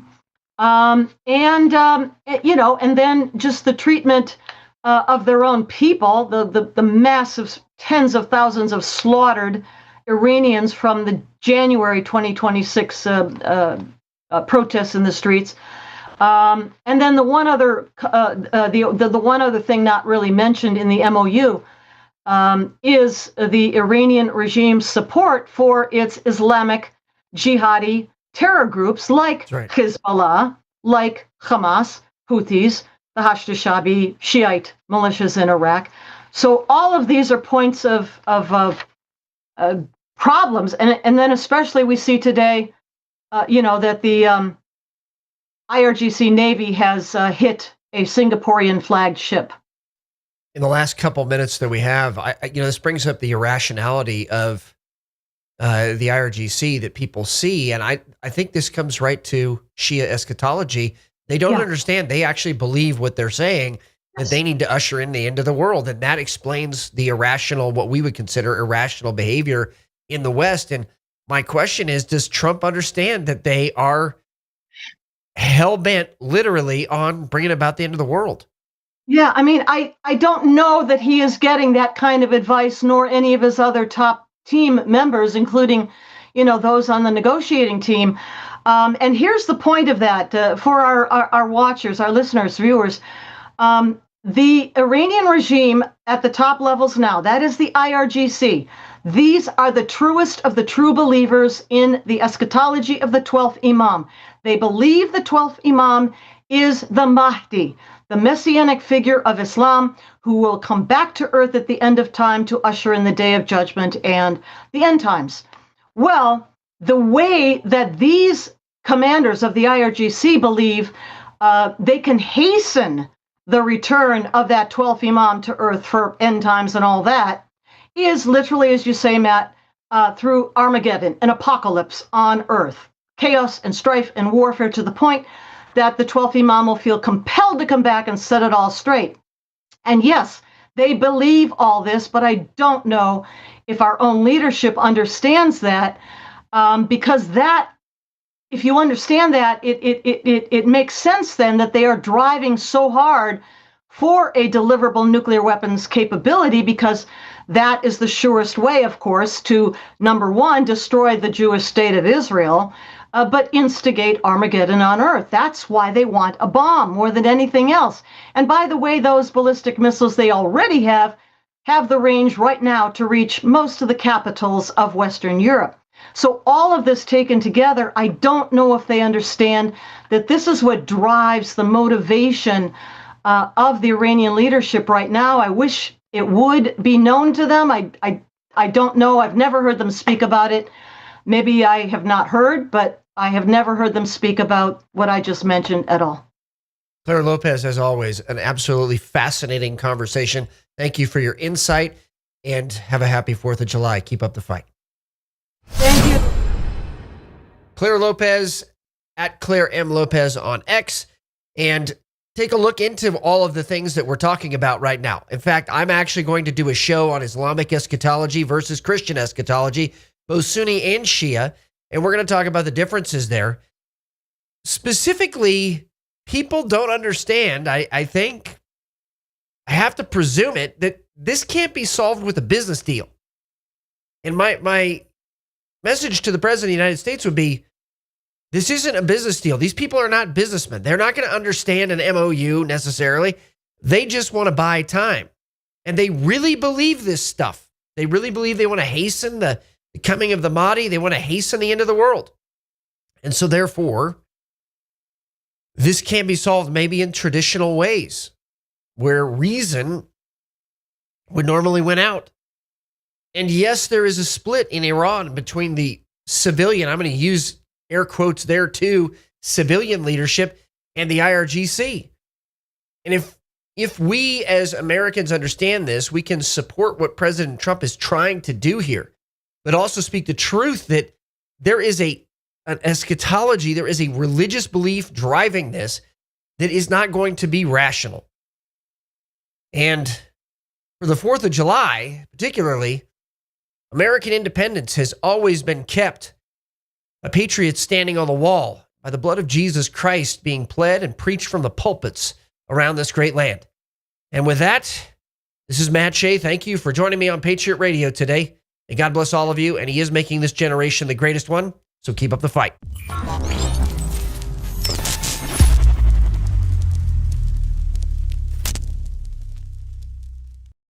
Lock in America!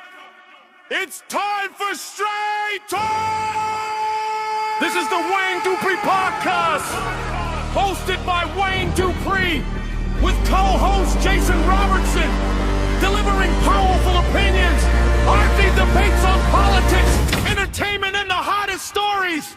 No spin, just honest takes and real conversations!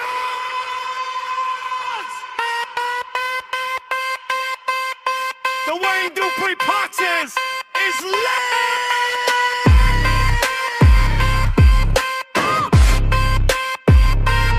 Let's get into it right now.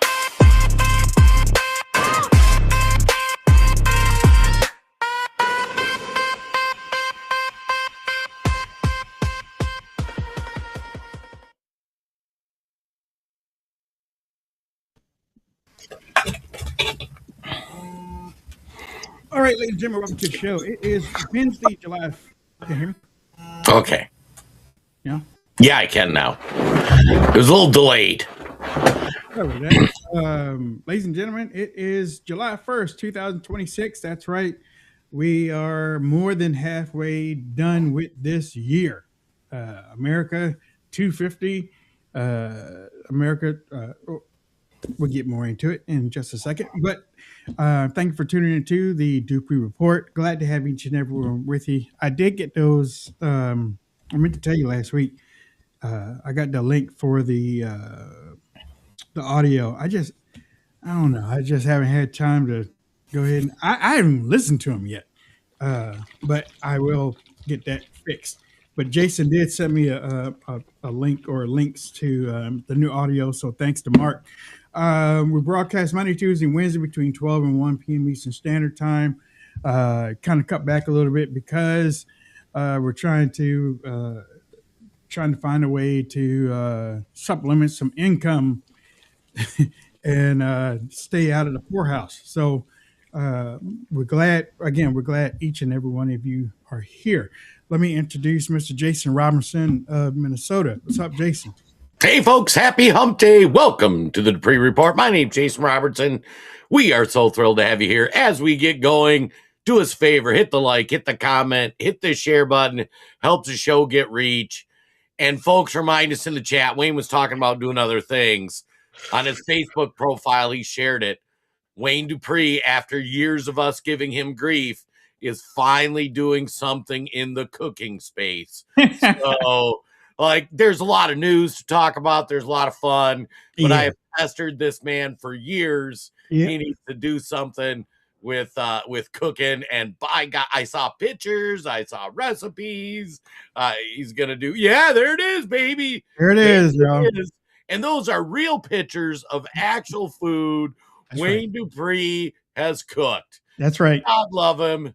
Weekend wins. He's talking about live streaming when he's grilling. He's doing all kinds of crazy things. So, yes, Jason has told me about it, and I don't know. I guess that's because I see a whole lot of people doing it, and I'm like, oh, well, it's all saturated and everything. But last night it was crazy, y'all, because I don't even know how to really explain it, but to say yesterday I just decided I was just gonna go ahead and do it. Yesterday afternoon, around 2 or 3, I decided, okay, I got to find some other way to do something or get something moving. And I started putting it together and came up with some names and Facebook page, and you know how Facebook is. Facebook page, and so I did all that stuff, and then I sent it to Jason, and Jason said, me and Jen were just talking about that just a few minutes ago. So I mean, things work through confirmation, and that was like a confirmation thing. I've been cooking for a long time, and it's not one of those things that I get in there and just well, it is, but in a way, I can cook. That's I can cook. And the thing is when my kids were in middle school and going on to high school, is that I would look at the better chefs on YouTube. I mean, YouTube was getting big, and people were posting all those food choices and stuff online and everything, what they ate at restaurants and stuff. So I saw what people were doing, big time people with grilling, with Jason. There's one thing about grilling I just don't understand. What's that? So many people got 14, 15 grills in the back of their yard. I don't get it. I don't get it. It's like, what? How do you? I know the wife, they got to be having marriage problems, because the wife is looking back there and she's looking at her backyard filled with like 14 grills, all types of sizes and stuff. How does a man get away with getting all those grills? Well, here's what I'll tell you. A few thoughts on that. We got to fight. Oh yeah, I'm ready. I tell you, and just today, I'm going to slowly reveal the costume. I have my alchemy bag that if I'm going to be a wizard, I got to have the alchemy bag. So I'm going to put like liquor in the little alchemy bottle to give shots out at the wedding. It's going to be crazy. Slow reveal over the next few weeks. But no, for the cooking thing, one, when you see 20 grills in the backyard, most likely that was an affiliate deal. Somebody had them and like, hey, let me give you product, cook on our stuff. You know, it's kind of, and so as it grows, you'll find a lot of the stuff people use. And it's kind of like us, like we promoted My Pillow, and because we both used and liked My Pillow. And then they give you a little financial support and that kind of thing when you do it. So that's a big thing from the cooking. And it's funny, my advice to Wayne was Bruce Mitchell. So if you look at Swamp People, it's the gator hunting show that's on A&E. It's been around for like 20 years. Bruce is just like good dude. And it's him. He's cooking in his backyard kitchen. Nothing fancy. He's making food every day people could make. You know, and some of it he goes and gets a critter from the swamp and cooks it or whatnot. But it's more just hanging out with friends and people he likes. And hey, here's this meal. And what I really like too about his, and I think Wayne's going to bring this to his channel, is it's not some fancy, unobtainable, like complex thing that nobody can cook. It's like, hey, you can go to the Walmart, you can get a few basic things. Here's how you cook it. Look, here's me eating it. It's great. And, you know, at the Wayne Dupree podcast or the Dupree Report, we try to like let everybody know their scene. We want to build community on all the platforms, have people like when we see the chats going off, people saying hi to each other and greeting, like the world is stressful. And like when you get cool people you get to hang out with, like that is awesome. So I'm excited to see what Wayne does with the cooking. Basically, y'all, what's up there right now is quick. I mean, it's good stuff. It's feel good. What's that type of comfort food? Comfort. There you go. There you go. There you go. It's comfort food.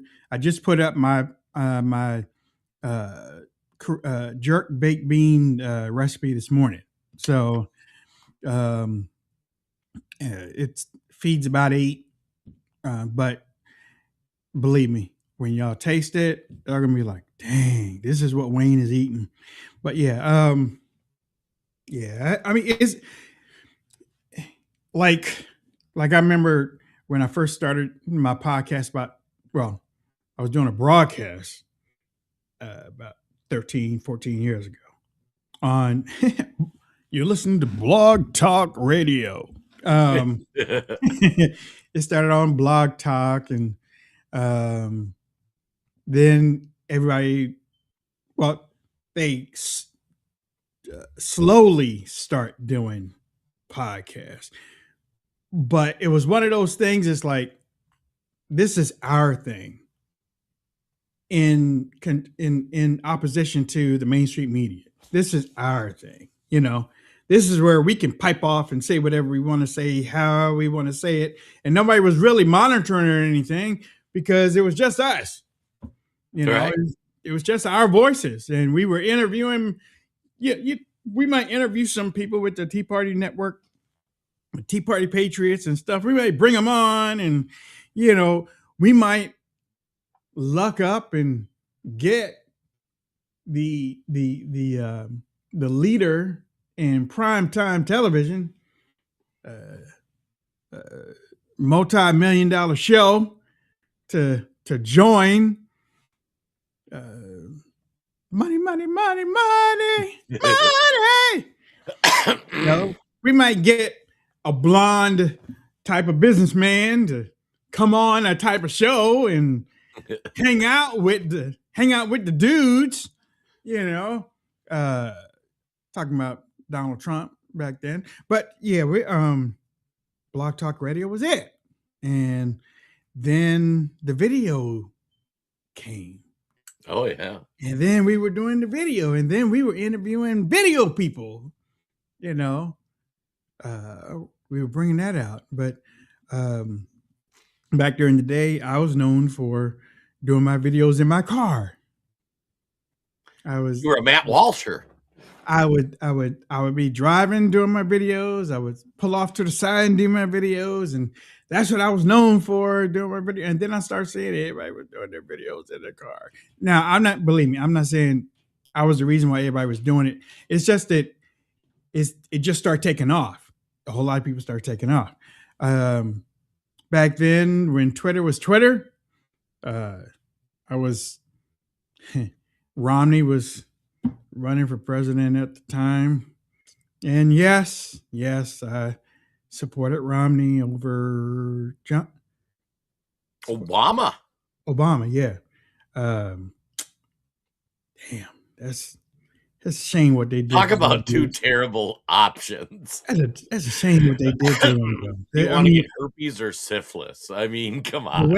The way that I don't know how they caught him, but right after the election, him and his family, I guess, were driving off somewhere, and he was looking rough. He didn't have on a shirt, tie, or anything. His hair was all over the place. He was pumping his own gas, and this was a day after the election. It was like, God, you know. But I mean, back then was a different time. We're at American 250 now, 250 years. I remember I was going to say 1776. I remember in 1976 when it was the bicentennial. Oh yeah. You know, I remember how America did a lot of patriotic things. And you know what America misses more than anything? I know it misses God, but do you know what America misses more than probably anything? What's that? Small towns. Oh yeah.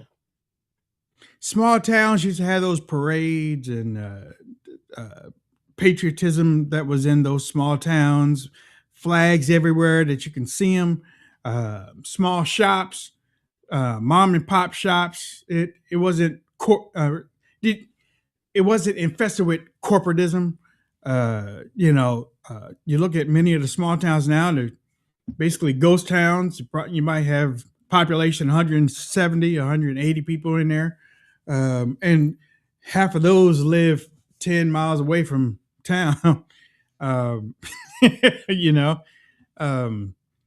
I think America, in the whole 250 years that it has been around, has its good points, but I believe that the innocence of what America used to be, it's greedy people just come and try to destroy it, letting in people that shouldn't be. Again, we talk about here on the melting pot. That's what we were taught in school. America's a melting pot. We understood what that was because they explained what the immigration system meant back then, coming through the island, and they're coming over here and they worked hard, and they did. It wasn't welfare back then, so they had to work hard. And yeah, they might fail, but they might fail a couple months ago. They might even fail this month, but they didn't but they didn't stop trying to do something. Now, yeah, you might have had a couple people that might have stopped, okay, and then they might have met the hand on the gun or something like that. But either way, Americans tried a whole lot harder to make something out of themselves. Where I really don't see that today, because because the long hand of the government, daddy government, has reached out across the country as something like a disease. And you know how you hear some people say, man, if the forefathers saw what this country was like, from what they had envisioned it, I guess, they'd be rolling in their graves. Well, yeah, no. It pains me to say this, but we're this way because the founding fathers put it out like that. They did. They thought of everything, basically. It's hard to believe. Well, actually, no. They thought of a lot of things. They didn't think of everything, but they thought of a lot of things. And I think they were hoping that Americans would continue to think along the lines that they were thinking of to make the country move forward and be great and progress and be that shining city on the hill, that Bill Clinton thing. But to be great, to be that beacon of freedom and hope. And then they start letting people in. They start letting people in. I'm talking about hundreds of years ago. They started letting people in. Whether it was the Chinese, whether it was the Germans. Wait, what do you mean Germans? Yeah, the Nazi people that survived, that came over here and worked on the NASA program and stuff like that and got benefits and different things. America has let a whole lot of people in this country that all the way to the people from Saudi. Yeah, Saudi that did the plane thing. I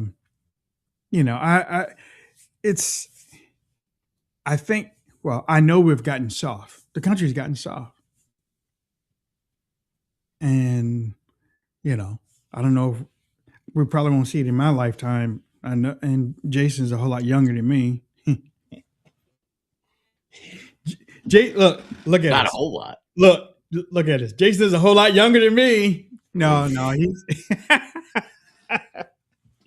no, but he is younger than me. Might not see it in his lifetime.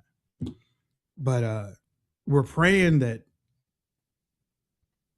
somebody gets a hold of somebody and chokes the living evil out of him, so that and puts God back in him and puts this country on the right path. Jason, 250. Wayne going deep thoughts. It's funny. I think as we approach America's 250, we're seeing a radical transformation in America and what it means to be American. And I think as I think of what it means to be American, it's like kind of that founding statement, like life, liberty, and pursuit of happiness.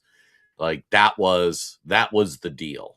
We're going to create a safe environment from foreign invaders of people that are like-minded, that want to live their life, pursue their happiness, protect their property, that sort of things. That was the deal.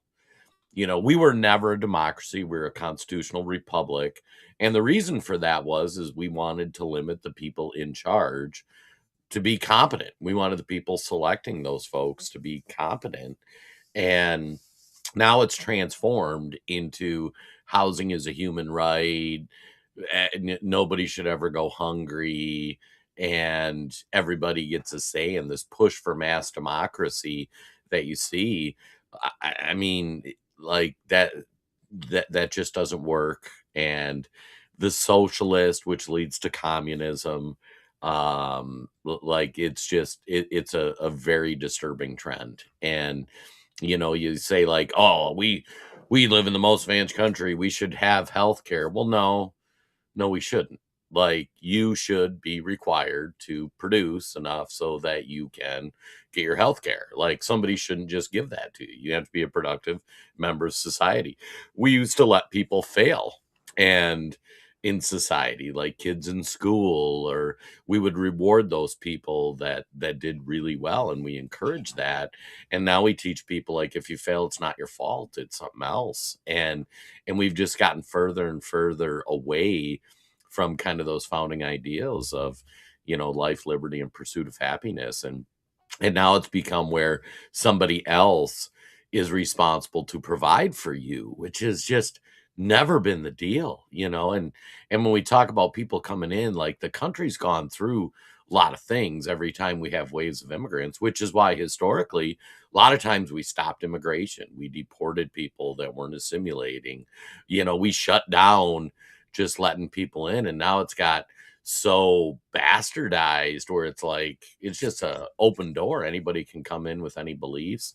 I mean, just last night, a how many terms? I think it was a 14-term Yes, I know. Democrat Yeah. member of the House got replaced by a 29-year-old foreign-born socialist, and it's like, wow, how did we get there? You know, the country wasn't founded to be a socialist country. We were a Yeah. capitalist country, and I mean, if you listen to what she's purveying, you know, and I'd encourage anybody who wants to push back and like, oh, well, socialism is not the same as communism. Go read Marx. Like Marx was very clear. Socialism is just the light version of communism, which is where it ends up. Because when you discourage people from producing and remove that reward structure, less people produce, then you need to enforce their production. It's crazy. And the other thing that's terrifying is how many people don't realize, even with as screwed up as America is, it is, in my opinion, the best country in the world to live in. And it is the best. I would say if you were blessed enough to be born in 2026 in America, you should thank God for being born here. And everybody wants to point at, oh, well, this country has that or that has that. Ain't nobody leaving. Like, you ain't seeing people saying like, hey, I'm gonna go this other place. And you know, it's just this leftist mindset where instead of being happy with what they have and the opportunities they've been given and the blessings they've been given, they're just like, oh, well, this isn't perfect or this is screwed up or whatnot. And so it's bred this just hatred of America. And I just don't get it, you know, and it's kind of like Wayne was talking about the food thing. And so we have a family member that was talking about starting a business, and I'm encouraging the kids. I think the corporatization of America has been bad for America, and whatever you can do to control your own destiny, start your own business. And they were looking like, I don't want to do this. We don't want to do that. There's too much competition. And I'm like, no, that's the point. In America, like Wayne's going to make a cooking show, a cooking channel. And is it saturated? Yeah. Yes, it is.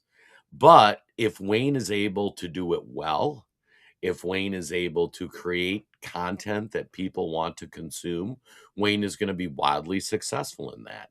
And frankly, if it doesn't work, like you can look in the mirror and go, "Wow, I was the one that caused that to fail." You know, like I didn't do it right. And it's funny that the kids were talking about like doing a junk hauling business. No, I don't think that was the right business for them because they just aren't physically built to haul junk. But like their obstruction was, oh, it's so competitive. And it's like, well, no, that's the point, you know. And I look at one of my friends, Gary, he is a Democrat. We've been friends for 20-30 years. He got into real estate like the year before the crash, and everybody through the whole time has always said real estate's crashing, oh, it's terrible, realtors aren't making money.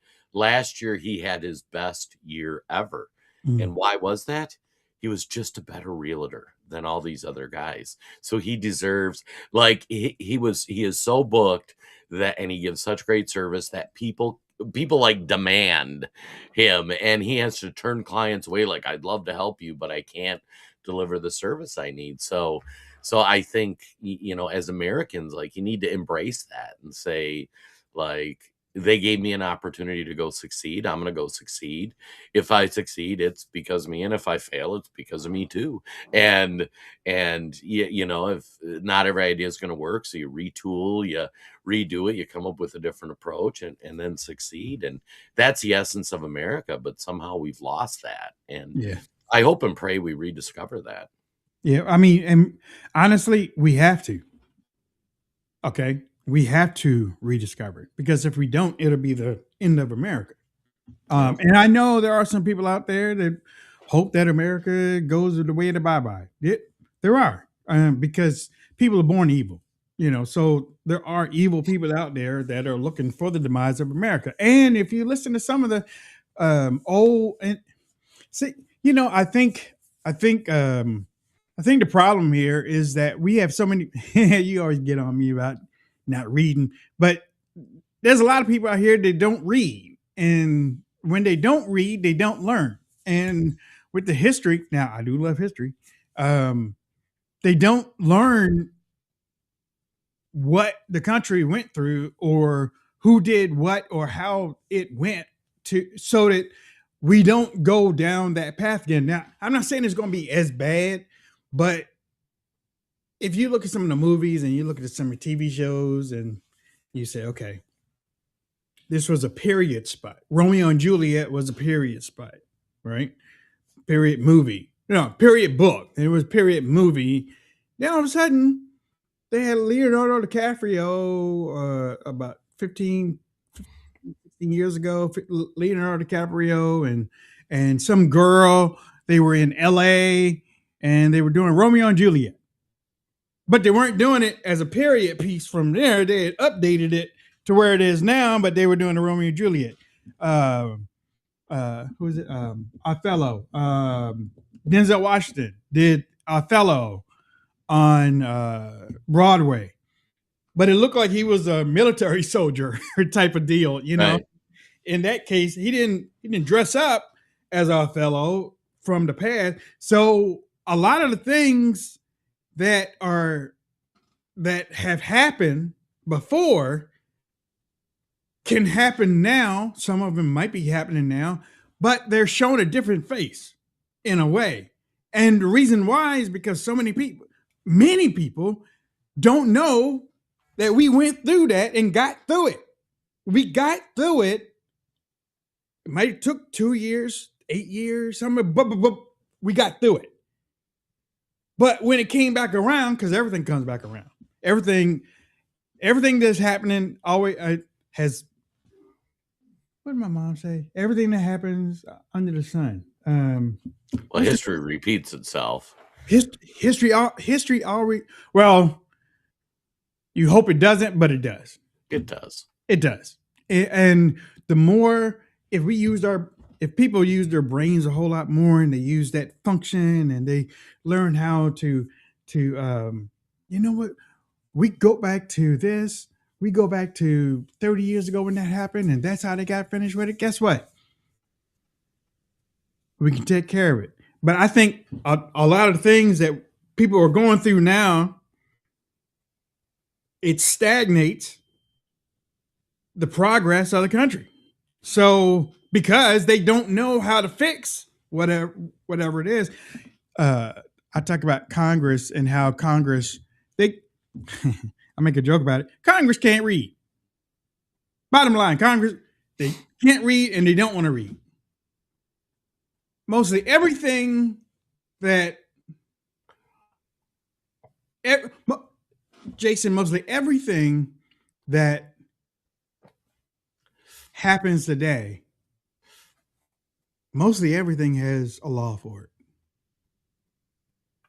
Oh, yeah. But number one, they don't enforce laws, or they don't push to enforce laws anymore. Like the immigration thing. They don't push to enforce that. It's on the books. Yep.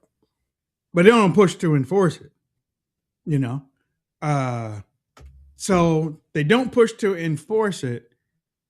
But then you have lawmakers coming up right before their election, that says, we're going to, God darn, this immigration is killing us. The Dupree-Johnson Robertson bill is going to stop such and such immigration at this point for the next 10 years, and we're going to put such and such billions to it, so they can take it back to their groups and say, see, this is what the Dupree-Robertson bill just did. But guess what? The Dupree-Robertson bill was passed 5 years ago with the Smith-Johnson that was passed 15 years ago by the Rodriguez whatever. They aren't reading. I mean, you know what I'm saying, right? Go ahead. Right. Well, yeah. I mean, it's funny. So if you look at immigration law on the books, one of the foundational pieces of immigration law is you have to not be a ward of the state. Like, that's been on the books for a long time. And it was part of letting you in is this assessment and understanding. Basically, you're not going to be on welfare. You're going to be a net producer.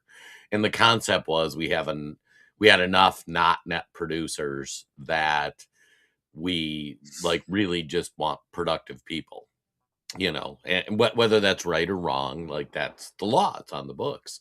And then we pass all of these, like, oh, we're going to give amnesty or refugees, or there's a bunch of different legislation about that. And the fact is, at no point did we say, okay, so this is a war-torn country. Do we want them here? And do they want to, like, accept the terms of coming here? We just said, oh yeah, come on in. And that just starts slowly chipping away. And then it's people who are here that come across illegally. We're just going to have a conversation about, like, let's just make them citizens. Let's give them rights. That was never the deal. Like, these people aren't showing up with their American flag, red, white, and blue, saying, like, okay, point me in a direction I want to go work. It's, where's my welfare? Where's my EBT card? My kid's sick. I got to take him to the doctor. And that doesn't work, because if every person doesn't understand inherently that you're responsible for pulling your own weight in society, the thing collapses. And I think, if I'm looking for a historical context, Wayne was talking about history, I think we're kind of entering the French period, where it was the let them eat cake and everybody gets the guillotines, and I mean, how that happened is you had the French underclass that was disillusioned. They didn't have enough money, things were rough, and they saw the elite class that was super rich, and let's grab the guillotines. And it sounded great, but then like the rich people they were going after, they burned through pretty quick. And it quickly moved down to, if you're just doing pretty good for yourself, you were in the crosshairs. It was no longer Elon Musk or Jeff Bezos and their super yacht. It's like, hey, you're above average, and that's not good. And then eventually you got a strong right winger in there with Napoleon, who said, yeah, we're not going to do this anymore. We're just going to all, bring back patriotism. And of course he wanted to conquer the world or whatnot, which helped. But I think you're going to see that. I mean, you're seeing in Democrats, there have already been like 6 or 7 like long-term Democrats that have been primaried by socialists.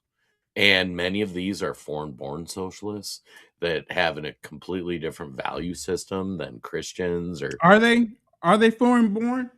A lot of them are, yeah. Okay. Yeah. All right. I just want to make sure. Yeah, I mean, Mondami, for example, he's born in Uganda. Well, yeah, Mondami is easy, but I think aren't many of them American born that just have adopted this. There are some that are American. Call them DSA, right? Democratic Socialists of America. Yeah, there are some that are born in America. There were a lot of anchor babies whose parents came here illegally or as refugees. So you got a mixed pot, but the ideas they're espousing in government are very foreign to America. I mean, Democrat Socialists of America, like, that was never the program. Up until the last 20 minutes, everybody agreed socialism doesn't work. And now they think socialism does. So, well, Bernie Sanders was the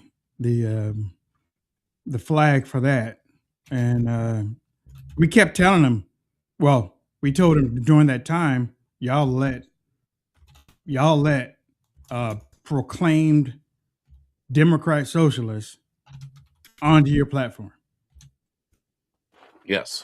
And from that point on, day by day, month by month, year by year, they've been taking more and more.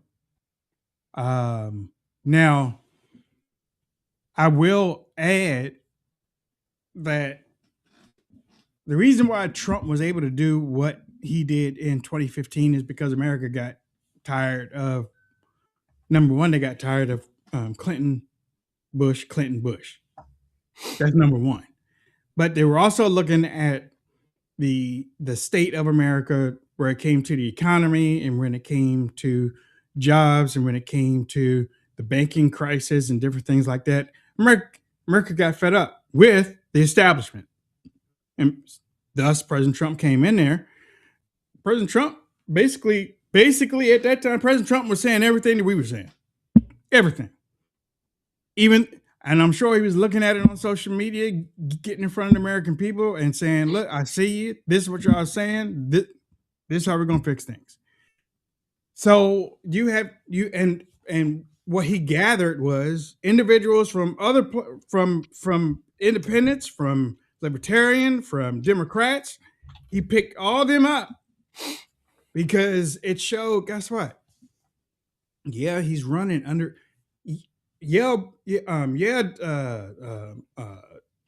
Bernie Sanders is running under the Democrat label, but many people didn't really know what Donald Trump was. They didn't know whether he was a Democrat or Republican. Oh yeah, he's been voting Democrats all these years, but he always showed up at the Republican events. So they really didn't know, and that's why they kept asking, what are you running as? Oh, I'm running as a Republican because I'm a Republican. So he ran under the Republican side, and people flocked to the Republican side to vote for him. And another thing, if you watch this show, we kept saying, or we tried to tell the Republican Party almost every show during that election, they're not joining the Republican Party to be part of the Republican Party. They're joining the party to vote for Donald Trump. That's it. Yep. They're not doing it to vote for Ted Cruz. They're not doing it to vote for Marco Rubio. They're not doing it to vote for Rand Paul. They don't trust y'all. They just as soon as he leaves, y'all better have somebody in place, because if not, they're going back to where they came from, or just drop out of the whole thing. And then what happened in 2020? But I'm saying all that to say this. All that stuff that happened gave an opening for for Donald Trump, for candidate Donald Trump to come in there and swoop up and do something that had probably never ever done before. Okay? What's happening now with many of the things that's happening, there's an opening with this DSA. DSA just came out of nowhere. Well, now again, it's been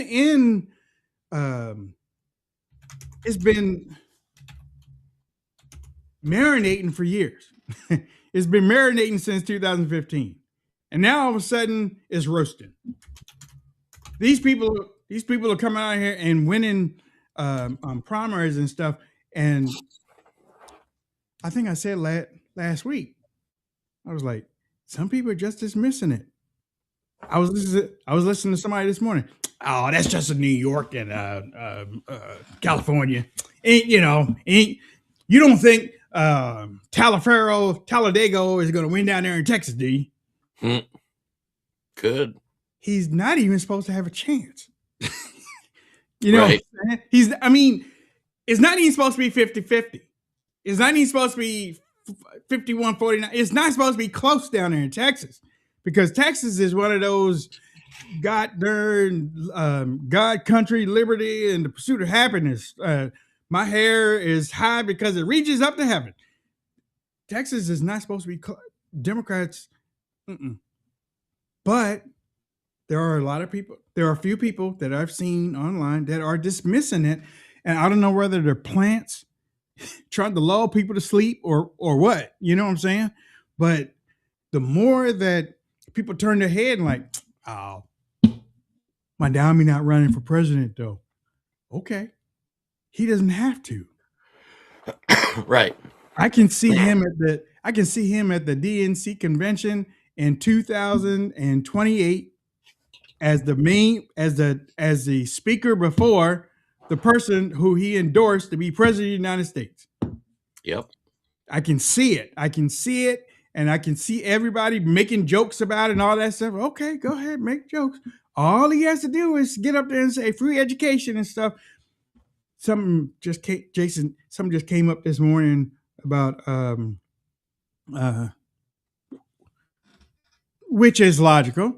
The Trump administration has come out with two plans for the people that owe their college fees and stuff. You got 30 days to choose between plan 1 and plan 2, or you could be up creek with a paddle.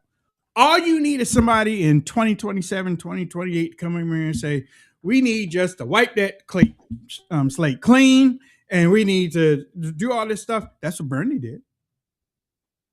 And that's why Bernie had all those young people. Bernie had people knocking on doors and stuff. Had young people, groups, and looked like the freaking 60s and stuff, you know?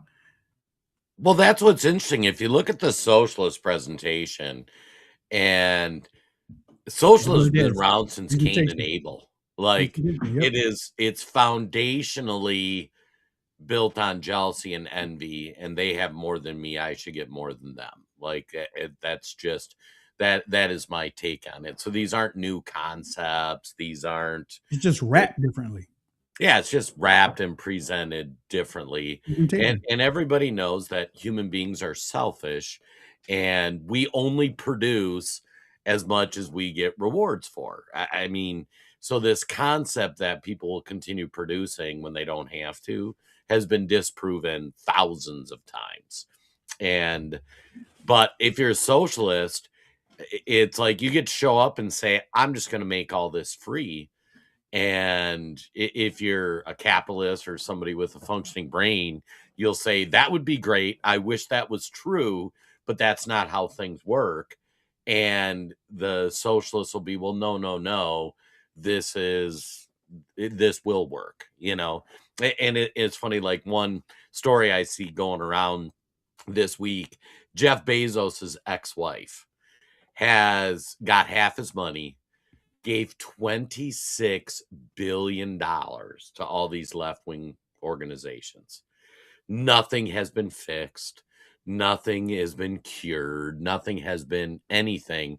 And the left is like, look at her. She's such a great person. She gave away, like, she's not hoarding her wealth or whatever they want to give on her. And like, this is why we need to tax other rich people. And so that we can have free healthcare and daycare and babies, and, you know, and we can have free everything. Everybody gets food, and it just doesn't work.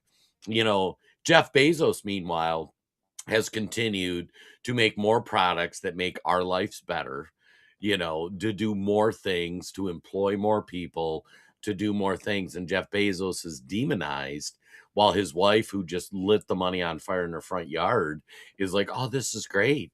And it's like, they think you can tax Elon Musk 5%, and we're going to get free daycare for everybody forever.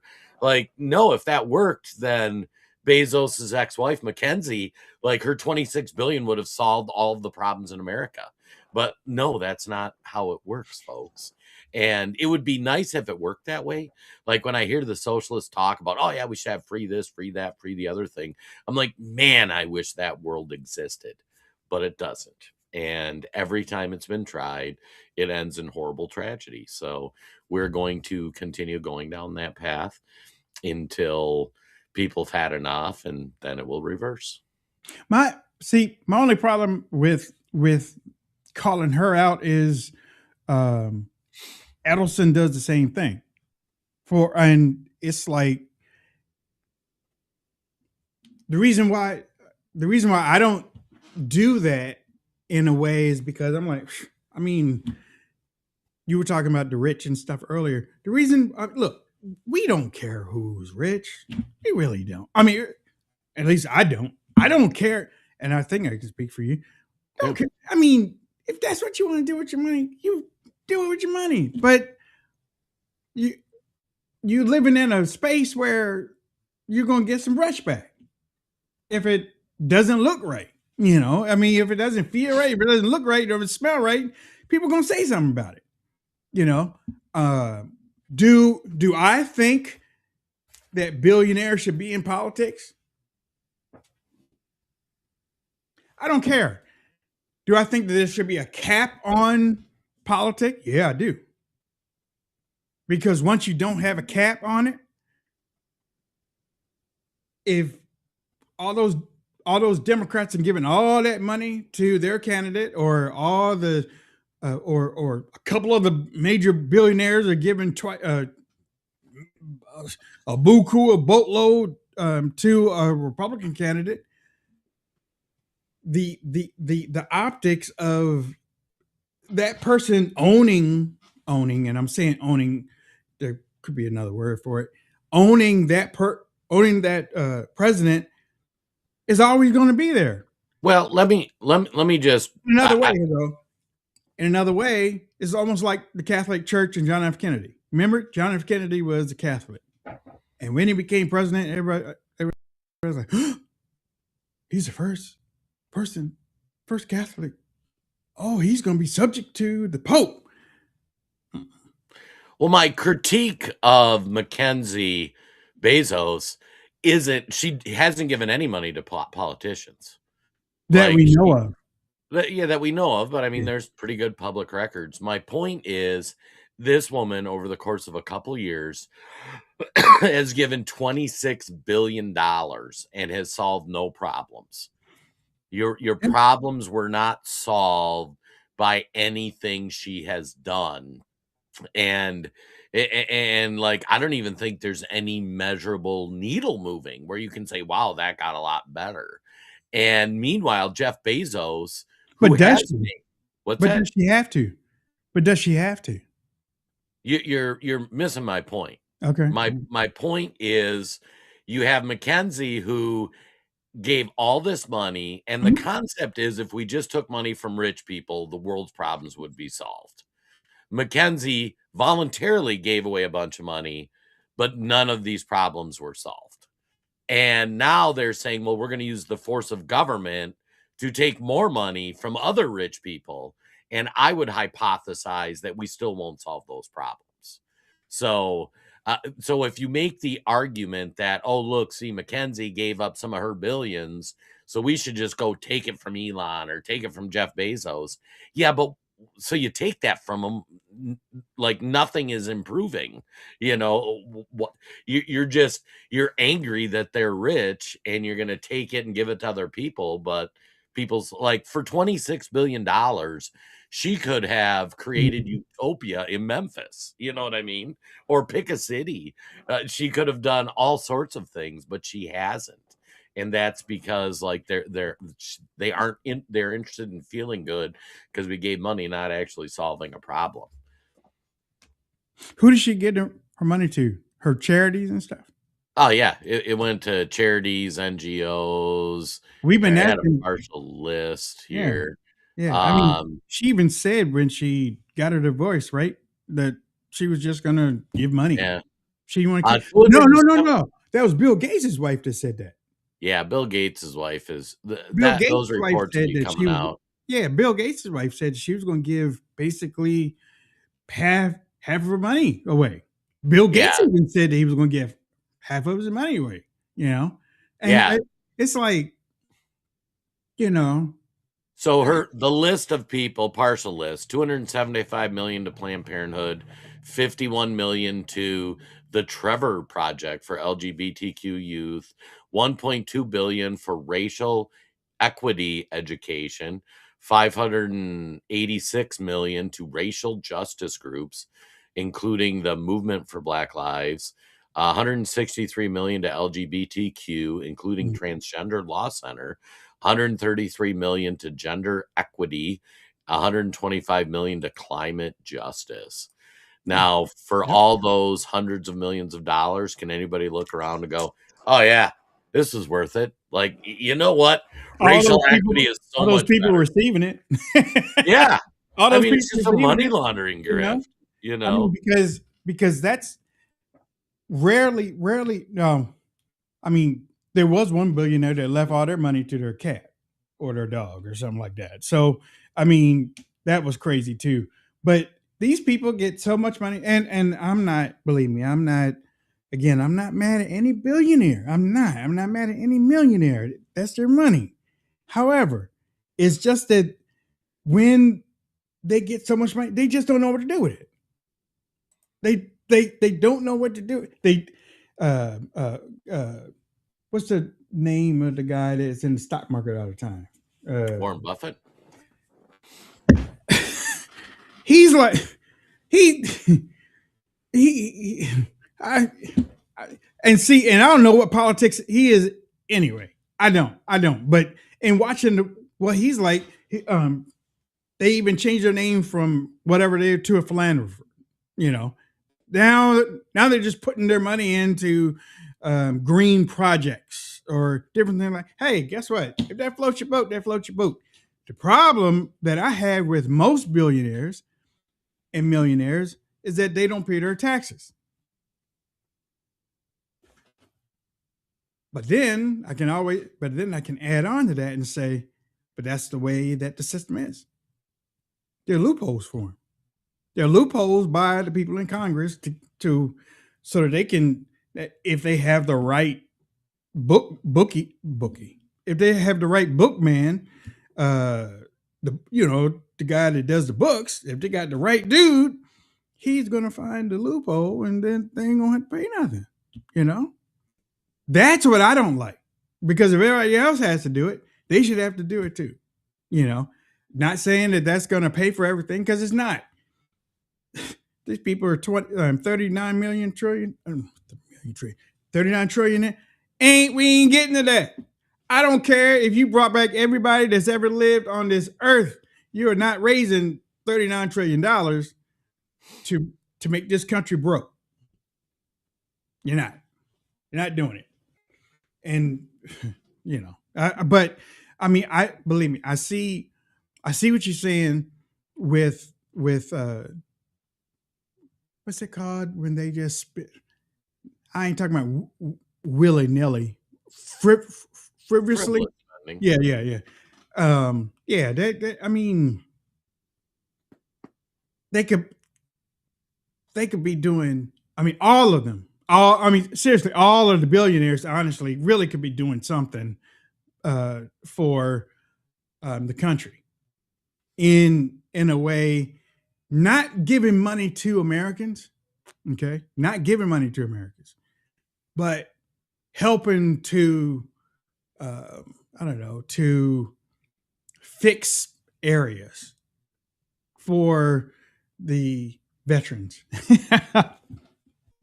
For the veterans, or to help these orphan kids that are out there, that are in these places. God help them. That you even have some questionable people running these places, because remember when we were growing up, we used to see those commercials. Send a quarter over to Africa. Send 50 cents. Well, that was the least humane thing we've ever done. But most of that stuff didn't even get there because it was overhead costs and stuff. It's almost like that in America too. It's like, that little kid that comes on in the wheelchair. It's probably on everybody's commercial and Give, and we've basically seen him grow up. Literally, over the years, we've seen him grow up. The reason why he has to keep coming on and stuff is because the money's not getting to where it's supposed to be getting to. I mean, I'm not going to say that the money's going to solve their physical problems, but we have so many kids, so many orphans, because we have crazy parents, but we have so many orphans out there that could benefit from some type of help, but the country's focus is not on helping Americans. It's not on helping Americans. It's what can we do to get better deal for my company here and stuff. But again, I am one of those people that says that millionaires don't hoard their money, because I don't believe these CEOs that everybody say, they're getting rich. Every time you go past a building that they own, the lights are on. Yep. The telephone is on. The pencils have been bought. The staples have been bought. The human resources that had to pay out a settlement is taking care of it. I mean, they are not getting rich off of this stuff. They might get some golden parachutes at the end when they leave, but they're not getting rich on on a regular basis off this stuff, they got to pay their employees. They got to pay their employees insurance, half of their insurance. Then they got to turn around and put money toward the people's retirement, if it's part of that. It's just that so many people get out here and complain about they just getting rich and they're leaving us alone. And no, they not. Or at least many of them aren't. I don't believe, because I've been through many cities at night on a bus flying over. I see a whole lot of lights on, y'all. I see a lot of lights on these buildings. I'm like, all day, all night, 7 days a week. That electric bill's got to be crazy. You know what I'm saying? Just the electric bill. We're not even talking about the water. We're not even talking about that water. We're not talking about the filtration. We're not talking about the plumbing. We're not talking about all that stuff. And that's what everybody forget is the little stuff. Yeah, it's funny. I just had that conversation. One of the guys I used to work with got laid off, and we're looking at doing something together. And I'm like, the biggest challenge you need to face right now is, do you want a job where somebody's going to bring in, pay you, here's your salary, and there's risk, like they can make you mad, or you can make them mad, they can fire you, or that kind of thing, or they quit making money and they let you go. So if you want that safety and security, your earning potential is going to be capped.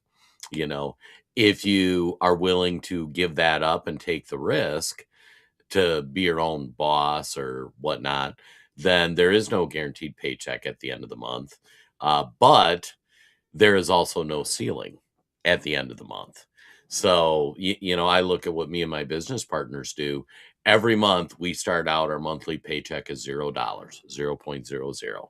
And then we have that month to do what we do to make money. And then, digital marketing or whatever things we're doing. Then at the end of the month, like how we did is that some months it's great. Some months you're like, I'm a king of the world. Some months it's terrible. And you're like, how am I going to buy groceries? But like, that's the choice everybody needs to make. And these workers who say, oh, well, so-and-so rich billionaire, for every billionaire, there are 10 entrepreneurs that went belly up, lost their house, wife divorced them, so I don't hold it against anybody for how successful they are. If anything, I want to look at what they're doing and go, wonder how I can do some of that, What the hell is Wayne drinking? We'll find out on the cooking show. Oikos Fusion, muscle, digestive health, and support. 23 grams of protein, 5 grams of fiber. Nice. All right, ladies and gentlemen, I know that's a bad habit. I don't know why I keep doing that. Well, actually, I've been doing it since I was a kid, so that's why I keep doing it. Wiping my mouth on my sleeve and stuff. If you get that beard long enough, Wayne, you'll pick stuff up in there all the time. I don't know, man. You look like you're doing a good job with your silky. Oh yeah, Jen is so ready for me to shave this off. She's got another month. We got 30 days from today. We got to do petitions so that you don't shave it off, because. I don't think that's going to be an option.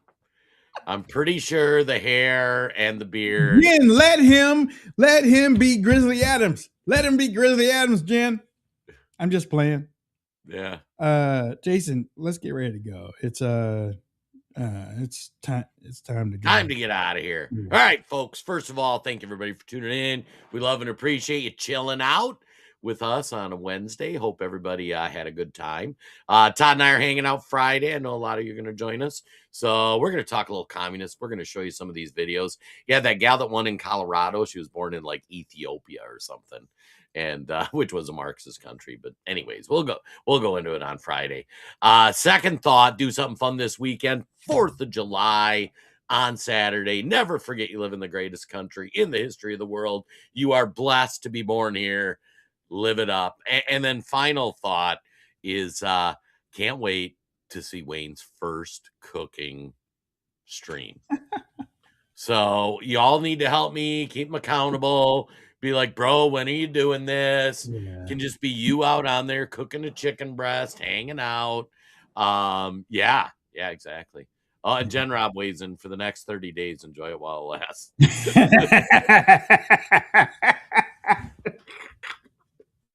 You go wake up. You go wake up like at 2 o'clock, right after the whole wedding is over. You go wake up at 2 o'clock in the morning. She's like, I told you. Oh, no. She's made it clear. However late we get home, the beard doesn't survive going to bed. I have to trim my, and then she's made a haircut appointment for me just on Sunday. So yeah, it will be gone. Oh my God. We're out. No. We're out of here. God bless. I don't even where'd that name come from?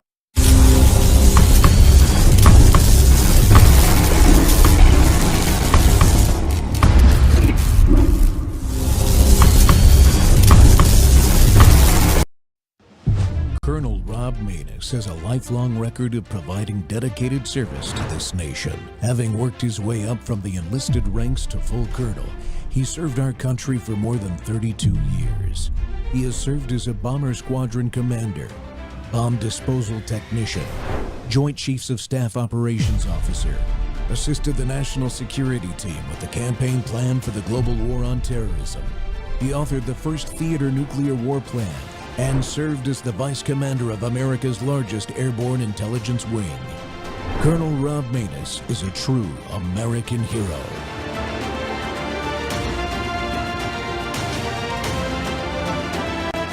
This is Rob Maness Live. I think we had a really great meeting, and we're very proud of the party. We like everybody really in the room. I don't like a few people, but that's okay. I think you know who they are. But I'll give you that information someday. But for the most part, we have a really well-unified party. And I said it very strongly. We have the hottest country anywhere in the world. We're the most powerful. We're the smartest. We're the most respected. 2 years ago, we were a laughingstock all over the world. We had a terrible group of people representing us. Every leader, I just left G7. Every leader, and we had a lot of people in addition to G7, as you know, came. Everyone said, what we've done in a year and a half is a miracle. Friends, welcome back to the Rob Maness Show on Truth Thursday today, and we're live on Worldview 2 and our X Spaces simulcast. Well, you just saw President Trump laying into Senate Republicans, calling out the rhinos, making it clear he's fed up with the dysfunction in that chamber. Every clip you'll see today is from that chamber or about it. The frustration is real, and it's not just about one meeting or one single bill. It goes very much deeper. The United States Senate was never designed to be just another popularly elected body like the House of Representatives. The founders created it as a deliberative body to represent the sovereign states that were part of the compact of the U.S. Constitution, with senators chosen by state legislatures, not by direct popular vote. That structure was meant to protect federalism, to check federal power, and keep the Senate focused on the long-term interests of the states. But in 1913, 17th Amendment changed all that. And since then, senators have become more responsive to national donors, party leaders, and the D.C. machine than to the states and the people of those states they're supposed to represent. The result is exactly what we're seeing today: gridlock, broken promises, and a Senate that often feels completely disconnected from the American people and, most importantly, from the Constitution of the United States. Well, my guest today has been digging into this issue for years. He's a highly respected attorney who specializes in investigating public corruption and racketeering, the same kind of institutional failures we see in Arizona and across the country. He's currently a graduate student and researcher in public administration, and he's teaching political science. He's the co-author, along with James R., of this new book, Restoring the Senate, John Thaler. John, welcome back to the Rob Maness Show. Thank you, Colonel. It's so good to be with you today. Yeah, man. I tell you what, I'm excited to see the book. Finally, somebody has written about this issue in enough detail that maybe it will get through some people's heads that what happened in 1917 was probably one of the worst wrong turns the United States has ever had. Am I right? Oh, well, you're absolutely right about that. And I think one of the impetuses for the book was not just that James R. and I would talk about this on the air, but you have this very strong movement today from all over the country of people wanting to abolish the Electoral College. And what they don't understand at all is obviously why there is an Electoral College, what it does, why it's so important. But they don't understand that the entire formation of the Constitution was underpinned by this, that you had several different ways by which the states would check the powers. One is, of course, the Electoral College. The second one is that senators were not voted on by the people, but were selected in whatever process the legislature of each state chose. And then the third, of course, which is one we don't even think about that much, is that if you're going to change the Constitution, the state legislatures have a say in that. So those were the three safeguards that Madison put into the equation to ensure that the states had rights and that the federal government couldn't take them over. Well, when you got to the turn of the century and you got, I've talked about this before, I think one of the most fascinating periods of our history is the McKinley era. And it's because it is the age where we really get into the Industrial Revolution. It's where railroads are going across country for the first time. It's where oil starts to become very important. It's the beginning of the combustion engine and, of course, cars. And so you finally had, what we call today billionaires and trillionaires, but that's when you first started having millionaires. And if you go back in time, the comments that are being made, the negative comments being made against Musk are the same comments that were made against Rockefeller and others, that they were going to somehow destroy our society. So you had lots of money in politics. Remember, and this is, I think, very important, you didn't have an income tax or barely had an income tax back then. So everything you did was at the state level, including your taxes. And corruption ensued, which, happens anytime you have money in politics. And it got so bad that states like Delaware at one point couldn't even seat a senator for almost a 2-year period. And so in the wisdom of the populace, they said, well, this is horrible. There's these millionaires controlling everything. We'll let the people decide. And they passed the 17th Amendment, and they decided that from now on, you're going to vote for your U.S. senator.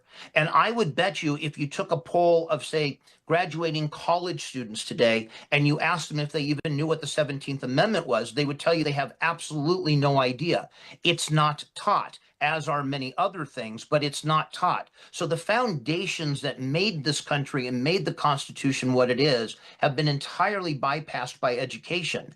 And the result is that you have these comments constantly on X and other places. I mean, just spend 5 minutes on MS Now, and they will tell you they need to abolish the Electoral College. Well, like I said, that would be the second domino, and just wait till amending the Constitution doesn't go to the states anymore. It's really, really tragic that we don't know these things and that we don't at least examine what the cause and effect was. Prohibition was easy. Oh, wait, I can't drink. Let's get rid of this. I want to drink my alcohol. But you don't really know from things like the 17th Amendment what the effects are because nobody's really ever studied them. So James and I tried to do it here to give a history, to give a background, to kind of also make it fun because we think it's such an interesting time in our history. But also, if we did repeal it, what would happen? Yeah. I mean, this subject is not alone in that. I think, to be honest with you, the reason why we're not teaching our kids about the realities of things like the Declaration of Independence and the Constitution, more importantly, and everything that's come since then, whether it's right or wrong, is creating the problems you're seeing, not just in our government today, but on our streets.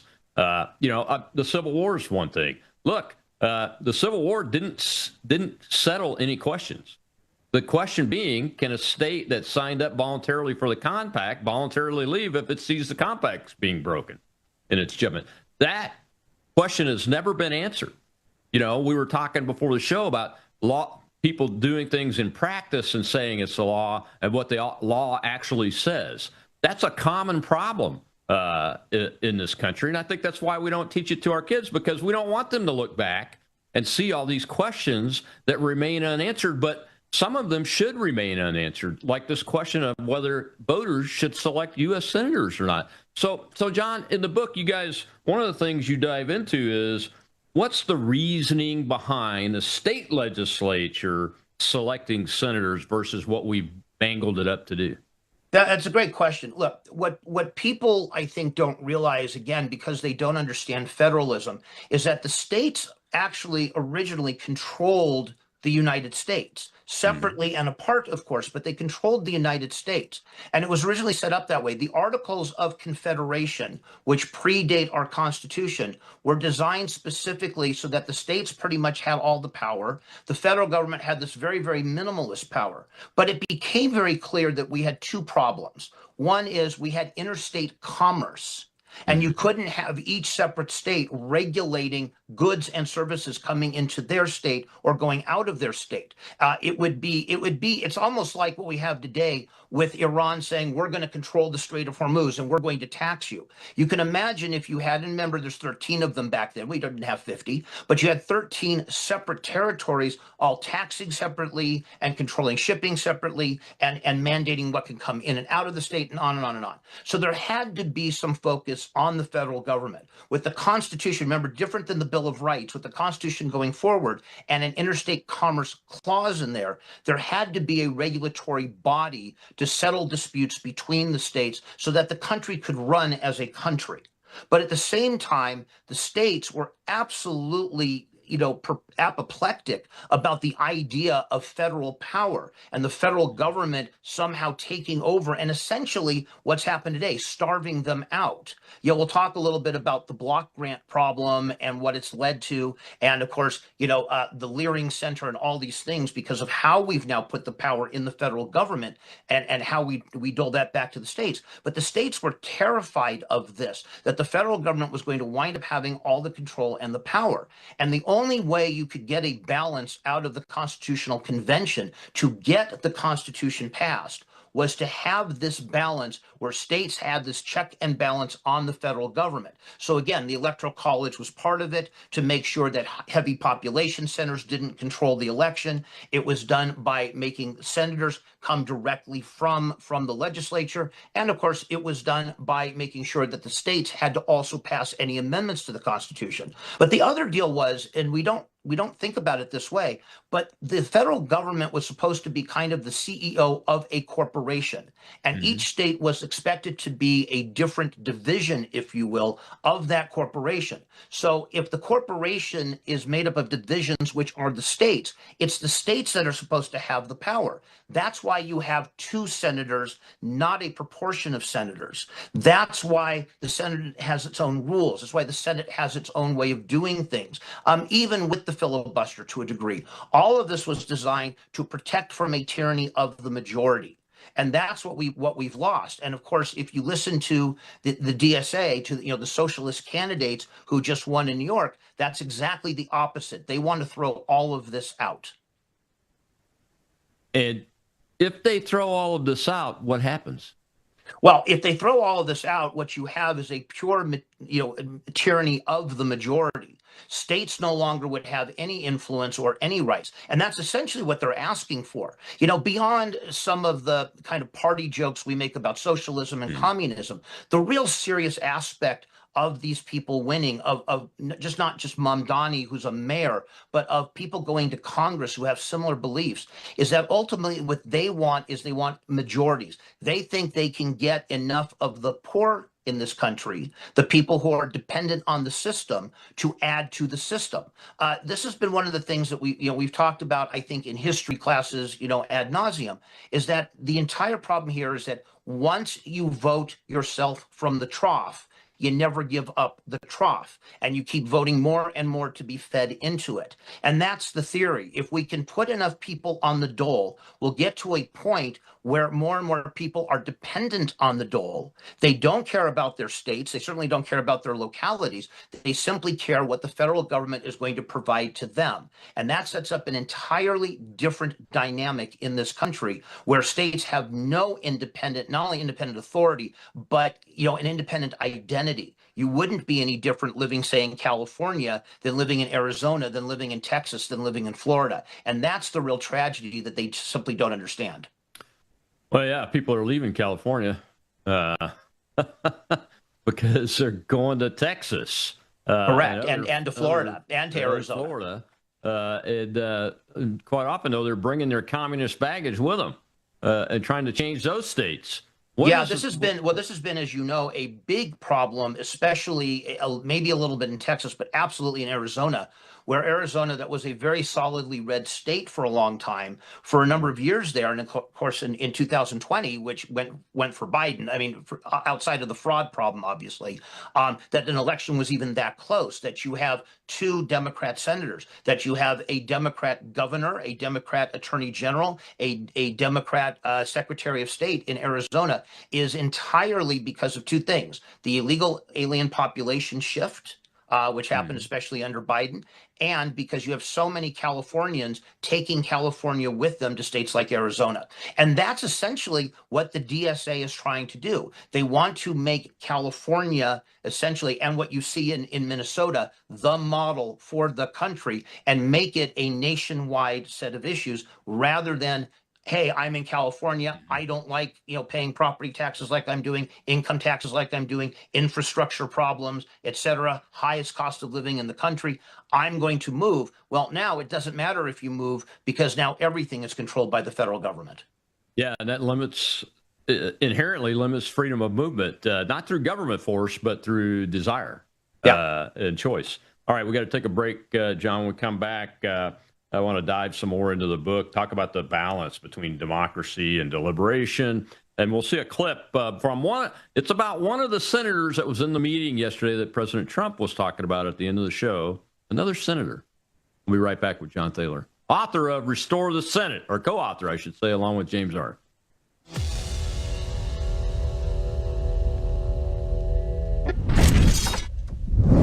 At a certain age, you stop chasing younger. You start protecting what helps you feel steady, strong, and well. Your body's collagen matters. It supports the structure of your skin, joints, and connective tissue.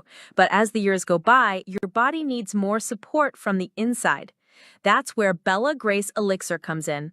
Bella Grace Elixir combines Verisol collagen, the world's most clinically proven collagen, with Asteryl astaxanthin and cat's claw in a proprietary blend designed to help support the processes that reconstruct collagen, while also offering antioxidant and anti-inflammatory effects.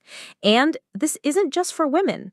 It's for men and women who want to age with more confidence, more care, and a daily wellness routine that supports the body from within. One simple elixir, thoughtfully formulated for whole body wellness. Take care of the body that has carried you this far. Order Bella Grace Elixir today at melissahousebg.com. So, Lauren, take us behind closed doors. What happened inside that room? Yeah, I mean, what we have heard from sources that were in that room and Senator Bill Cassidy himself is that this was an exchange that really escalated with the president. Bill Cassidy telling our colleague Morgan Rimmer just a few moments ago that he lost his temper. Essentially, the president was asking why these 4 Republican senators would vote for this war powers vote last night. And at that point, Cassidy told our colleague Morgan Rimmer that he asked the president, is that a rhetorical question, or do you want to actually know the answer? The president invited him to share why he voted the way that he did. And essentially, Cassidy berated the president for what has transpired in Iran, for not being clear with Congress about his actions in the region, and essentially arguing that until he got a more fulsome briefing of what was transpiring, he was going to continue voting the way that he was voting. Cassidy said that the president was raising his voice, and in response, he continued to raise his. He said he lost his temper, that he's not necessarily proud of that fact, but he joked it was the Irish in him. I mean, obviously, this was an extremely tense exchange. A lot of Republican senators coming out of that meeting noted that it had taken place. Some of them, Senator Tommy Tuberville, tried to downplay it to me, arguing that it was a really cordial exchange, that they were just having a difference of opinion. Welcome back to the Rob Maness Show. It's Truth Thursday. We're talking the truth about the need to restore the Senate to its original function and what it's supposed to do. And now what that report left out from, I had an original clip that Cassidy's people, I think, took down because they were the ones that posted it, that had Bill Cassidy saying in the hallway why he was asking the question. He goes, well, I'm asking on behalf of all of the American people. Now, this is a United States senator from one state, one senator from one state. And I think that comment gets right to the heart of this issue, doesn't it, John? Is exactly where the problem lies, is that senators were not supposed to be nationwide, either in the monies that they receive to become senator or run campaigns or anything. I mean, we know, about the money in politics. We know, especially after Citizens United, how much money comes in. We know how much gets diverted through USAID and through all these NGOs that got created through Congress, especially through the Democrats. The idea of a senator was supposed to be a representative of the state, and that's why the state chose the representative. He is not supposed to be a senator for the American people. He is supposed to be a senator specifically representing his state of Louisiana. What do the people of Louisiana want? Obviously not what Bill Cassidy wants, because he just got his rear end thrown out. And that's the problem. And now what you're seeing is this kind of payback of I'm representing everybody. No, you're not. And even with the elections now being in the hands of the people, that still was never the point of this. This was always supposed to be I'm representing the people of Louisiana. I guess Bill Cassidy didn't get the memo. He's not a very bright guy. Trust me, I'm very familiar. One of the questions that comes to my mind, though, with this particular exchange is the resolution they were talking about, which ultimately was represented and failed because he flipped his vote, by the way, after getting told to sit down and being called a lunatic by the president. Anyway, and that is the Congress, the Senate being the key functioning organ for the states in the legislative process, abdicating its war powers to the executive branch. That's what this is all about. Why are they yelling at the commander-in-chief for doing the things that they've abdicated on? Well, look, this is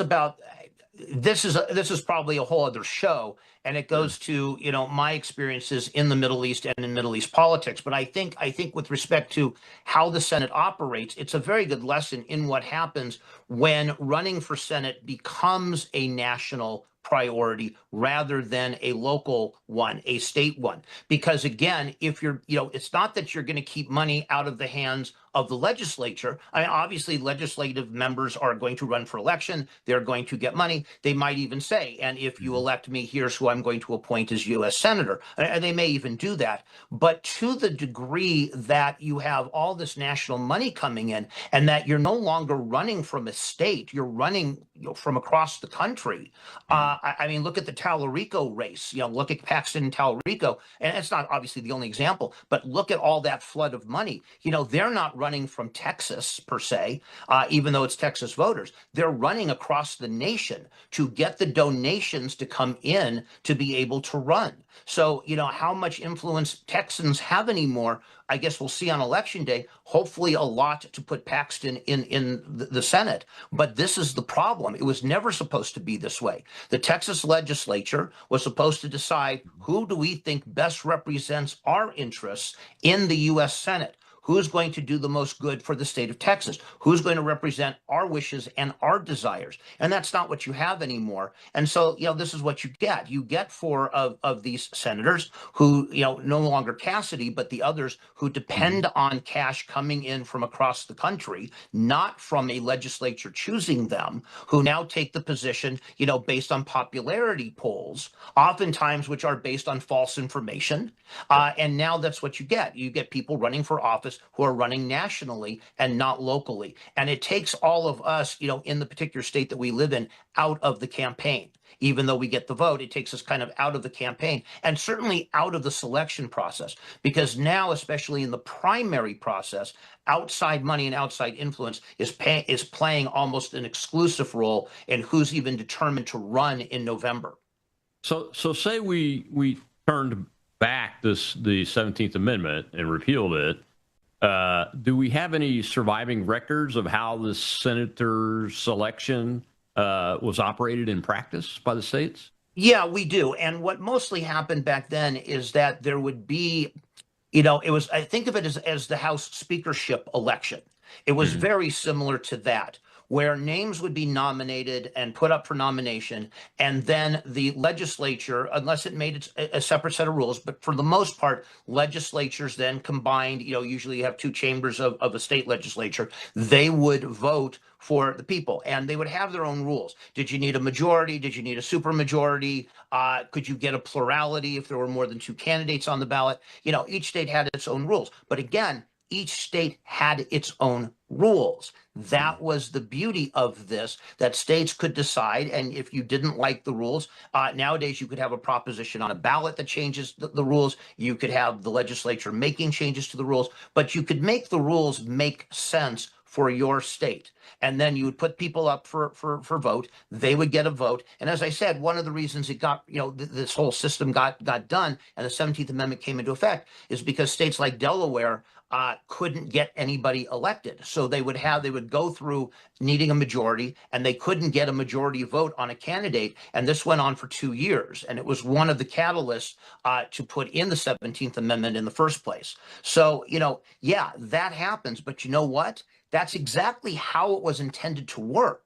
If a state couldn't agree on somebody, if the legislature could not pick somebody to be a majority winner, just like we can't in the House of Representatives, guess what? You have no Speaker of the House, you have no U.S. Senator. That's precisely how it was intended to work. The Founding Fathers understood that you could have either corruption or you could just have disagreement, and you could have this happen. And you know what? Too bad for Delaware or California or anywhere else where this happens. Too bad. That is the system. That's how it works. And if you can't place somebody, then you can't. If you can't place a Speaker of the House, what happens? The House is not entitled to conduct any business. That's exactly the impetus to figure it out. States often did the same thing. If you couldn't put somebody in the seat, you have to figure it out because now you have no U.S. senators. So stuff did get resolved, but people wanted quicker resolution. They thought, oh, isn't it great if we democratize this?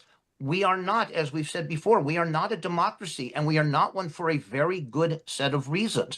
This is how we prevent tyranny of the majority, is through these issues. Otherwise, that's exactly what you have. And as I said, as the federal government gains more power and provides more benefits to more and more people, what are people's fundamental interests? It's not losing your benefits, not necessarily what's doing the best for your country or anywhere else. And so that's the problem you get into here.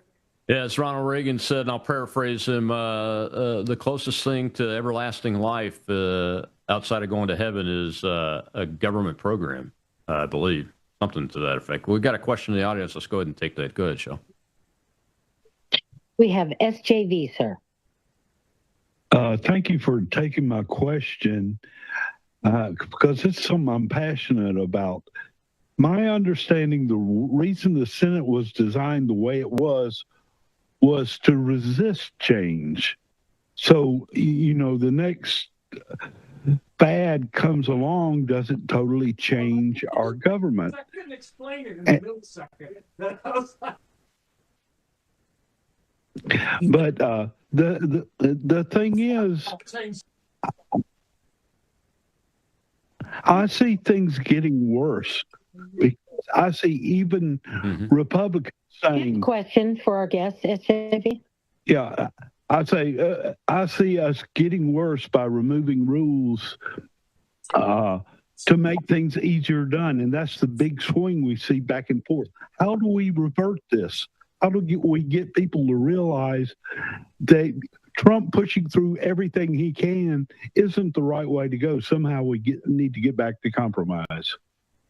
I would agree with you on this. Look, the idea, I think, certainly was, as it always was, to have a slow process. That's why the deliberative nature of both even the House, but certainly of the Senate, was conducted the way it was, is that you weren't supposed to be able to pass legislation quickly unless there was an emergency. And the idea was is that if you had a national emergency, people would get together because you have an emergency. But I'll give you a great example of the problems you get into with that is something like the Patriot Act, where we've had all sorts of freedoms that got taken away from us very quickly because of a national tragedy. We all agree on the tragedy. We all agree on how horrible it was, and we all agree on a need to prevent it from happening again. But we didn't realize very quickly how many of our rights were being cut, changed, taken away from us, minimized, etc. And, people kind of said, okay, well, this is okay with us. No, it's not. So the Senate was designed very particularly to be as slow a deliberative body as it could, to make sure, again, that majority tyranny idea didn't come into play. So that just because the majority of Americans wanted something didn't mean it was going to happen, especially if it cut into that juxtaposition between the federal government and the states. Yeah, unfortunately, though, the state's power has been so whittled away. Now we see the institution being used to disrupt the policies that President Trump ran on, that the people overwhelmingly voted him in a historic, two-of-a-kind re-election. But to disrupt the attempts to get the policies done, instead of taking the legislation challenge on and making it the best for the American people and getting stuff done, they're not doing it at all, or even obstructing his ability to do a recess appointment. Now, we got to take a break right now, but we'll be right back with John Thaler talking about his and James R.'s new book, Restore the Senate.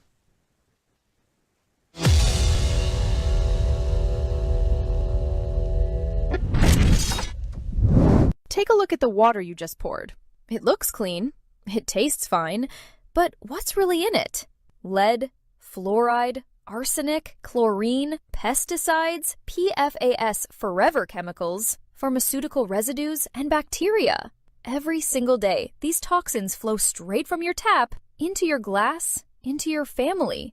It's time for Sentry H2O from Worldview Water.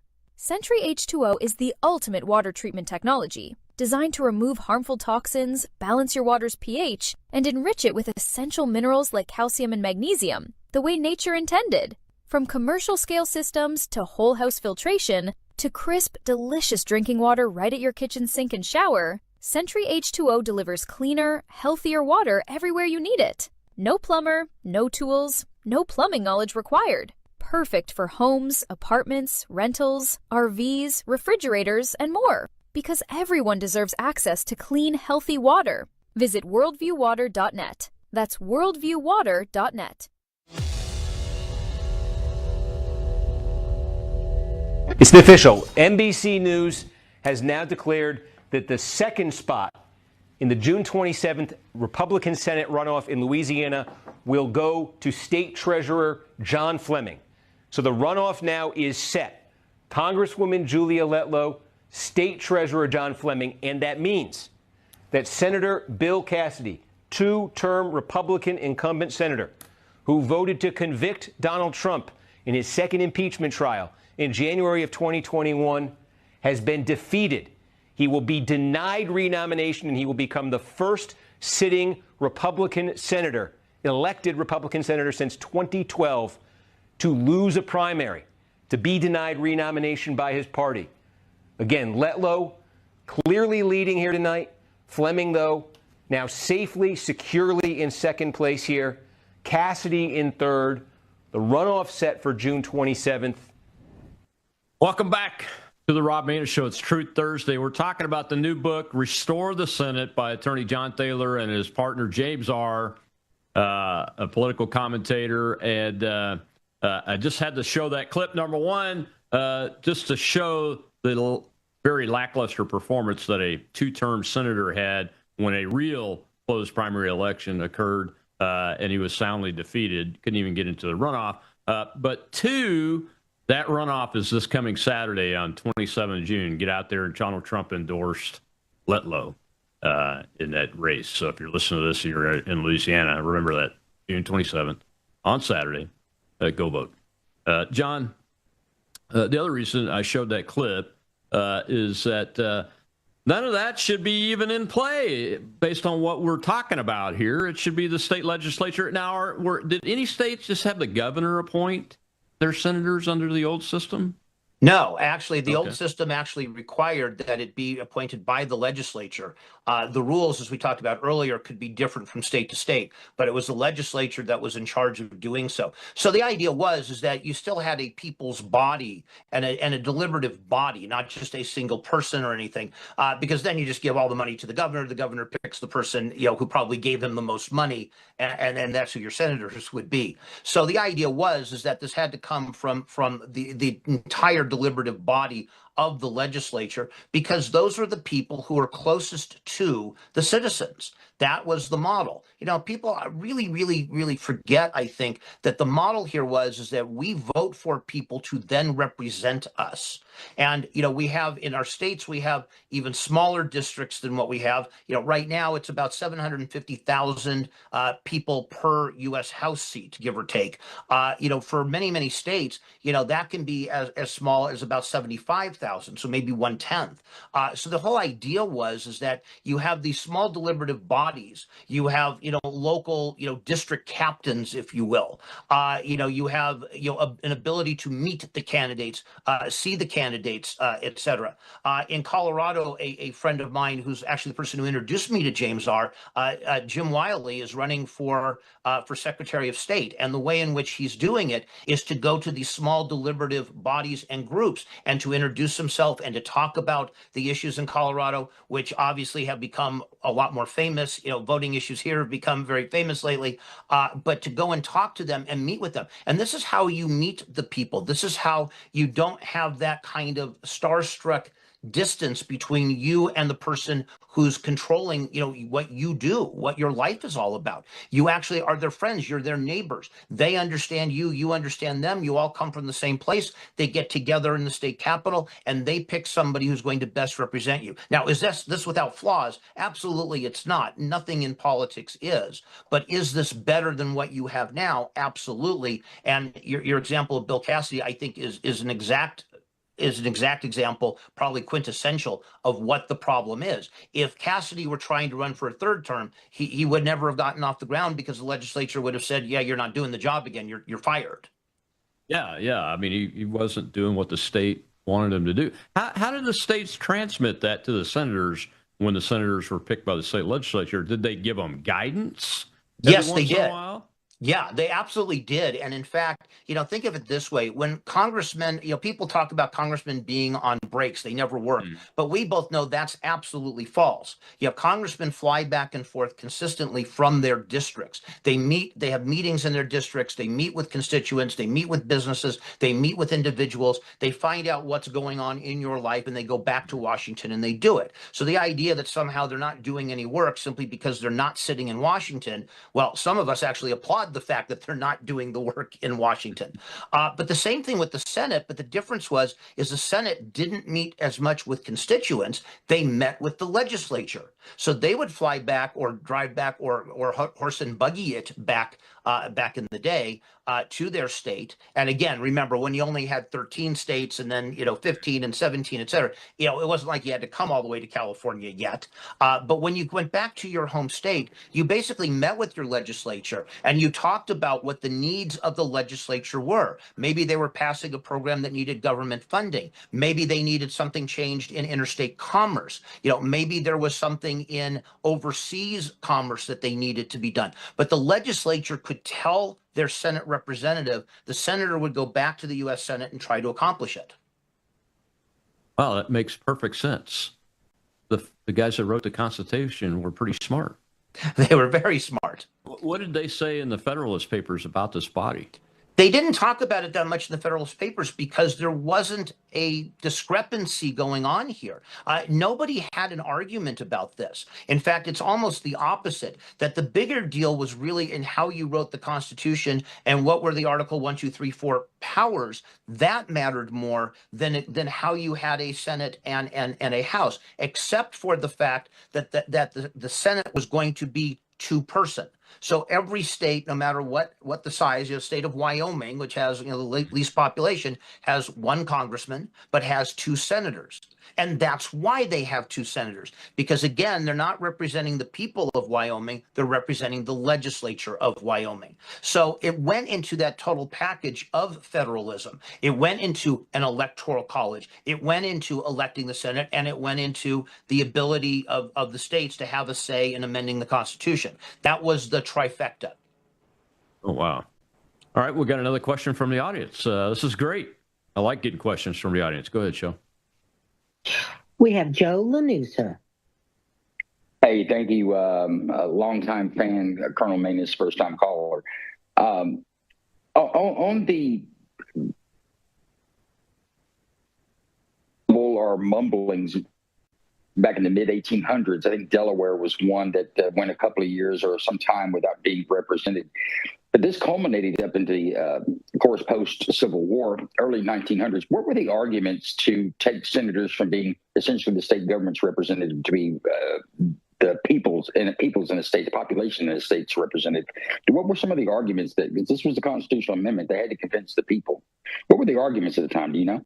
The biggest argument was corruption. The biggest problem that existed then, and I was talking about this a little bit earlier, is that you have to remember, up until 1913, when this passed, states were in charge. You didn't have a federal income tax system like you have today. So all of your money that was paid in taxes was on property taxes, sales taxes, and income taxes to the states. So what was happening was that the states were corrupt. States were getting what you see now is happening to the federal government.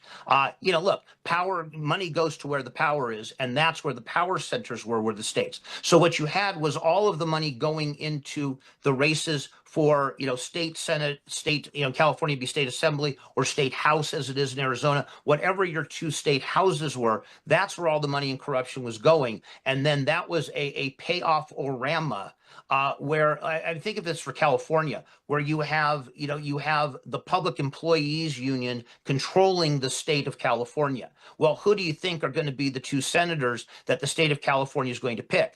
The state legislature in California is so left, is so off the rocker. Now, remember, they were not that way, 100 years ago, but they are that way now. And so if they were getting that right, you can only imagine who they would be picking. They'd be picking probably leaders of the unions to go now be the senators. The good side is that would be offset by the other 98 senators. So you didn't have the problem really at the U.S. Senate level. You had it within the states, and the states were so fed up with the corruption and with the money going there and all the money going into who was going to be a U.S. senator that's what was the impetus to changing this. The problem was they didn't really look forward on this. So they took a corruption problem that was happening because all of a sudden you had millionaires. Remember, all of a sudden you had John Rockefeller and others who are now making these huge amounts of money and being able to put it into politics. You had political machines like the beginnings of the Pendergast machine in Kansas City that were able to put people into office, et cetera. So you had to deal with that problem, but they didn't foresee that as millionaires had millions as compared to the rest of the folks, they were simply going to pay now for U.S. senators. They were going to pay now for House members. They were going to ultimately, as we see now, pay for presidents. I mean, keep in mind how much money was spent last time. Kamala Harris, we talk about 1.3 billion, but it's really closer to about 1.8 billion dollars. Trump spent about 700 million dollars. Where is all that coming from? So you're always going to have this problem of money in politics unless you change laws, and really at the Supreme Court level. That doesn't change. And so for the rest of it, they also didn't see that as the federal government gained strength, all that was going to happen is now you have a federal income tax. Now you have, federalized senators. It doesn't matter where you go. Those problems of corruption are not solved by simply changing what size ball you use in your game.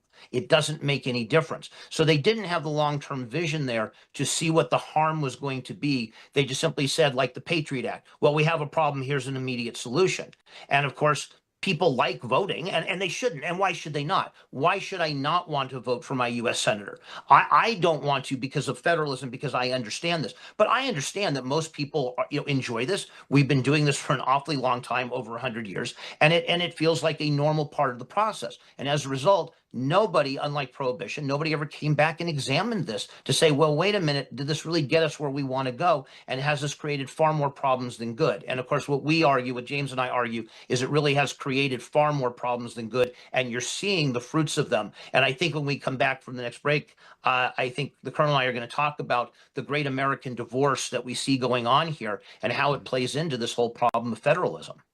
Yeah, we are. You were talking about the money thing. It's much easier to manage money at the state level because most of it's going to be localized or come from a limited set of sources.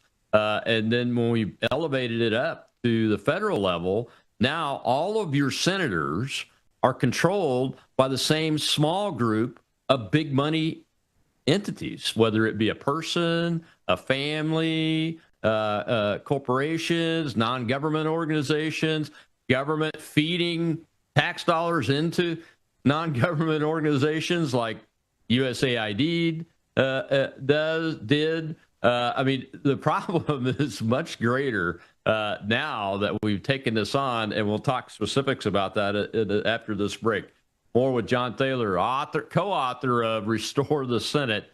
I've been talking about this for a long time, ever since before I ran for U.S. Senate, that we need to get back to the states being represented by the senators and not just another pack of voters, because the voters have our reps in the U.S. House of Representatives. That's why they're every 2-year cycles. That's why, because they're supposed to be closest to the people, and the senators are supposed to be representing the states. We'll be right back.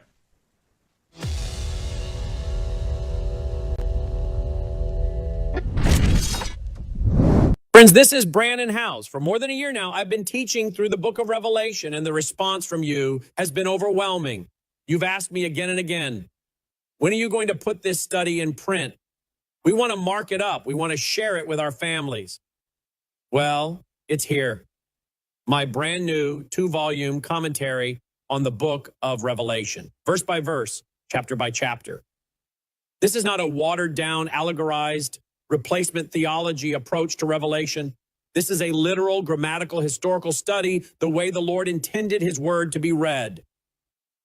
And I connect the prophecy of Revelation to the headlines you're watching unfold right now, the rise of global government and the convergence of end-time events the Lord Jesus warned us about. Folks, we are living in serious days, and there has never been a more important time to understand what God has told us about what is coming. Get your 2-volume Revelation commentary today at worldviewstore.com. That's worldviewstore.com.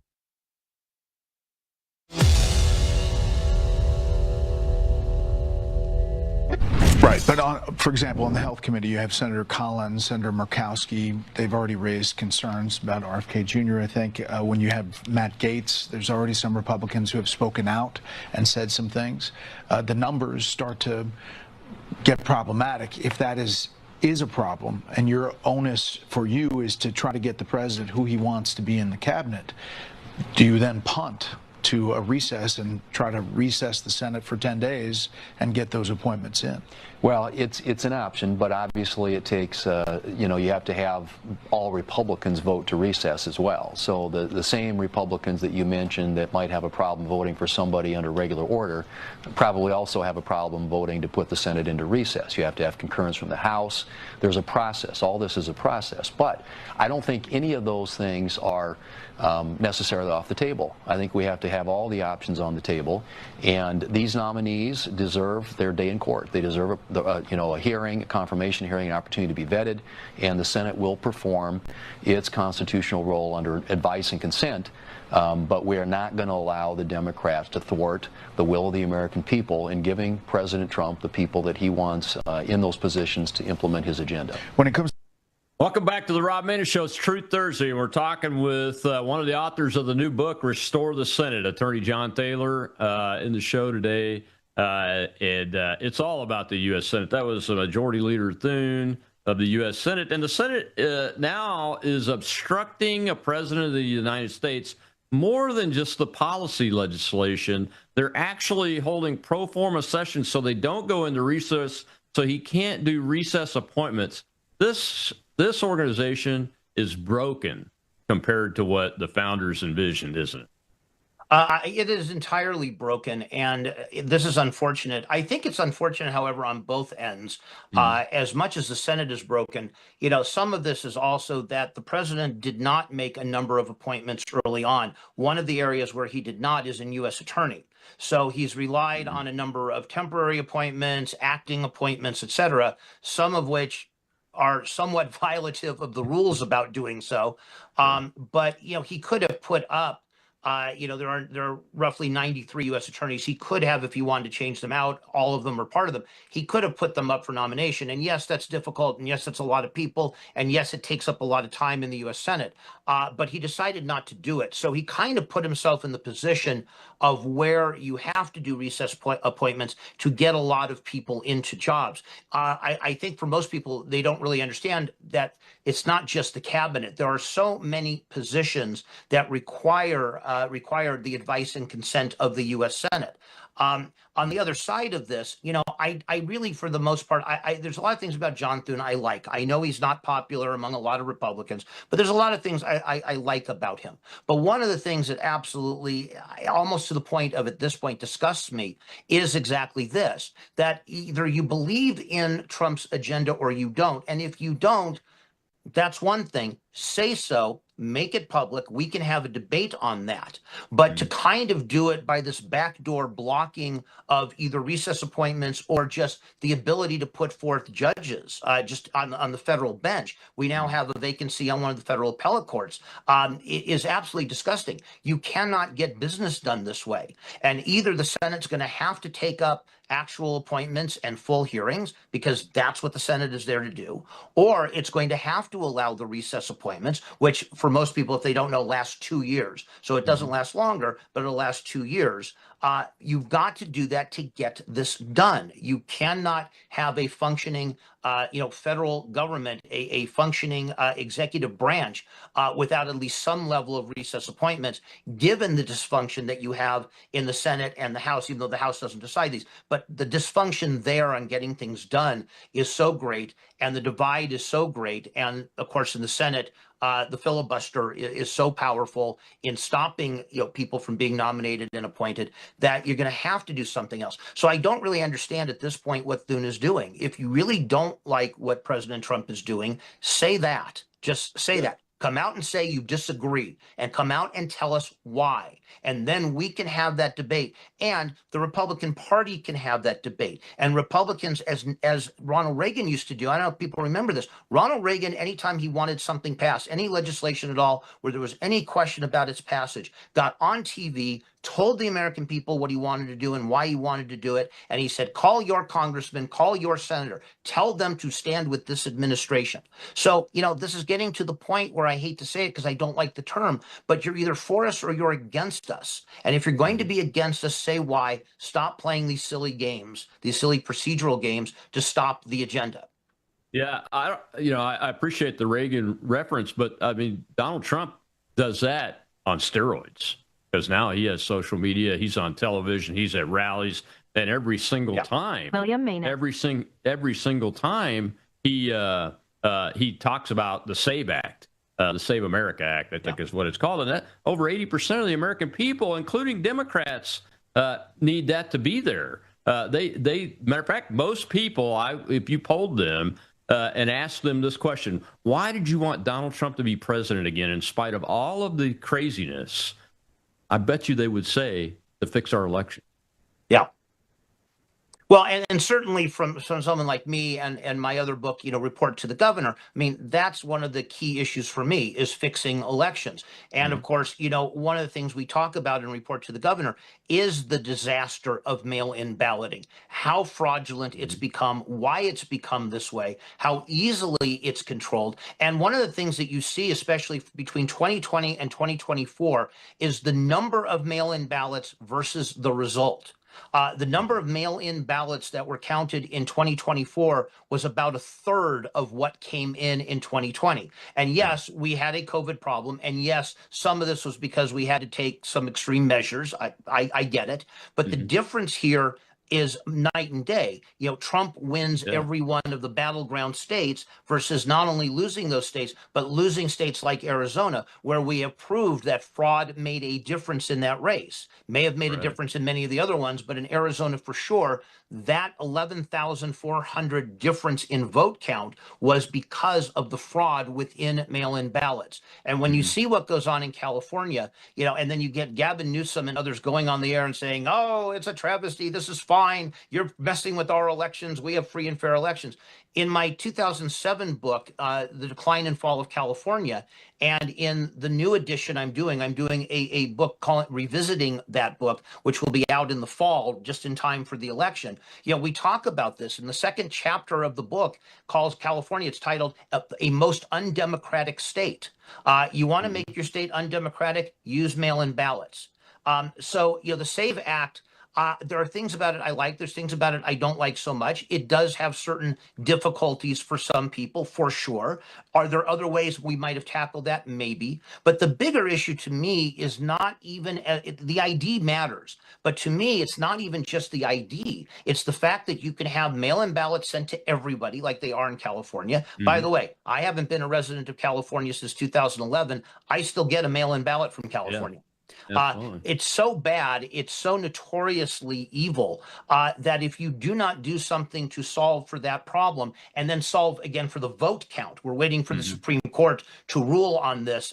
It'll be tomorrow. But the vote count problem of you can vote for this, a week later, a month later. California allows 30 days for a ballot to come in. Is the mail system this bad that you can actually postmark your ballot on the day of the election, but a month later it comes in? It's an absurdity, and yet it's allowed, and it's absolutely positively not just killing elections, but more importantly, killing our confidence in them. And when you live in a federalist system, when you live in one where we are voting for representatives to then vote for us on what we want, how we want it, it is about as undemocratic as you get. But the left wants democratic. They want democracy. So explain to folks real quick, John, the difference between what was intended and this democracy that the left keeps talking about. Although we have a democratic republic, I get it and all that stuff, but there are two distinctly different things. I think one of our founders said something to the effect that a democracy is two wolves and a sheep at lunch, and the wolves are trying to decide, who gets how they're going to eat him. Yeah. Look, democracy is a really fascinating concept. There really aren't true democracies in too many places, except for the fact of voting sometimes for leadership does sometimes do that. But even in Britain, for example, you're voting for party, the Labour Party, the Conservative Party, you're voting for the party, and then you know who the person's going to be. You know who's going to be in charge, but you're not voting for Keir Starmer. You're voting for the Labour Party, and then the Labour Party is telling you who that leader is going to be and who's going to be in charge. In the United States, when we created this United States, states had independence. It was extraordinarily important that you did not change that. One of the reasons, by the way, was the opposite of what people think: freedom of religion. States were founded by different religions. And the whole concept here was that, the religion, the Quakers in Pennsylvania were going to be different than the Methodists, which were going to be different than the Baptists, which were going to be different than the Presbyterians, and different from the Lutherans, etc., and certainly different from the Jews. It was going to be different. And those differences in moral clarity, in view of the world, in child rearing, even in families, in how you operated, how you did things, how you conducted business, were different from state to state because of how they were founded and how they were developed. And so we couldn't have a democracy. You couldn't have a tyranny of the majority. You had to have a system where states had a say, where you certainly had a different way of doing things within your state, but the states, with respect to the federal government, had to have their way. And the problem was, again, like with the Electoral College, is that you ran this risk that only a few concentrated areas of the country, obviously a majority is a majority, but where you'd have concentrated areas of the country determining what everyone else in the country did. So, you'd have New York and California determining what happened happens in Missouri and Arkansas, except Missouri and Arkansas are not California and they're not New York. We wanted to preserve this independence and the differences. We live, viva la difference. We live the differences. And again, it goes back to something that's on all of our coins and on all of our money. E pluribus unum.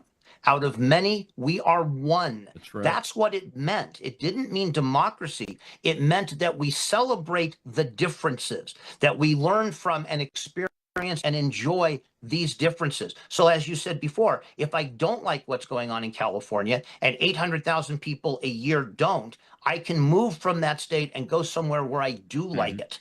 That's what this was supposed to be all about. You can't have that if you have population concentrations deciding what the rest of the country can and cannot do. That's exactly what democracy would be. It would be a tyranny of the majority, and it's exactly antithetical and heretical to our Constitution, to the rights that are in the Bill of Rights. And so as we come up on a 250-year anniversary of this country's founding and of the Bill of Rights, that's what people should understand. These individual rights only make sense if the majority cannot take them away from you. Yeah. And that's the danger we're running with the socialists, with what's going on in New York and what's going on with the Democrat Party. That's really the danger we're facing. That's exactly right. And we were designed to not have to face it. We got to get back to that. I agree with you guys' thesis and premise in the book. How can folks find the book? The book is available on Amazon. It is available both on a Kindle edition and, of course, the softcover edition. We may make a hardcover edition available if people want it, but we think the softcover edition works just fine. It is also available. We have a website for this, as we often do, restoringthesenate.com, restoringthesenate.com. You can go there and not only see a number of things about myself and about James R. and about Pirate Radio. We'll be back on the air starting on Friday. We've had a little hiatus for the summer, for the beginning of the summer, but we're going to be back on Friday. People can find out about us, find out about the book. They can read some sections from the book, and they can not only order it there, but they can order autographed copies with both James and I will be autographing and sending out. We already have a number of orders. We should be getting those out within the next week or two, but that's a great place to order it and find out more about us and more about the book, and it's great to take a look at before you buy. We hope you all do. Well, thanks, Sean. I appreciate it. Appreciate your time. We will see you later. I'm sure you'll be back on the show. All right, folks. Remember, the 250th is coming up next week. I will see you on July 6th. We will be celebrating and doing some business up in the Washington, D.C. area. And remember your ancestors. Mine, William Manus, was a private in the Continental Army, the North Carolina line. They had just defeated the British invasion of Sullivan's Island around Charleston and are holding positions as the British flee to the north. That's what's happening today in my ancestors' life 250 years ago. Remember them because they are the reason why we have the chance to talk about this right now and do something about it. And you can get my book, What You Can Do About It, at Amazon and at robmanus.com, and the bonus chapters at robmanus.com, and it's free. I'll see you on the July 6th or Monday here on the Rob Manus Show.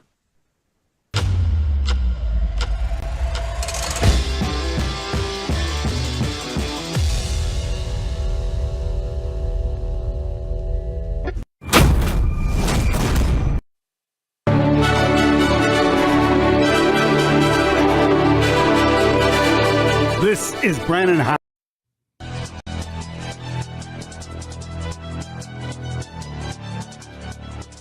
Justified in questions.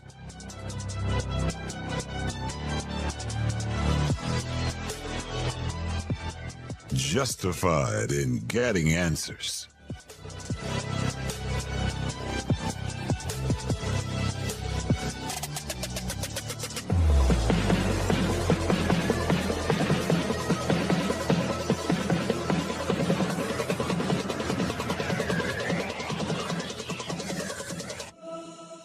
Matt Palumbo and Booker Scott are justified.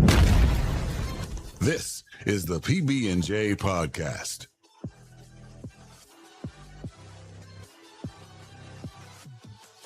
America and Donald Trump continue to win at the Supreme Court of the United States. And what about New York? Are the socialists taking over there? It's hard to tell after last Tuesday. I'm Booker Scott. This is the PB&J podcast alongside Matt Palumbo. Matt, I hope you had a great week, and let's get this thing going tonight. Same to you. Well, where do we start? You want to start, I guess, Tuesday night and what happened in New York? I think that's probably the best place to start. It seems like the Democrat Party is imploding, and I don't know what that means for the midterms, if it really means anything. And do we make much out of three Democrat socialists winning in New York after Mamdani won the mayor race? What do we make out of all of it? So the DSA-backed candidates and also Mamdani-backed candidates that won are part of New York City that has been dubbed the Commie Corridor. Mm-hmm. So obviously known for very, very far left politics. In fact, when Mamdani was elected to the state legislature, he ran unopposed. It's one of those areas where it's so far left, Republicans don't even try, not even to get your name out there for some other purpose. They don't even bother to run. So these are districts where 80+% of the population is Democrat, and it's, not the type of Democrats maybe you'll find in the South. These are hardened, Marxist, socialists, people who are overeducated in the most useless fields imaginable. And a lot of them are, people where they're facing very high housing costs. They are, as I said, they major in useless fields, so they are probably overqualified for the jobs they're working, and people in those situations do tend to gravitate towards those types of policies. Now, that being said, it's basically by their own doing, by both their personal choice and political choices, but we are seeing that phenomenon now. So is this proof that the socialists are taking over? I would say the seeds are being planted. Yeah. I mean, the Democratic Socialist backed candidates that are going to be in the House of Representatives, I think it's going to be 7 or so of them now are going to have seats. Now, out of 435 seats, that's not a large percentage, but it is almost double what it was from a week or two ago. So they are seeing rising influence there. Now, I am seeing some Democrats that are in the more establishment Democrat category, which it's a different flavor of crazy, say, well, these people are not Democrats. They're not really our party. They're using it the way a parasite would. They're latching onto our label. And I think that's actually unfair in that we're a two-party system. So, was the Tea Party abusing the Republican Party's brand to get into office? Yeah, or MAGA. MAGA is another one, yeah. And MAGA did the same thing. Trump has remade the GOP in his figure. I think Trump, when he entered the presidential race in 2015, his odds were 1% he was polling at. His net favorability among Republicans was like negative 20 points. He's now the most popular Republican president among Republicans in history. So yeah, you can change a party for the better. And listen, both the Republicans and the Democrats are kind of catch-all coalitions of the right and the left. If we were Europe, the GOP might be 4 different parties that unite under one banner where they have their own distinct identities, but all agree we're going to work as a bloc because we have to. In a two-party system, the whole coalition process is streamlined. So listen, the Democratic Socialists, yes, they are Democrats. They run as Democrats. Democrats are voting them into office. So what else would they be? I was surprised about Dan Goldman. I didn't think that, one, that he would get beat, and number two, I didn't think that he would get beat 65-35. It was a blowout, and that's really shocking to me and surprising. It's not a guy that I like, and by the way, the Department of Justice is investigating what happened to him at a coffee shop in New York now. I don't know if you saw that this week, but they are investigating the way he was treated because he is Jewish in a coffee shop in New York. But, everybody blows up on social media that socialism is here, and it's something that I speak about quite a bit, that we do have to watch it. And as you look at how things have changed in this country, we are getting closer and closer to that, and I think this is a warning shot for America. I mean, so the Democrats that won, and my greater point was, like, when you get the level of groupthink you get in cities where 80 or 90% of people are one political persuasion, that's at this point in time probably the only kind of places they would get elected. The Chiavelet woman got just over 50% of the vote, meaning even almost half of Democrats there said, all right, maybe maybe we're not that far left. They're far left. They hate Trump. They would probably hate you and I, but even they decided, all right, maybe the establishment guy will take over her. The other one, Claire Valdez, I believe, was the one who got closer to 60%. But again, this is, as I call it, the commie corridor is what their districts are part of. And even then, it was quote unquote only 60%. Now Right. it's blowout victory, but my overall point is, if they ran in West Virginia, the Democrats there would probably pick someone else. I agree with that, but I still think we should pay attention to it, and Donald Trump thinks we should too. Let's listen to this video. Go ahead, Matt. One last point would be, I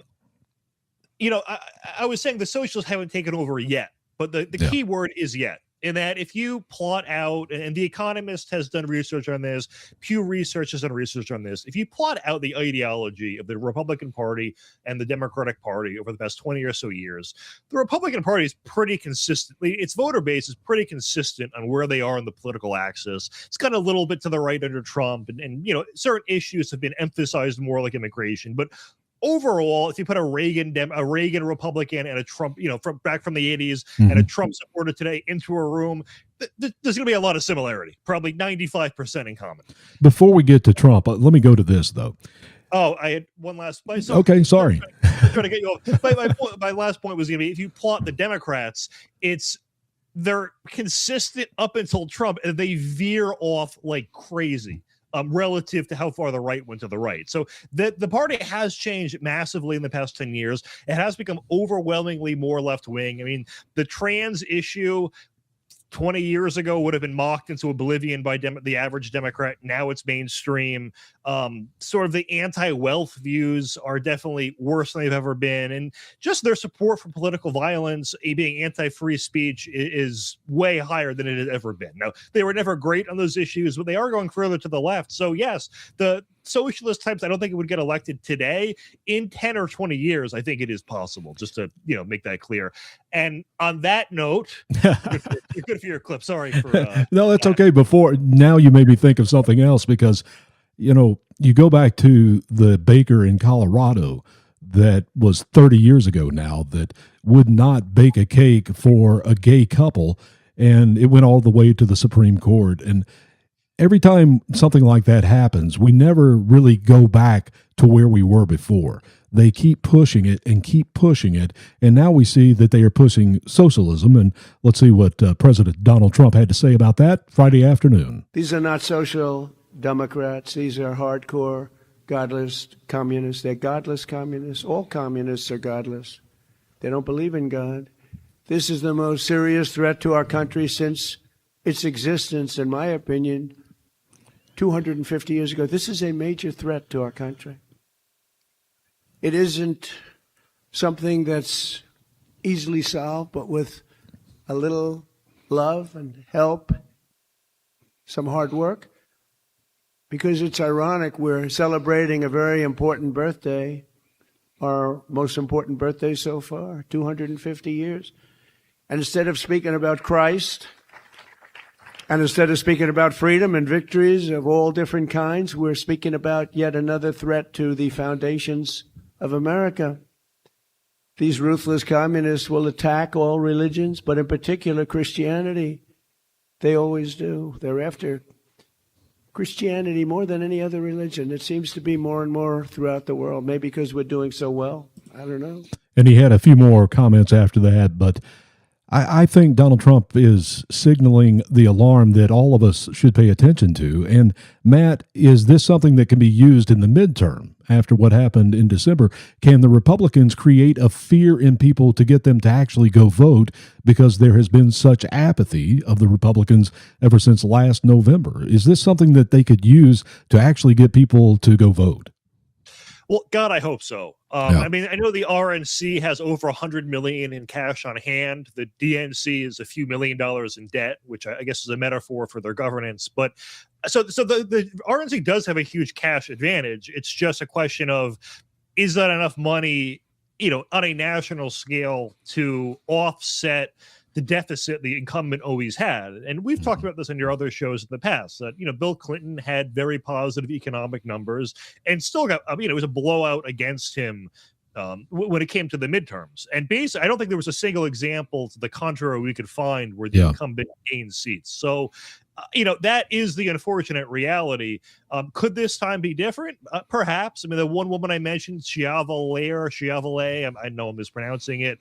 She is certifiably insane. She makes AOC look normal by comparison, which it kind of says a lot. And that, well, I should say, she probably has identical views as AOC. AOC is at least smart enough not to say them all out loud, but she wants to abolish prisons. She tweets about how, I couldn't find a napkin to wipe my hands, so I wiped it on the American flag.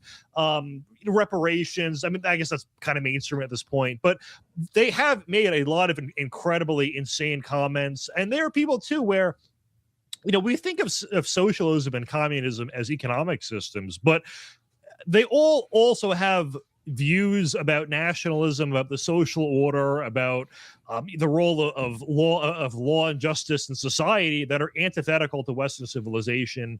Chevalier has made comments about wanting to abolish Western civilization. They just want policies of misery for everyone.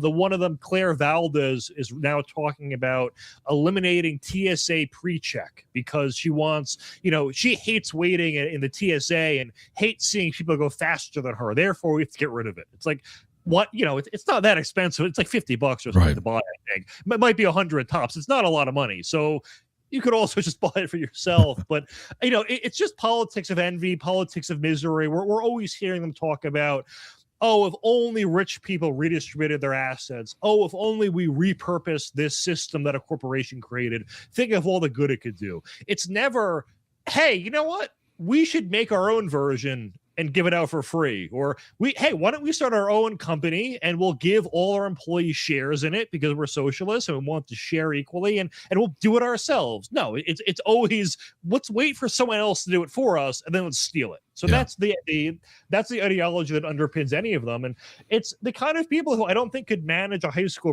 group project now want to manage an entire country. Right. And let's keep them away from the country if we could. And like you said, it's 7 out of 435 in the House of Representatives.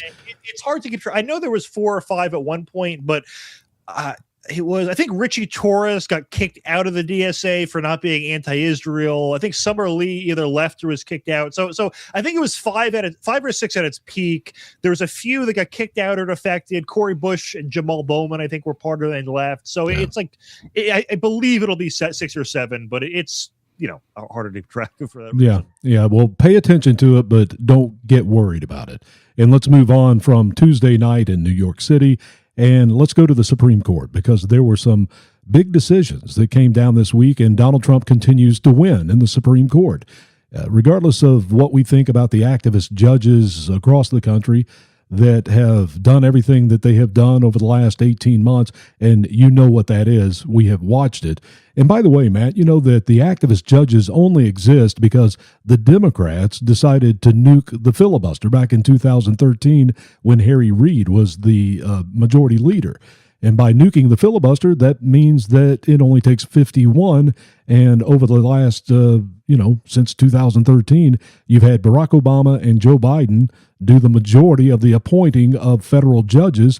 And when you only need 51, you end up with activists. And that's what's happened. But in the Supreme Court is the backstop for where these wacko judges get away with doing things. That's where things stop. And luckily, the things that came out this week are going to make a huge difference at the border and for illegal immigration, going all the way back to the first day of Donald Trump's 47th presidency. He signed some executive orders, and they went straight to court, and they've been held up until now, and now there's some big decisions that came out. Oh, I thought there was a clip. Could it be played soon? Not yet. No, it's coming. Sorry. Yeah, well, one of the trends is, when Trump does anything, there is always some federal judge that blocks it.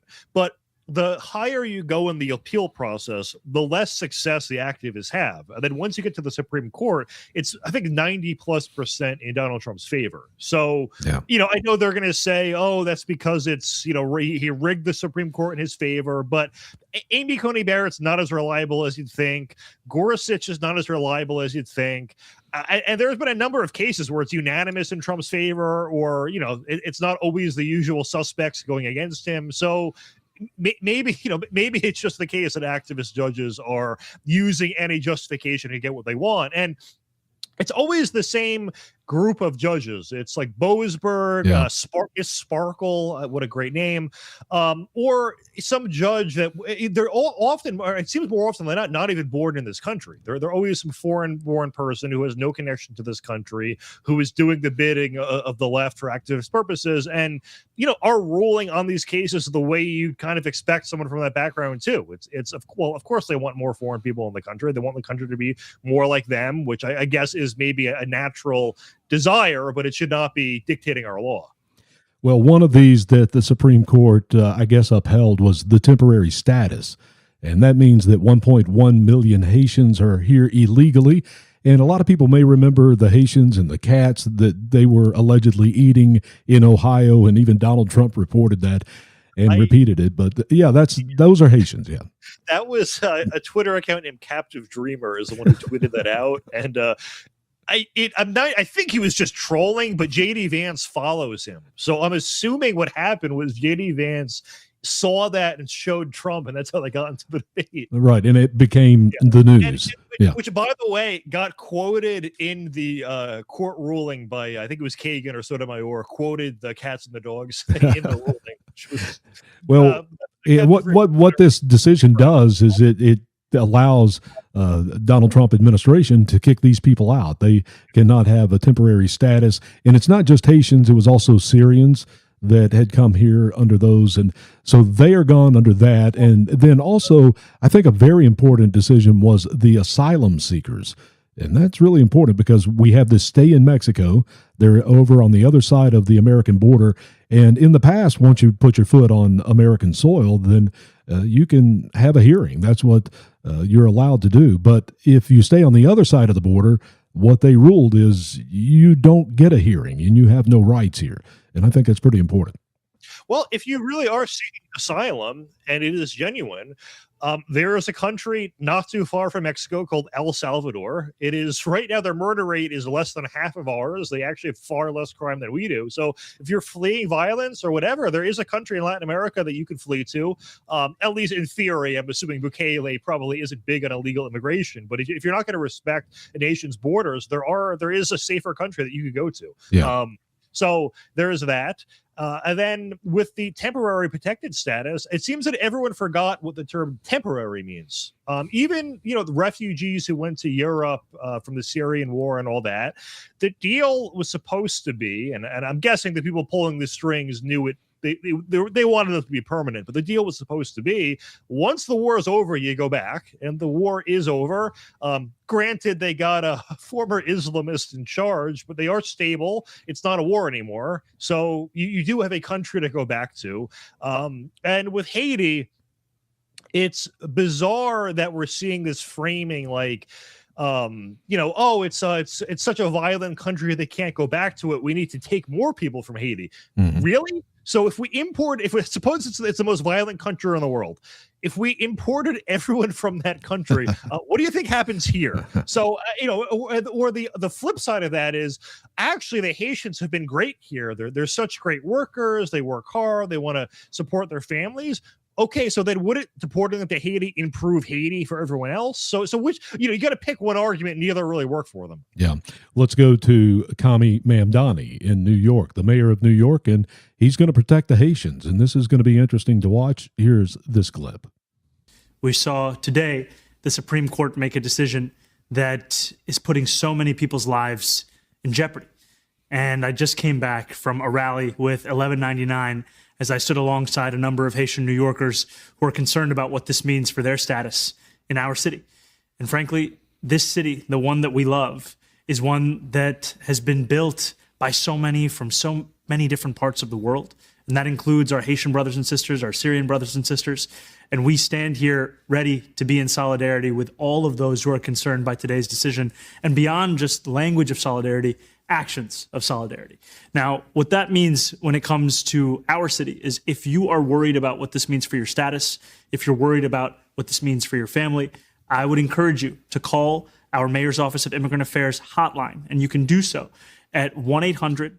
So what does it mean for Haitians? It means they're out of here. What is he doing? Is he, he's trying to break the law, isn't he? Yeah, thank God we have Haitians to thank for building New York City. It's the first time I've heard that. So the Syrians have been here for 10 years. So listen, I don't want to deny that, people who are here working are obviously helping the country. I mean, I still think they're taking jobs and bidding wages, but at least they're not on welfare if they're here working. But listen, when we talk about America being a country built by immigrants, up until the last 60 or 70 years, 90 to 95% of them were from England, Ireland, Italy, and Germany. So, if we're going to have to give credit, maybe we should also give credit to the people that actually built the country, not the people who jumped in front of the parade and said, look, we're leading it. We're leading it. It's like, well, I guess you are now, but rewind a little bit and you're not. I also couldn't help but notice he had the non-trans pride flag behind him, which I call the Republican pride flag at this point. So, and are you still having a good Pride Month? I don't practice. Well, it's almost over. Thank goodness. We're almost through it. Let's okay, so last year it felt like there was no Pride Month, which was great. Mm-hmm. This month it made a bit of a comeback, but it's still nothing like it was 5 years ago. No, nothing. Not even close. Let's go to Stephen Miller. He kind of echoes what you said a few minutes ago.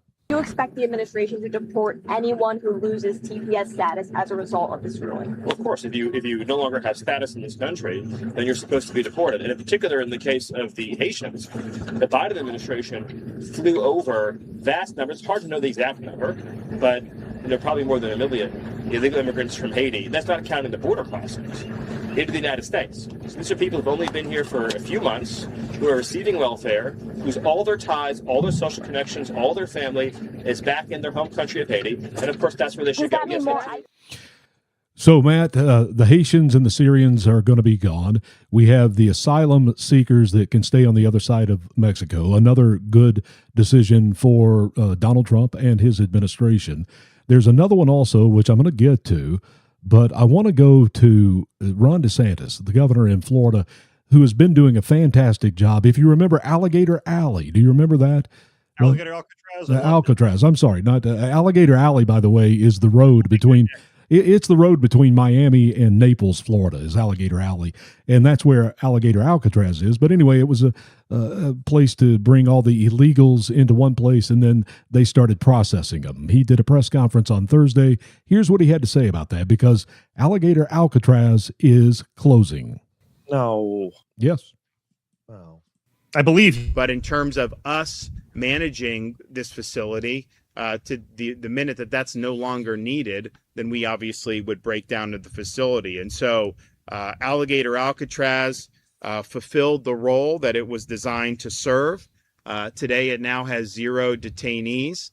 It has helped remove many, many dangerous people from the street and get them out of not only the state of Florida, but the United States of America. The detainees that were here are still in federal custody. The demobilization efforts here at this facility are underway. We stood this up.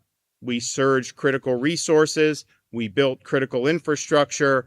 We were able to manage very complex operations, and we were able to efficiently execute the mission when called upon. Governor Ron DeSantis did a great job with that, and he also did a great job with some George Soros things. I'm going to get to that here in a few minutes, but before we do, there was one other ruling from SCOTUS last week, and it had to do with immigration officers and their ability to check people with green cards. And I don't know, did you catch that? It came out on Tuesday. It was a 6-3 decision. Clarence Thomas, he held that federal immigration law does not require border officers to have clear and convincing evidence that green card holders have committed a disqualifying crime before preventing them from re-entering the country. So that was something that came out Tuesday. I don't know that many people paid attention to that one. That 6-3 in favor of that ruling? Yes, it was 6-3. Yes, conservatives. All right, very good. And with Alligator Alcatraz, I wish he did quote some numbers on how many people they were able to process and deport and all of that. I mean, if it really is no longer needed, at least in that location, I would hope that means there's no more illegals there. But, I don't know what percentage of Florida's population is here illegally.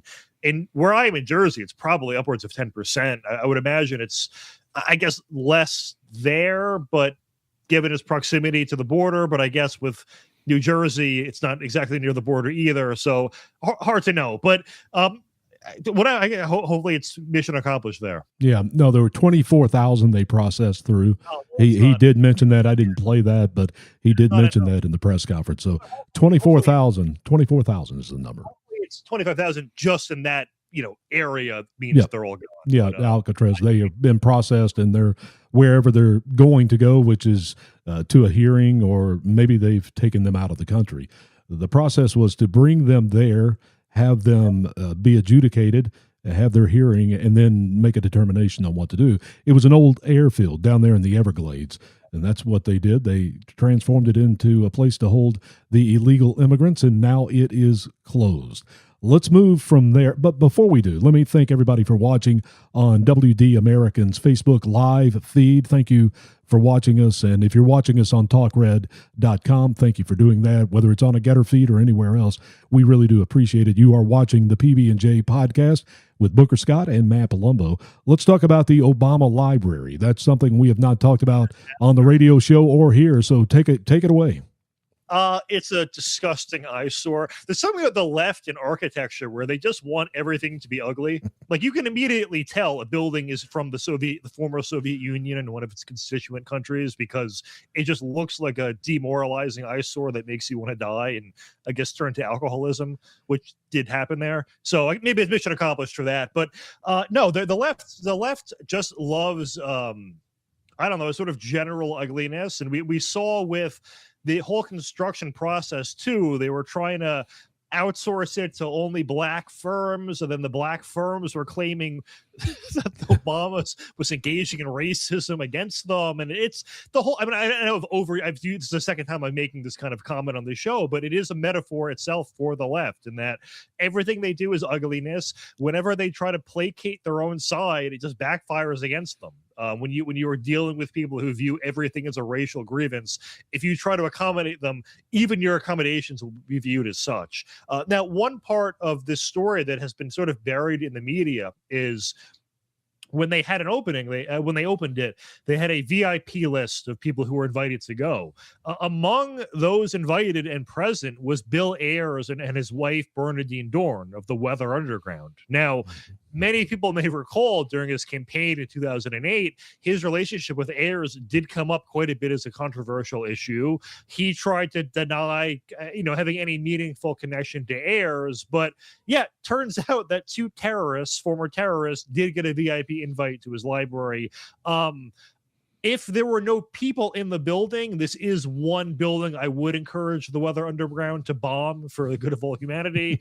But just joking for obvious reasons. But for everyone's eyes, I think it would be a plus. Well, they spent $850 million on that library.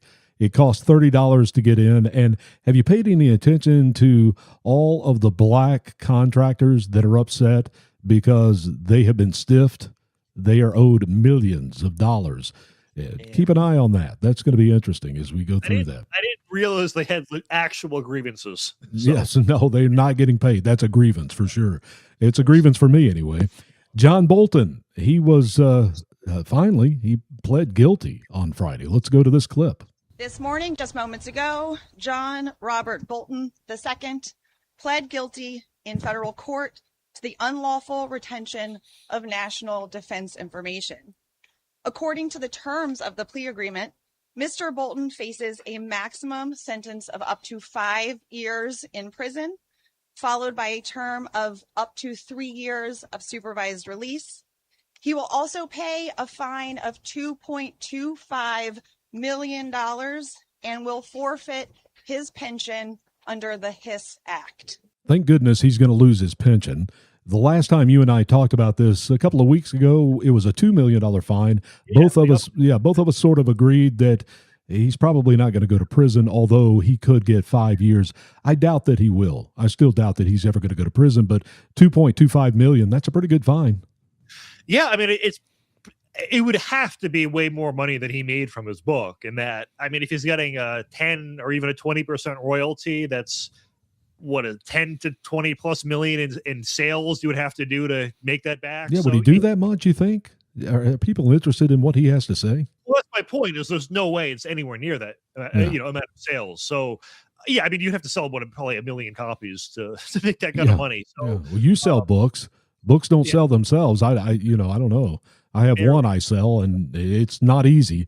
So it's not a great way to make money, to be honest. But it's a way to, I know, it's a good resume item and nothing else. But no, so he's going to get wiped out there. I mean, I don't know what his net worth is. I mean, he's not really, it's not like government is really known for paying that well, but it's all the other side deals and corruption and all that do pay very well. I mean, you're in you're privy to inside information you can trade on. So I don't know what the guy's worth. I don't know if he's ever done any financial disclosures, but $2 million or $2.25 million is quite a bit. I don't know if they tacked on that extra amount in the past week or so, because as you said, it previously was quoted at $2 million. So it would be funny if just last minute they added on some extra amounts. When it comes to the sentencing, and I would say I don't think this should play a role, but it probably, for certain judges, will play a role in that a 5-year sentence could be a de facto life sentence, just given his old age.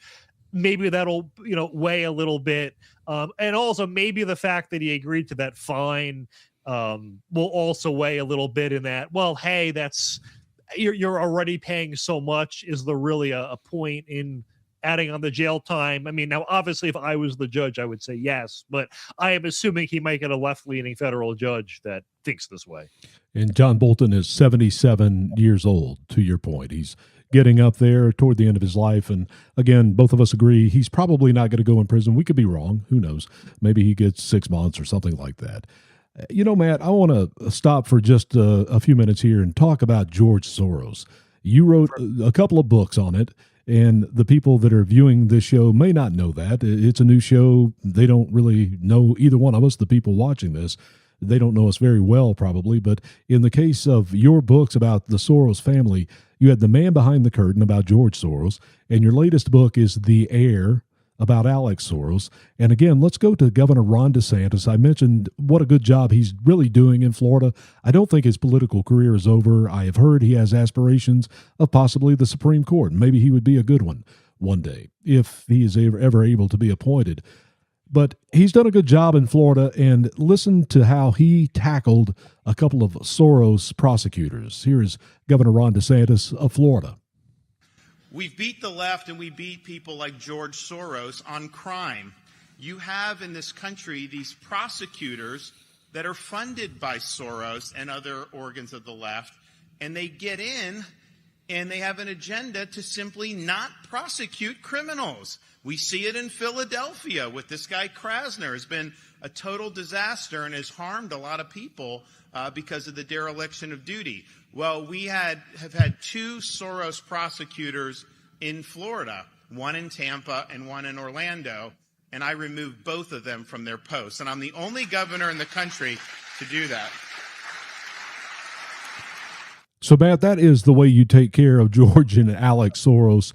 But a little bit, tell people how George Soros has gone about this, because years ago, decades ago, he decided that, $20 million will go a lot further with district of attorneys in places like St. Louis and Minneapolis and Manhattan than it ever would in a presidential race. And that's really where he kind of started to poison America and the judicial system, and he really did a really effective job. And now he's passing it over to Alex Soros, The Heir, which is your latest book. So talk about the Soroses a little bit.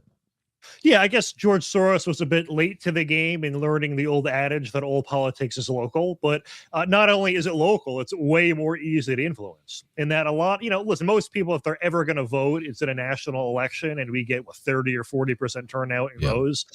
If it's a district attorney election, like I will admit, as someone who's dialed into this, I can't think of the last time locally I've ever seen an advertisement for a DA election or when to turn out or anything.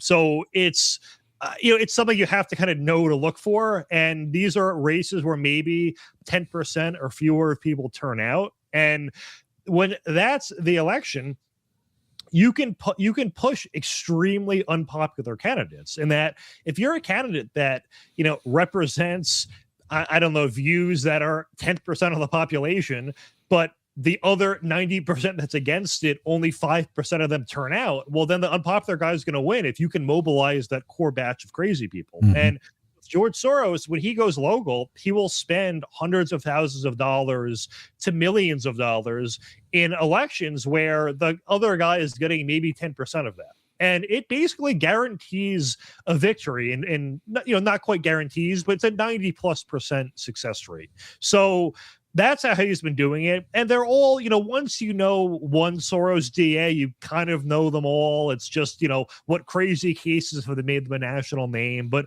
it's a lot of people that are against the death penalty, that are sort of for infinite second chances for criminals. They're against any sort of drug regulation whatsoever. They're against what they call crimes of necessity. So if you're a shoplifter, well, we can rebrand you that as a crime of necessity, because surely you were 1 meal away from starving and that was your only option.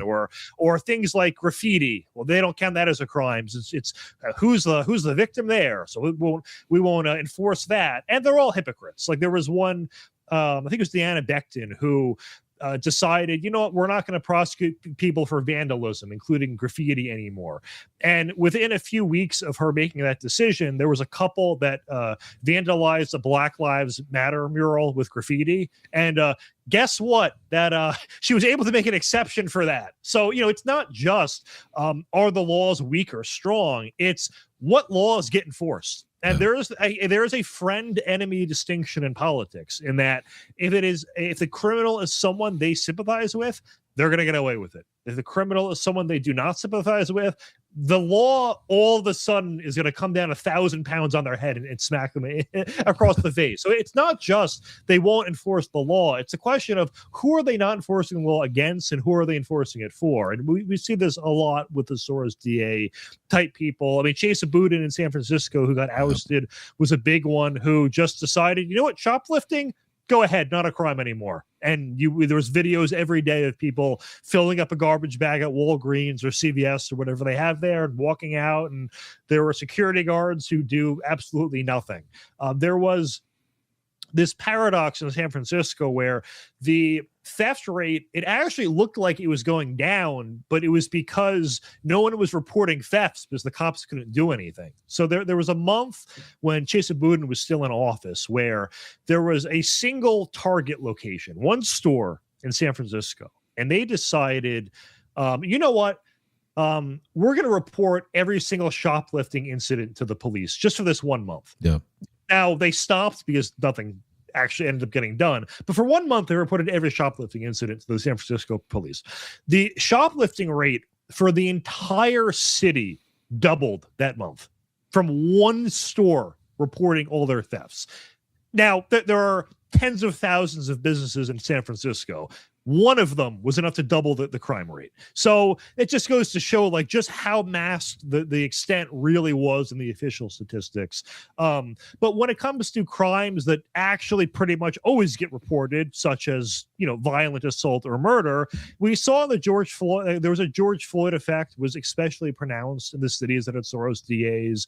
Most of them saw violent crime rates and homicides double. And those are, as I said, are very reliably reported. So it's been a complete disaster. I mean, the left, it's so bad that the highs of 2020 and 2021 have come down quite a bit, and in blue cities too. But the crime rate went from here to here, and now it's fallen to here, and the left's going, wow, look at how much crime is falling. Thank God for us. And it's like, well, it's still higher than it was 5 years ago. You can really take credit for that. But that's the Soros agenda on crime. And Alex Soros, he actually took over funding these candidates in 2022. A lot of people don't know that. So a lot of the candidates that are getting named as George Soros DAs are Alex Soros DAs. These are people like Mary Mariah Tree up in Minneapolis, I believe.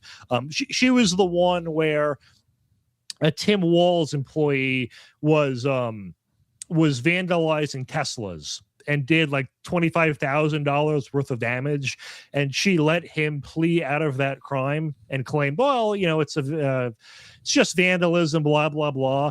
And then the same week she let that guy plead out, she criminally charged a woman for keying a car at a Waffle House and did like $1,000 worth of damage. So it goes back to my point of, it just depends on, like, does the DA view the criminal as an ally? And if yes, no consequences. Yeah. If you're a normal person, there might actually be consequences for you. But if you're from what they think is a victim class, no laws apply to you.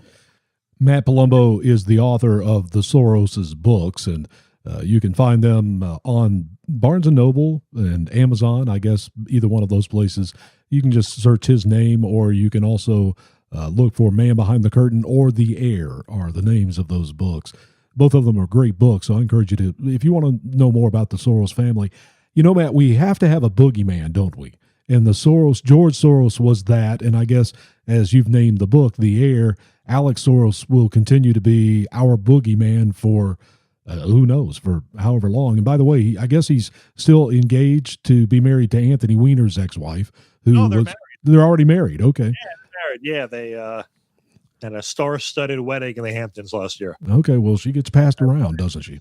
Not invited. Citizen Vigilante movie. What about this? Army Hammer. Do you remember that guy from 2021? He had all those sexual problems and escapades out in Hollywood, and was the end of his career. Well, this is his first feature film since 2021 when all of that happened. Talk about this, because it's taken over X, it's taken over Twitter, social media. It's free for 48 hours. Citizen Vigilante is the name of it. So I watched it last night. Or the night before. I paid $7 on YouTube, like right before it became free. So that's my good luck. timing, yeah. Not like it's breaking the bank or anything, but would have funded the movie candy. But I liked it. It's not high culture, it's not high art. It is a movie you unplug your brain and watch. If you like, the sort of like John Wick or Expendable movies, it's just that, but with migrants and migrant rapists instead of random characters. But no, I thought it was good, and it's one of those things where even if you don't like the movie, the fact that it could be made says something. And the fact that a mainstream actor, granted they tried to cancel him, the fact that he would agree to it, I think says a lot. I don't know. I was more impressed that the movie was made, and when 99% of movies with a message are in the other direction, it just does feel refreshing to see one kind of go your way. Well, I recommend it. Let's watch this video from it. I have some video from it, so here is the beginning of that movie, just to give you an idea. The nation is gripped by fear as a wave of shock sweeps the country. A mother was murdered in broad daylight in front of her child by another suspected undocumented migrant. Parents were afraid to let their children play outside, and many women avoid venturing out after dark altogether.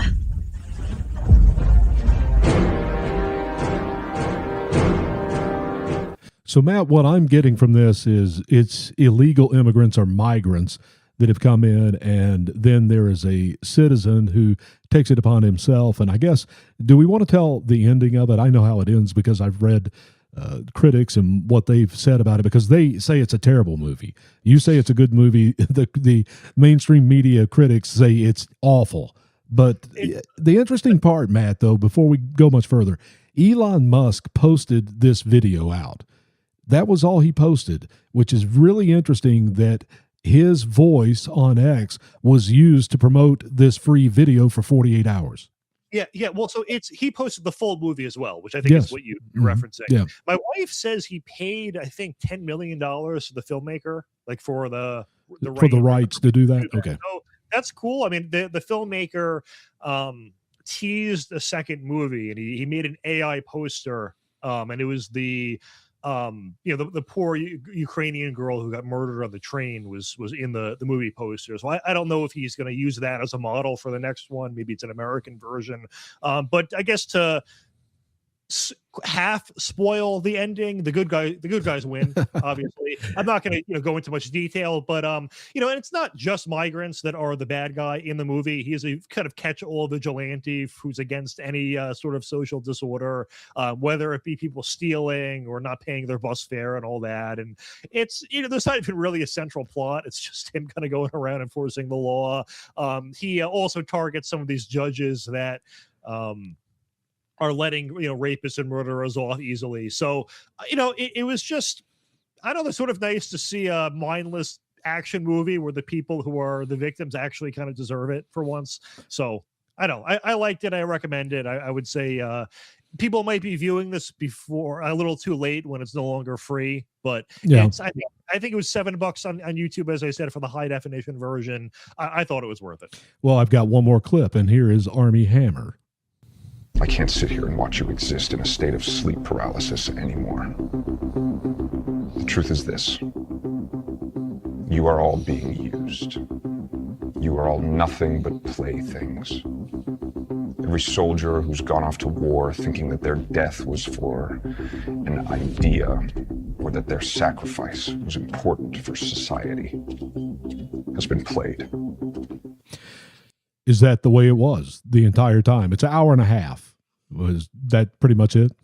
Well, it's a lot more action than that. That's just how they sort of play that before and after he goes off on people with extreme violence. But it's maybe he'll get a career back on track after probably this. not from this movie. Not from this one. Too, what his politics are, because he in I think 2018 starred in a very cringeworthy Broadway play called I think it was called Straight White Man, or it's something white men, where it's self-flagellating cringe fest. So I don't know did he just take this movie because he can't find anything else? I think so. Aligned with this after being canceled and now hates the left. I don't know, but I do hope they do the sequel. Yeah, I think he took it because he needed it. Really, yeah. I do. From where he came from in 2021 to now. So anyway, check that movie out. And we should point out, too, I know that the local DA, did investigate the claims against him and could not find any evidence of charges. So, listen, it seems like all of these men in Hollywood are sex pests to a different degree, but it seems like there was not evidence he did anything criminally wrong, I guess. I mean, I'm not trying to defend the guy just because I like one movie he acted in, but that's just for some background. No, I'm glad you did. I'm glad you straightened that out for us. Because I wouldn't want to make people think from the things that I said that he did something illegal, because that's not the case. But if you remember all of that back in 2021, if you don't, go back and Google it and remember it, or at least learn about it. What about Caitlin Clark? I know you are no sports fan. We talk about this quite a bit, sort of as a joke, you and I do, because we know each other well enough to know that you know absolutely nothing about sports, and we make a joke about it. However, Caitlin Clark is something I want to bring up because this kind of gets into culture and society. Are you keeping up with any of this? Because social media is blowing up with what happened to Caitlin Clark. Are you paying attention to this? So not by choice, but yes. Yeah. Anytime anything happens with her in a game, it does make right-wing news. And it's a very obvious case of a woman being targeted either out of resentment due to her talent or because of her skin color. She has tried to pander to Black Lives Matter in the past, and and accepting awards for her skills in basketball, doing the whole well, black women paved the road for me, blah blah blah. I don't know if she actually believes that, or was just, told by her, whoever does her PR to say that, or if she thought it would reduce the amount of violence against her for whatever. It's not working if that was the goal. No. But no, I saw a video recently where it looked like she was basically punched in the neck while she was on the ground. And I think the woman who punched her got a 1-game penalty. 1-game suspension. That was it. 1 game. Yeah. If you look at what WNBA athletes make, it's only going to cost her like $45. So it's basically nothing. Well, let's go through some facts here. I did some research on this. I was just curious, when the tide rises, all boats will tend to raise up with them. And that's what's happened. 2022, average WNBA attendance was 5,500. Average salary was $110,000. Caitlin Clark was drafted 2024. 2026, the average attendance this year, 11,000 people. The average salary, $550,000. Five times the salary since Caitlin Clark came in. And they're doing this. Watch this. Here's this video you talked about. I think this is in slow motion too. So watch this punch to the neck.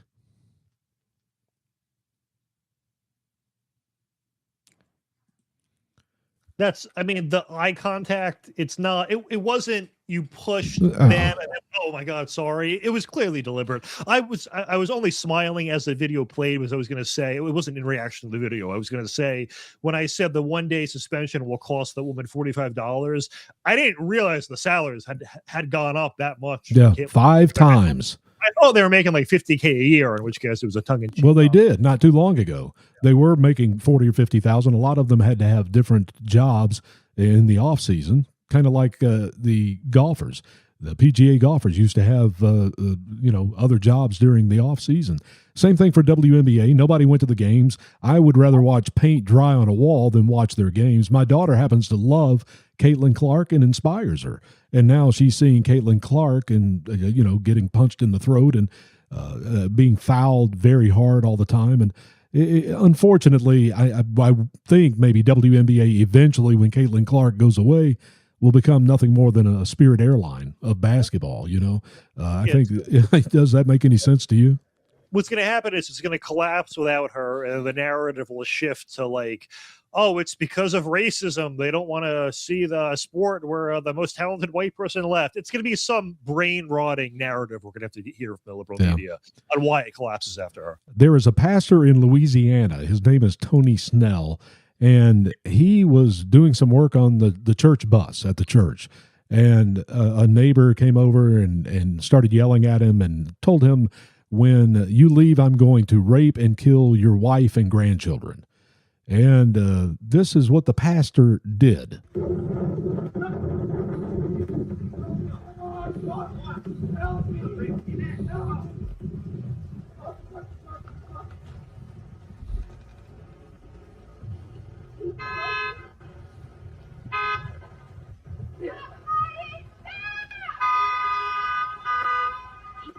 Now, Matt, this video goes on and on. He ended up getting this guy on the ground, had him on his stomach, and was wailing away at his head. He was arrested, obviously, for assault. What do you think about that? Well, I read one of the headlines said that he said God told him to do it, and I believe him. Really? I don't know if I didn't see that headline. Did you see that really? Or are you just No, I'm not joking. When you mentioned it before the show, I just did a quick Google just so I had a talking point. Yeah, well, good. Also, I don't get, as an aside, when people honk when they see a fight, like, do they think that the people fighting are going to be like, oh, all right, it's off? What do you set the conflict? I don't know. Why not stop the car? Why not stop the car and go break them up? It just honk on the way by. Let's real quick before we get to the end of this hour, let's get serious about Iran real quick. We had, the cargo ship that was bombed with a drone by Iran last week. And then Friday, Donald Trump and the Trump administration decided to respond and retaliate for that. But you had Marco Rubio that is quietly working on peace between Hamas and Israel in Lebanon. Let's go to this video. God bless Israel. May God bless Lebanon. May God bless the United States of America and all those who pursue peace. Thank you. And Matt, they signed that agreement. So I guess we're moving forward. This is another one of those things that needed to be accomplished in that 60 days as that 60-day clock is continuing to tick. And we see Iran and America still going at each other, which is, I guess, disheartening. The Trump administration, they touted, I think Donald Trump said the most ever ships came through the Strait of Hormuz, and it was 70, which was up quite a bit. That's not a record. That's not the most ever. On a regular day before all this started, it was about 100 ships, but we had oil down below $70. So who knows? Maybe things are progressing in that 60-day time period. I mean, let's hope so. I mean, we had the ceasefire with Iran, which has already been violated by them. We had a ceasefire between Israel and Hamas in Gaza, and I think there's been 1,000 or so deaths since the ceasefire took effect. So let's hope it sticks. But the precedent so far has been that it's not really sticking. It's just an improvement over, what the status was before it. But I think everyone is hoping for peace at this point. I think we now have the benefit of hindsight, and it does seem that Israel convinced Trump that this was going to be another one of his sort of one-off strikes that in the past has always been a success. This time we got drawn in. Now, I'm Monday morning quarterbacking a war, but I think we probably should have not have gotten involved in this one really at all. I'm not sure what exactly we ended up gaining by the end of it. I think we look for the Supreme Court coming with birthright citizenship, the first of this coming week, and because it's the end of their calendar. June 30th will be the end. I think they're going to go one more day beyond that. So look for that coming. Anything else on your radar this week? No, that's the big one. And it's this weird case where the consensus seems to be they're going to go with precedent and uphold it. But I think the precedent is wrong. And I thought the Supreme Court's job is to figure out if it's right or wrong. So we'll see. The betting markets are against us. The consensus is against us. But I'm holding out hope because it's a birthright citizenship is just a recipe for disaster. You could come here for one day, have a kid, and you are automatically entitled to what could amount to be hundreds of thousands of dollars of benefits over your lifetime. And it's not even, enforced in that if, a kid here is born and then let's say they go home. It's like this happens more with like Russians or wealthy foreigners will come here, have a kid, and then bring their kid back home and keep the citizenship in the U.S. As opposed to from Latin America, where it's then to live here as a citizen. But, if I were to move to Europe, the United States still taxes me. I still have to file a tax return, even if I'm making income from a European country. So you get double taxed. We're the only country that does that. When we have anchor babies be born here and then grow up in their home countries, do we apply that to them? And the answer is no. So it's like, they want the benefits of this country. They get them for free. If they move back to their home country and work there, we don't double tax them for some reason. But if I want to move to a different country, I have to pay tax to both countries. So it's just the levels of unfairness everywhere are crazy. And I don't like it. I don't think anyone watching this likes it. No, I don't either. And we're to the end of our hour, Matt. It goes by fast every week, whether we're here on the radio or on YouTube and Rumble or TalkRed or WD Americans Facebook Live. And thank you for watching. Wherever you are watching, we appreciate it. This hour always goes by so fast with you. And, we are the sandwich of sanity in a political, chaotic world. And we're the PB&J podcast. Thank you so much for watching. You have been watching a no-budget production, the PB&J podcast. And last week we signed a historic agreement to end the conflict with Iran, fully open the Strait of Hormuz, and accomplish what no president has ever been able to accomplish before. Iran will never have a nuclear weapon. That's done. And thanks to the power and skill of the United States Armed Forces, today Iran has no Navy, no Air Force, no anti-aircraft capacity, no missile launches, no manufacturing, and their leadership has been obliterated. And for the first time in 3,000 years, we are finally going to have peace in the Middle East. We're going to have peace in the Middle East. Since the agreement, the stock market and your 401ks are skyrocketing upward, and oil prices are plummeting downward. Today, it hit a new low, and the world is a much safer place. We had to make that little journey to Iran to do what we did. Very soon, you'll be at $2.50 a gallon for gasoline. And even lower than that, just like it was before we took the nuclear weapon away from Iran, and it will be away from Iran for a very long time. Forever Really? It's a lot of money. If the war with Iran could cause a worldwide depression, as you noted, Mr. President, are you willing to risk economic catastrophe and strike Iran Well, again? not the way I'm doing it. It's not going to cause depression. Yes, but if they don't abide by the Well, memorandum nuclear of weapon understanding. supersedes depression. Depression's real bad. Nuclear weapon will cause depression much more quickly. The way we're doing it, we have the opposite of depression. We're doing really well. God had another plan. Numbers are incredible. The oil is at a level nobody's ever seen before. I'm grateful. I'm grateful that you are here. I'm grateful I have air in my lungs. I am grateful for all the pain that has ever happened to me. I'm grateful for this platform. I'm grateful that I have a plan when I get punched in the mouth. Unlike Mike Tyson says, everybody has a plan till they get punched in the mouth.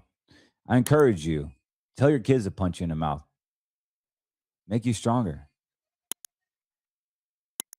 Real talk. I'm grateful for Father's Day. I'm grateful for the fathers out there. Man, I'm so grateful. And today I wanted just to talk about the things that are happening while everybody is asleep. And maybe I'm just extra grateful because I am not asleep. I'm not saying I'm perfect, but we, Scriptures and Wall Street listeners, are not asleep. The charts don't lie. The track tracer control, it's here, man. It is here. My father just called me. And as you guys know, he's a pastor. Love him. I'm going this week to go RVing. I rented an RV. I'm going to go to North Carolina this week. It's been a few days. Kids are out of school. Why not, right? And I'll still be working. Still be podcasting. But I'm just grateful that we live right now, for now, in an environment where we can do what we want for now.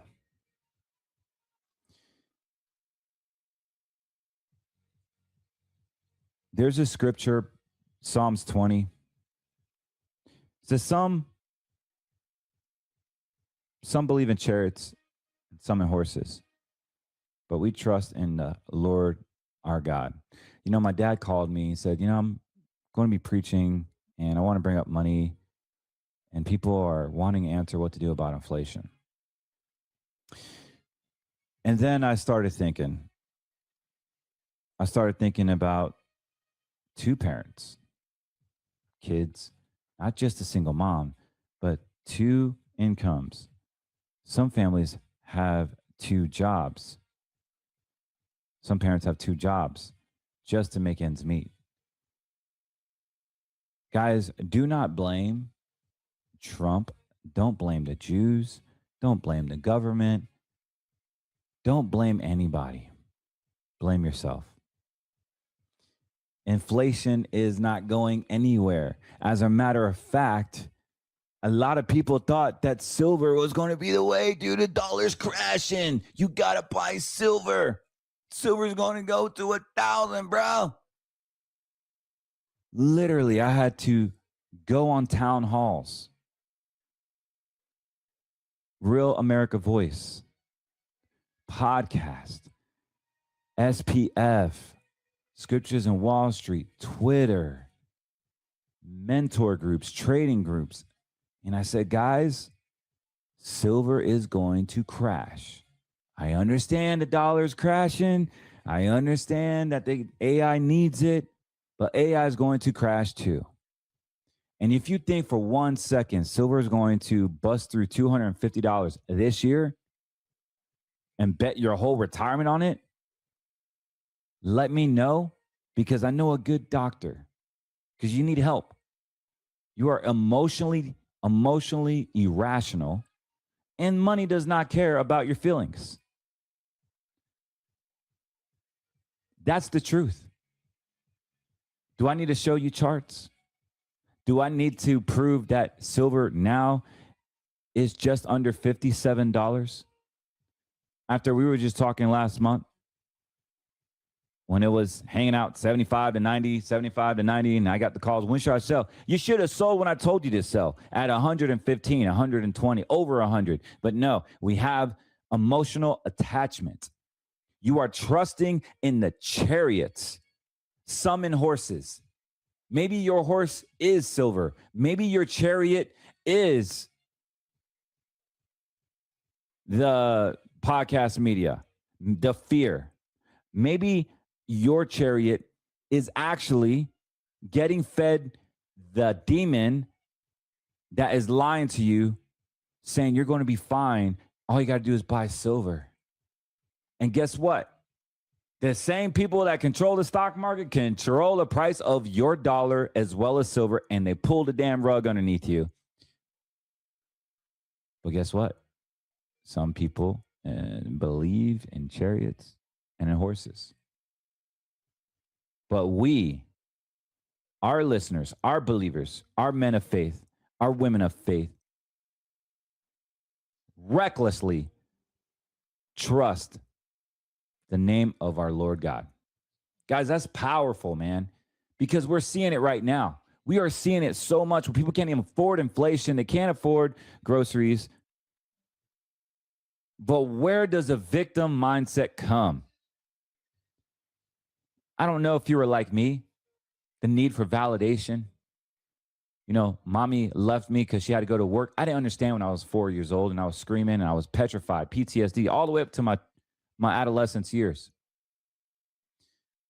And so I was basically a sinner because I needed validation from women. I needed validation from people. I needed validation from gambling. I needed validation, and sin was a great way to get validated because my chariot was the validation.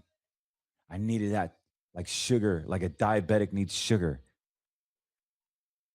I just needed it. It was my drug. Validation. I needed to prove that I was worthy enough. I didn't get it enough when I was a kid. And guess what? My family, my wife suffers every time I try to seek validation outside of my marriage. When our validation comes from the Lord, some trust in chariots, some trust in horses. What are your chariots and horses? For many of you, it's your checkbook. You got these things, these checkbooks. You want to see a lot of commas in there, a lot of digits, and boom, okay, yeah, we can do church, we can do life. I can love you more. I can provide for you because that's true love. I can write a check for anything you want, baby, because I love you. That was my language. I thought love was performing. I thought love at one point was to make a lot of money and give it all to your family and get recognition. That's how you got validation.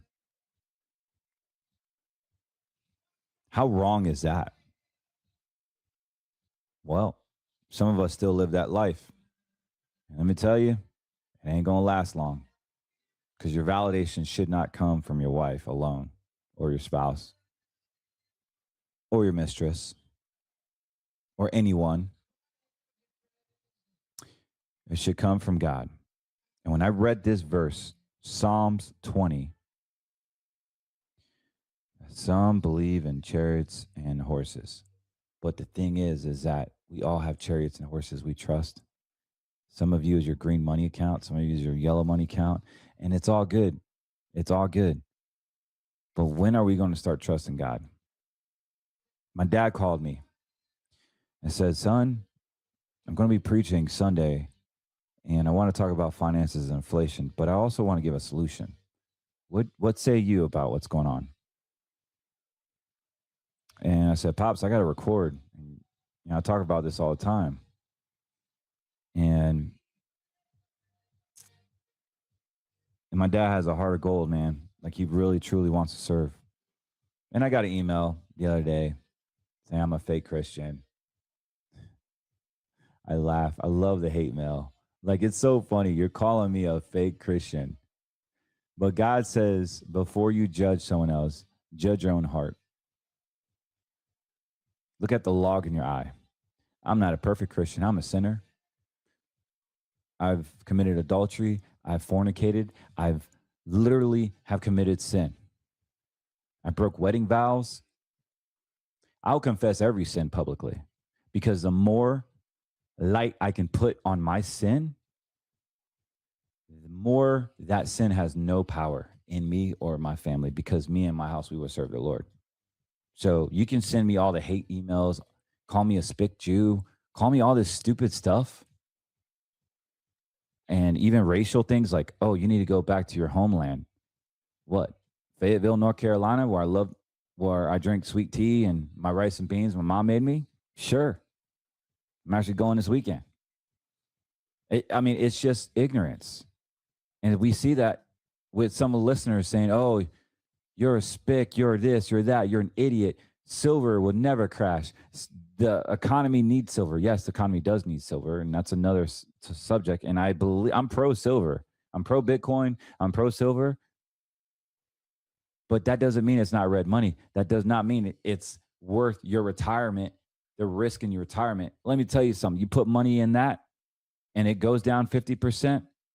Is that going to change your life? Or if it doubles another 80% to 100%, will that change your life? Probably not, but losing it would. So I'd be cautious about pointing the finger. You know who you are. I'm not going to give much energy to it, but I just laugh because you're probably a miserable person. You're probably a miserable person. And I pray for you. I pray that God will deliver you. I pray that that you will get curious. Ask questions about why you feel the way you feel. If something bothers you, look deep inside and ask, why does it bother me? And I promise you, it's because it's something that you don't like in yourself. So please call me every offensive thing you can possibly imagine, because I'm not here to cater to your feelings. I'm not. And you can ask my current clients that. A lot of them have raised their voice at me. A lot of them argue, I can't believe you did that. And I enjoy it. I said, let it out. The frustrations, let it out. Because look, I don't need your business. I value it. I value you as a person. I'm real, man. I'm not here to make you all dandy and happy and this and that. If you want that, go to Merrill Lynch. Go to Edward Jones. They get paid to tell you what you want to hear. No, man. Show me the company that's sponsoring this podcast. Who pays for this podcast? Because I'm not profitable on a podcast. I really not. This stuff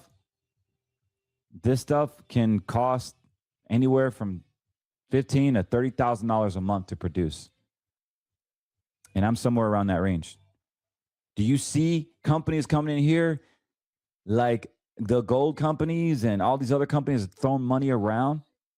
You know why? Because my integrity is never for sale. I would rather take a loss, pay that production bill like I've done for the past 6 years. I make my money when someone calls and needs advice, and I make my 1% on advisory side. I make my 1% a year on the insurance side. If you decide that a green money account is right for you, yes, I do make money. I don't make money doing a podcast, and I daggone sure when I sell out to the freaking Zionists that are controlling all of the podcasters you listen to. I would say 95%, anyone that has a platform that is worth writing a check to, their message is tainted. It is contaminated because there is a company that wants them to say what they are paid to say. Every Rumble social influencer out there, they have these like read-offs. You have to read off whatever they give you for a check every single month. So even Rumble, its platform, has been occupied, has been tainted, has been influenced. How do we know that those products are going to be tried, true, and blessed by you? How do we know that when you consume those products or that service that you're going to be taken care of? That's me, man. Everything that I bring to this show has been tried and true. From me to the Get Me Lean USA products, everything that you buy from here, I can put my name on because they don't pay me a salary. I only bring on affiliates because I don't want anyone to pay me a salary. And if I like your product, I'll talk about it to the moon and back. But I'm not going to change who I am just because a financial company is offering me $2 million. And I'm not saying that to be cocky. I'm saying that because it's important, guys, to stand on your beliefs. It's important to acknowledge the chariots and the horses in your life. It's important to just trust the Lord, our God, which is so freaking hard because he is supernatural and we are just natural. He works in a different realm, call it vibration, call it order, whatever you want to call it.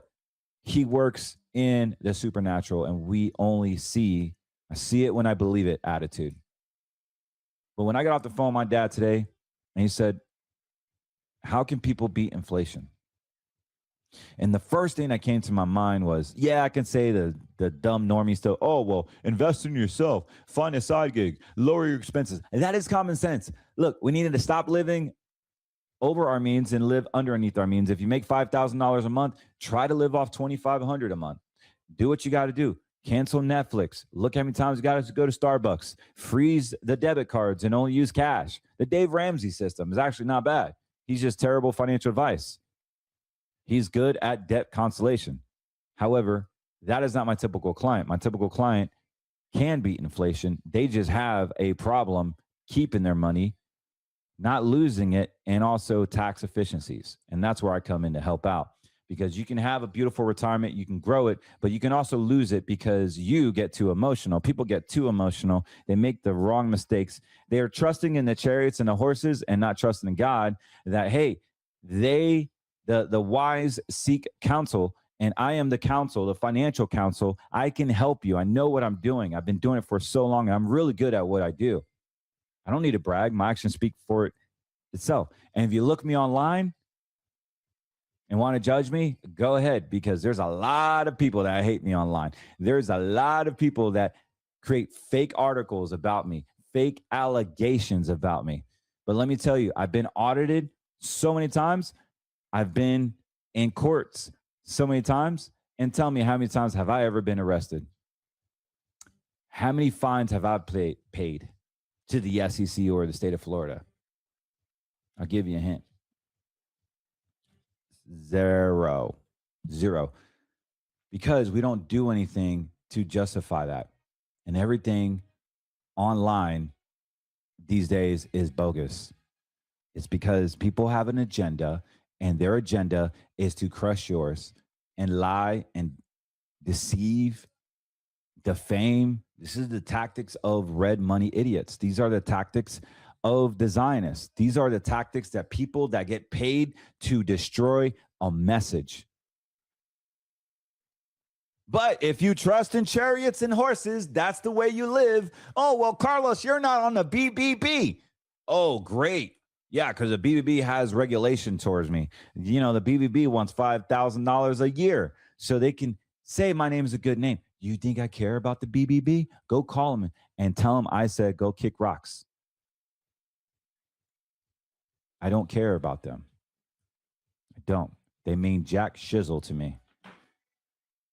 Guys, it's time to start being real about what is really important. If you're worried about inflation, it's because you have your money wrong. Maybe your income plan is wrong. Maybe you're not saving enough. Maybe you're overspending. Yeah, you probably need some more income. That doesn't necessarily mean you got to get a second job. That's the easiest way. But what things can you do from not just your 9 to 5, but your 5 to 9? What are some things that you can do to invest in human capitalization? making yourself smarter, better, wiser, and more efficient from your 5 to 9 schedule every day. When I was building my business, my book of business, I was 9 to 5 in it, and then I would basically start another business from 5 to 9. And then I realized, wait a second, I am making a little bit of income from my 5 to 9. But if I could take that part-time hours and invest it in my main business and my main job, I'd make more, I'd be happier more, and I would work less long term. Although I would work more the next 5 years. In 5 years, I never even worried about getting another second job.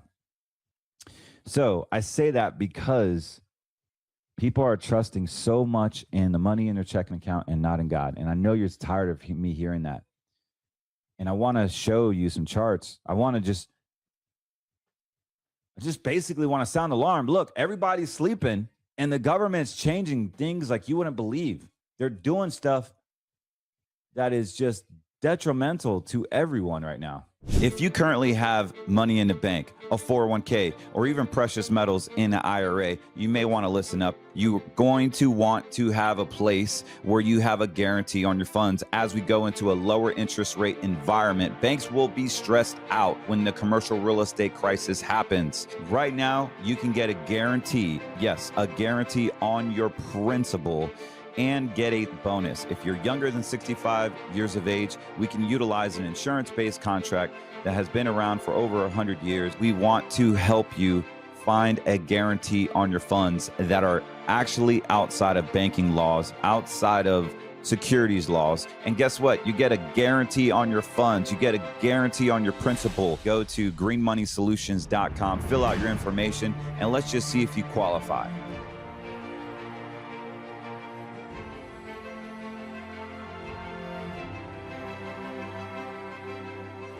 You know, how do we beat inflation, Carlos? You know, we may not control Washington, right? We may not control the Fed Reserve. We may not even control the news, but you can control your household. You definitely control your household. And what I encourage you to think is that you got to live below your means. Eliminate any high interest debt. Diversify, not 7, but 8 ways. And more importantly, you got to start investing in long-term terms rather than emotionally reacting to headlines. Learn skills that increase your human capital. Spend more time with your family rather than living in fear. We know that inflation is going to steal your purchasing power, but wisdom protects it. Spending more time with your family, spending more time with God is the greatest investment. People ask me, what's the best investment of all time? Gold, silver, real estate, stocks, bonds, crypto. You know, markets rise and markets go down. Basically, currencies will strengthen and some will weaken. We see that right now with the dollar.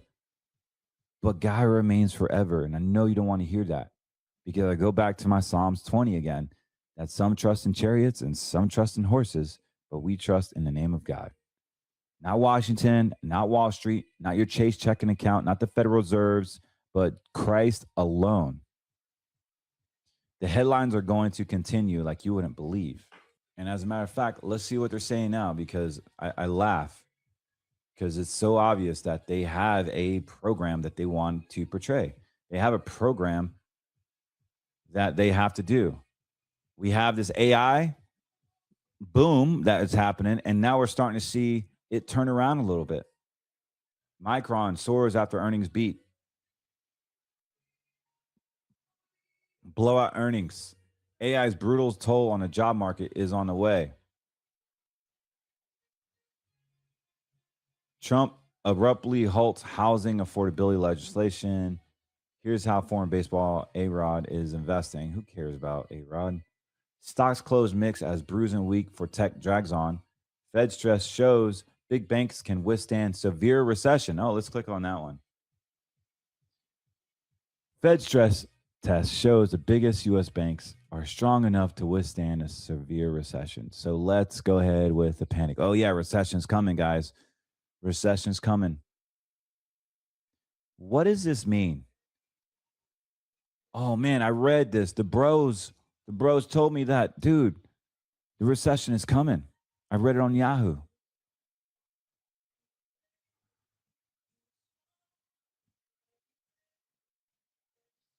We have buffers. I mean, it just goes on, man. It just goes on. So are we hitting a recession or not? Well, one thing I'll tell you is don't trust the bro investor sites because that's where all the herd goes. We trust in charts and we trust in the knowledge that God has given us. Oh, look at this. Bitcoin slides below 60,000 at sell-off deepens. I wonder who told you that. The research is done before it actually happens. We already talked about Bitcoin going to the 40s, and now we're in the 50s. Insane, man. This was at 59,000 earlier today. So we're in the 50s. Silver is in the 50s. Anyone excited about that? Yeah, it was about a month ago. I said the dollar's pumping. Get ready. Silver could go down to the 50s. Guys, we're at 57 right now. Who's laughing now? Who is laughing? You're either buying or you're panic selling right now. Me, I'm just holding. I still have silver on my desk. Never sold it. I have a ton somewhere else, but this is just a small stack. For me, it's just a bug out bag. It's not my retirement. Many of you, it is retirement, and that's okay. You just are okay with red money. You're okay with the losses. You're okay with the volatility. I don't think it's smart, especially if you got an IRA, precious metals IRA. IRAs are dangerous when it comes to precious metals. You don't know how much you're paying to going in. You don't know how much it's going to cost to get out. And now you're buying a volatile asset in the red money bucket that you don't even own the daggone account. The government does. And you told them exactly where your precious metals reside at. Oh, well, it's in Delaware, Carlos. This is in Texas. It's in Montana. Do you really think the government gives a flip about where their gold is at? I say there because it's theirs. It's not yours. It's in their account that they established. Just like the FDIC, the money in your bank is not yours. How many times you've heard it? You can Google it. You can chat GPT it, perplexity it. It don't matter, man.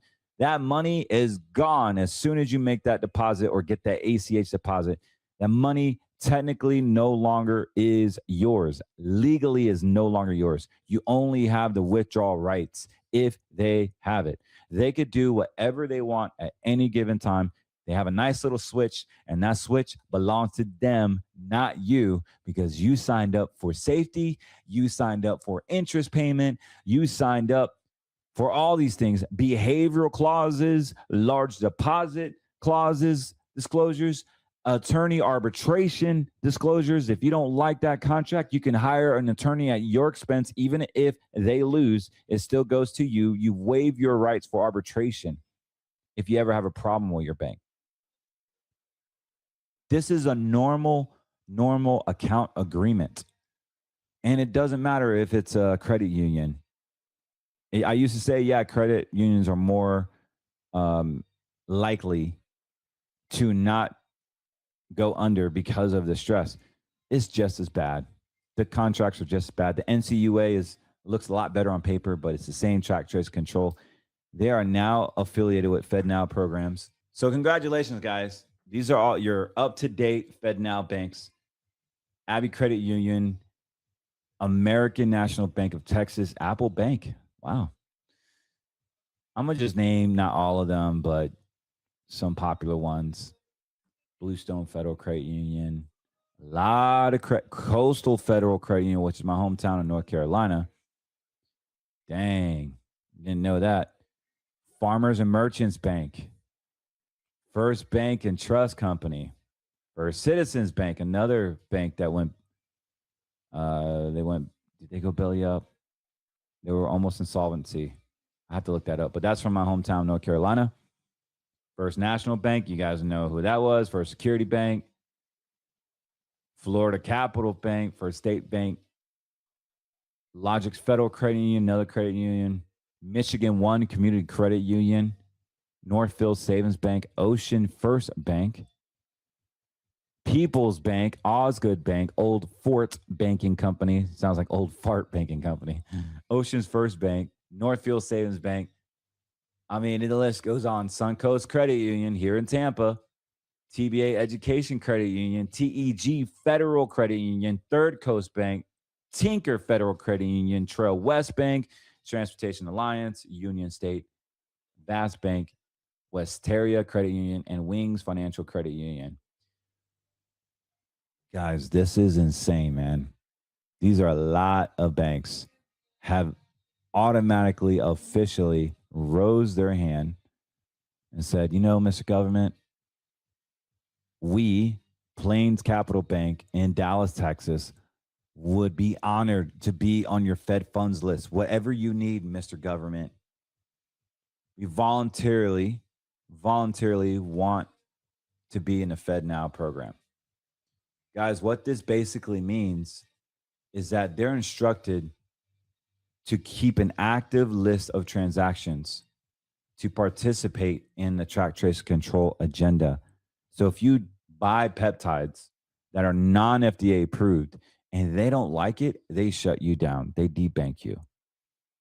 Okay?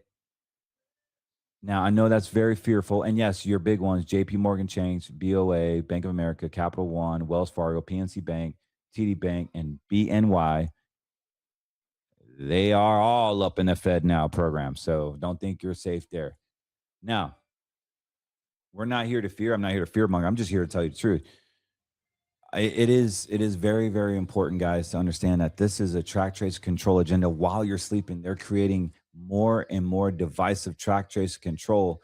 I heard the optics are going crazy right now. Like, I mean, people don't even realize they don't own the money in their bank. They don't own the stuff that's out there. So that's the problem, is that you don't even know what you own anymore. I have a client that's had a joint account. His wife passed away, and he's struggling to get his funds. It's sad. I'm fighting for him. And the daughter's getting it. Thankfully, the daughter loves the surviving spouse, her dad, her adopted dad, and she's getting the funds and gifting it back to this particular original owner. Thank God for good people. And you know what? We trust in God. We trust in God. And for those of you that don't know what that means, to please God or trust God. Most believers want to please God. They go to church, they worship, they pay their tithes, they do great things, they donate their time at the church, they minister in any way they can, they reach out, they help their pastors move in and move out. Whatever the situation is, they're pleasing God. But God doesn't need to be pleased. He doesn't need to be fanned or fed grapes. And, you know, he's not some king where he's looking for servants to serve him and make him feel comfortable. He's looking for people, warriors, that can just trust him. When you don't have enough money at the end of the month, when you don't know what the doctor's report's going to say, you don't know if your spouse is going to stay, you don't know if your kid is going to graduate, you don't know if their diagnosis is a curable disease. You don't know any of this stuff. But when you give your heart to Christ, you literally have the ability to trust him and not worry about the natural. And so with doing so, what is amazing, God gives you like visions. He gives you knowledge. He's given me plenty of knowledge with the markets and retirement. And I love speaking truth into this because it goes against the grain, especially with our believers here, our right side movement, call it the truth movement. They thought for so long over here, back in 23 and 25, that we had to buy silver in order to survive this collapse, this financial reset. Guys, the financial reset is the track, trace, control. The financial reset is everything that goes down, even your precious metals. So what do? Well, you have different buckets. And at the end of the day, your precious metals is sucking right now because it's red money. It will come back up. I just don't think you have enough time for it to come back up and pay the fee. It's a lot of junk you got to go through. But this is a daily chart, guys. We could see this is not stopping anytime soon. There's a lot of momentum here. And if I had to guess, we could be at 49 in another 2 or 3 more weeks. This momentum is crazy. It's a freight train, like a crazy crash. And this is what they want to do while you're sleeping. Silver, extremely powerful. It's got a financial component as well as an AI component. Larry Fink said it himself that, and this is why AI has been taking a dip. And let's look at NVIDIA. NVIDIA is the godfather of all AI. Look at this drop on NVIDIA. We're under 200 right now. And NVIDIA was over 235 just in May. They know they don't have enough AI to build this thing out. And it's dropping. It's dropping like crazy, which is carrying the whole stock market. Let's look at the NASDAQ. You see, I got red traffic lights on my short term, midterm, and long term. The NASDAQ is dropping like crazy. Don't pay attention to my right sidebar here. But yes, this is the NASDAQ. We're starting to see a meltdown.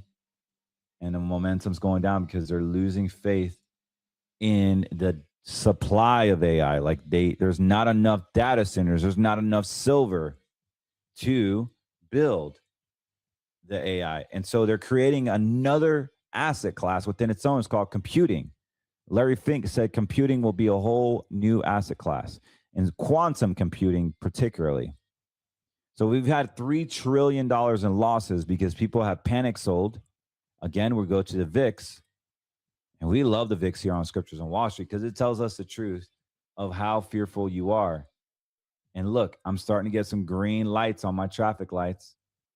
This is on a daily. This is the volatility index, guys. So fear and greed is pumping back up. Look at this thing. I'm going to spread it out even more. Look at this pop we've had.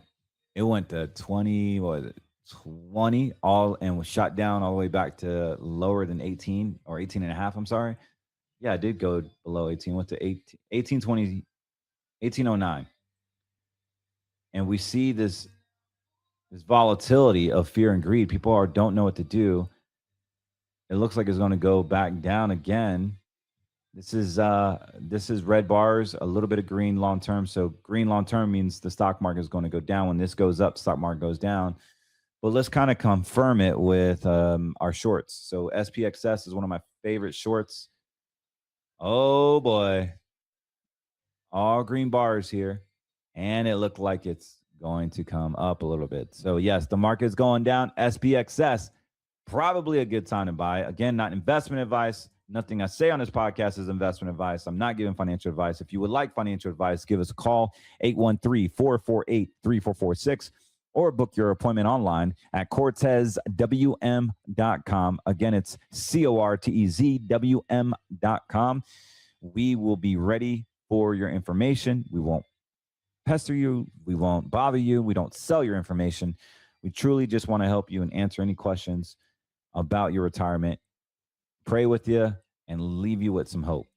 But yes, give us a call if you're confused about what's going on. You don't know what to do. Maybe you just got a divorce and you got a quadro coming in, or you came into a pile of money because you sold a home or you received an inheritance. We want to help that person. Maybe you're a single mom or woman and you need just some direction. Maybe your husband or you're widowed, did all the finances, which is very common, and you just need some leadership on the financial retirement spectrum of things. Let me be that help for you. I would be honored to help you. However, you got to have a plan because look, SPXS only goes up when the stock market goes down. This bad boy is picking up some momentum. Again, this is not investment advice. I'll confirm it with my other charts here. And you see this little blue bar here? That shows a reversal happening, meaning that there's a turnover happening and the market is going down. We are not just listening to the bro investors. We are literally looking at the charts. And this is as of today, June 24th of 2026. I'm saying this. The market's going down. SPSX. Let's get another confirmation. SQQQ. This is short the NASDAQ. Boom. Nothing but green lights, y'all. Nothing but green lights. This makes money when the market goes down. Market's been skyrocketing. The NASDAQ's been skyrocketing. Look at this. This has been going down. You should have been picking these up a while ago. I mean, they were down, I think, around 35. Pretty good deal for a hedge. Now, you will lose money. You will lose money if you hold this long term. This is just a trade and not investment advice. But this would be a great time to enter in if you're trying to hedge your AI-based funds or against yourself from the 401k or the NASDAQ, or if you're in some type of growth funds, you're going to want a contrarian hedge so that when the market does tank, you're making money or at least bringing your principal back and breaking even. So SQQ is going to be great. Also, SOO. I just want to look at a dollar. Actually, I want to look at a dollar, not SOO. And here we are, boy. Oh my goodness gracious. This thing is green skies. This is like a freaking Christmas tree. Look at this dollar. Is the dollar crashing, y'all? Y'all see a dollar that's crashing?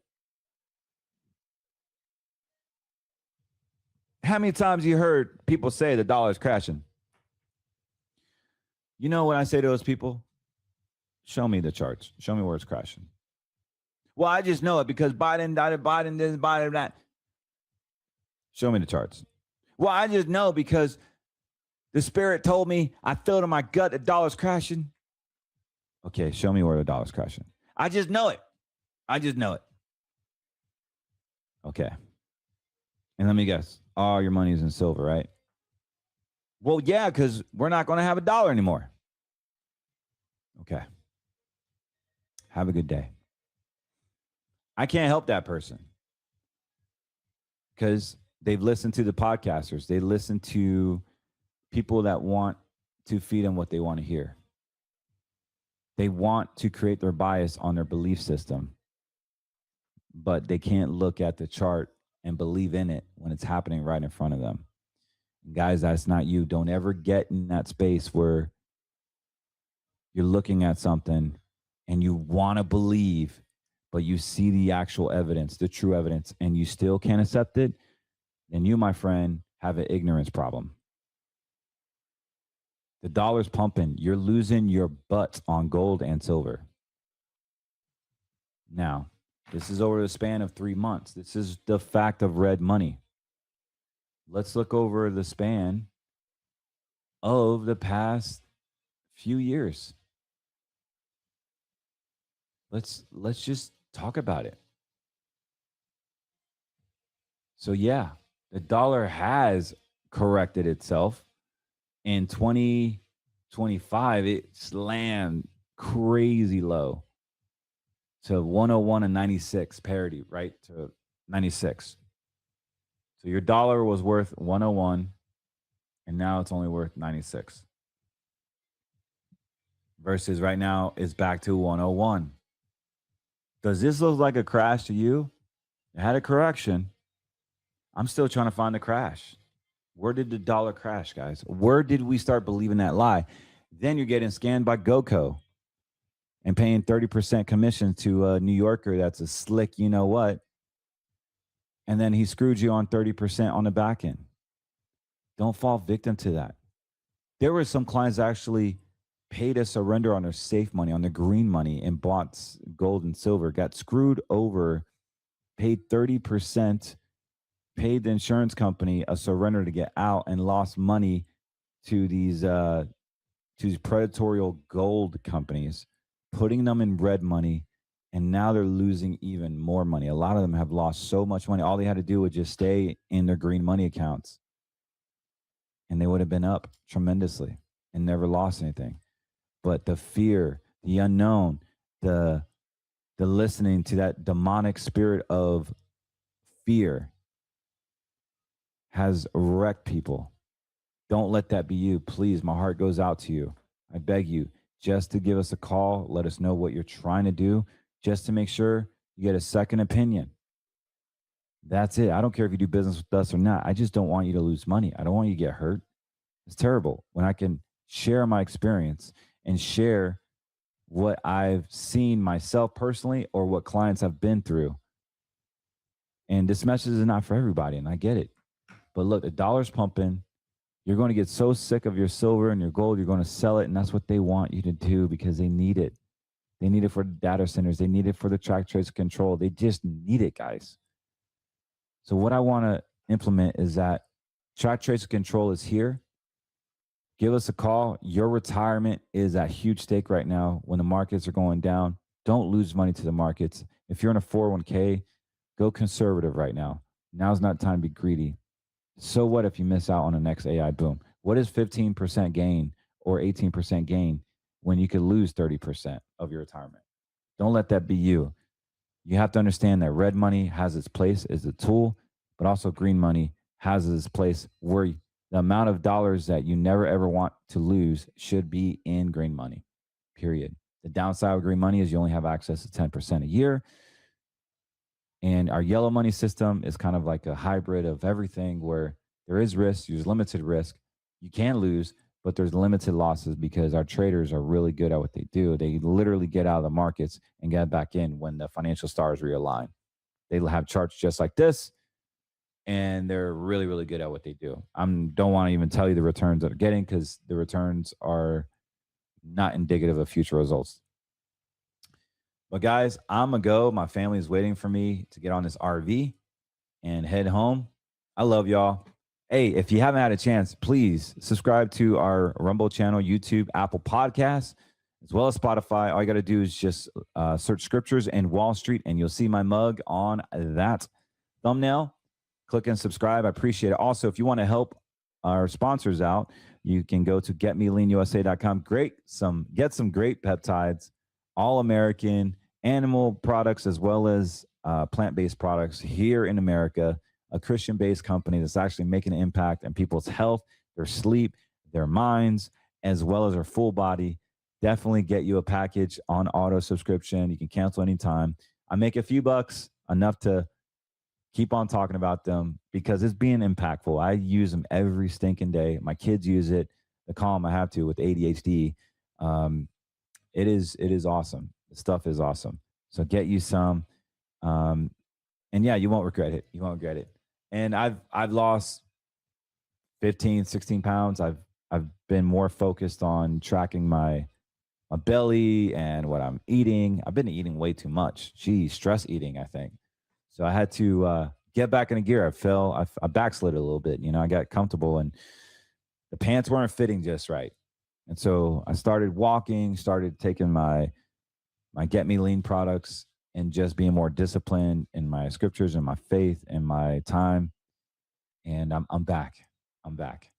So anyways, I love y'all and pray that your name is written in the book of life, because at the end of the day, that's really all that matters. This stuff doesn't matter if your name is not written in the book of life. Ask Jesus in your heart. Become a believer. And life is not going to be a fairy tale. It will get harder. But what it does, like James says, it creates perseverance. And perseverance is an amazing thing. It's painful, but there is no advancement in life without pain. Well, God bless you guys, and I will see you soon. Don't forget at CortezWM.com to book your appointment.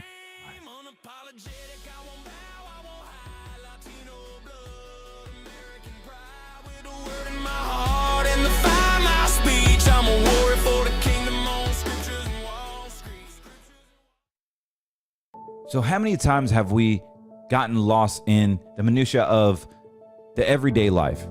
We've gotten fat, we've gotten lazy, we've gotten complacent, not just in our faith, but also our fitness, maybe our finances, maybe our marriage, maybe our family. But we've gotten complacent, and we constantly need to continue to grow. And one of the things I was weak at was in my fitness. As a former athlete, I thought I had it all. My ego got in the way. I'm like, I'll do it later. I'll do it later. Up until now, I have been able to focus on my fitness. For those of you who've been following me for 3 or 4 years, you understand that I've gained a lot of weight. I've used the excuse of having 4 kids, a marriage, a business, helping out at church, all these excuses. And I keep putting myself in the back burner. This is deadly. And what I love about this company, what I love about taking ownership, is that GetMeLeanUSA.com has the ability to introduce natural, groundbreaking peptides. What your body demands, what your body needs to release those fat stored cells, to build muscle, to gain your physical being back to where it's naturally supposed to be. We're not talking about big pharma saying we're going to come out with the weight loss drug. We're not talking about losing muscle. We're talking about gaining muscle, gaining your physique back, controlling your appetite, giving you the edge that you need to help you get your body back in check the way God intended it to be, by using his resources with America First products, with America First company that aligns and believes in what you believe in. Introducing GetMeLeanUSA.com. Get in. This is going to be groundbreaking, huge business opportunity, as well as a huge groundbreaking technology that is going to change the landscape. So I know good things before I see it, and I highly recommend you get in. All you got to do is click the link below and get you some fit, get you some lean, and get fit and get lean. This is not going to do everything. Of course, diet and exercise, you continue your walking, continue your protein intake, but man, does it make it a whole lot easier to get in shape. Look at me, I've lost 60 pounds, but this is actually fundamentally a great recipe to get back in shape. And I can personally attest to the amazing effects of this product. So go to GetMeLeanUSA.com. You won't regret it. You can cancel anytime. They're affordable and yet they're effective. And you are supporting our show. You're supporting yourself. You're supporting a mission. There is an affiliate program attached to it if you would want to share it with your friends and family. There's a whole nother opportunity there. But more importantly, let's get your fitness back in check. God bless you. Carlos Cortez here, signing out.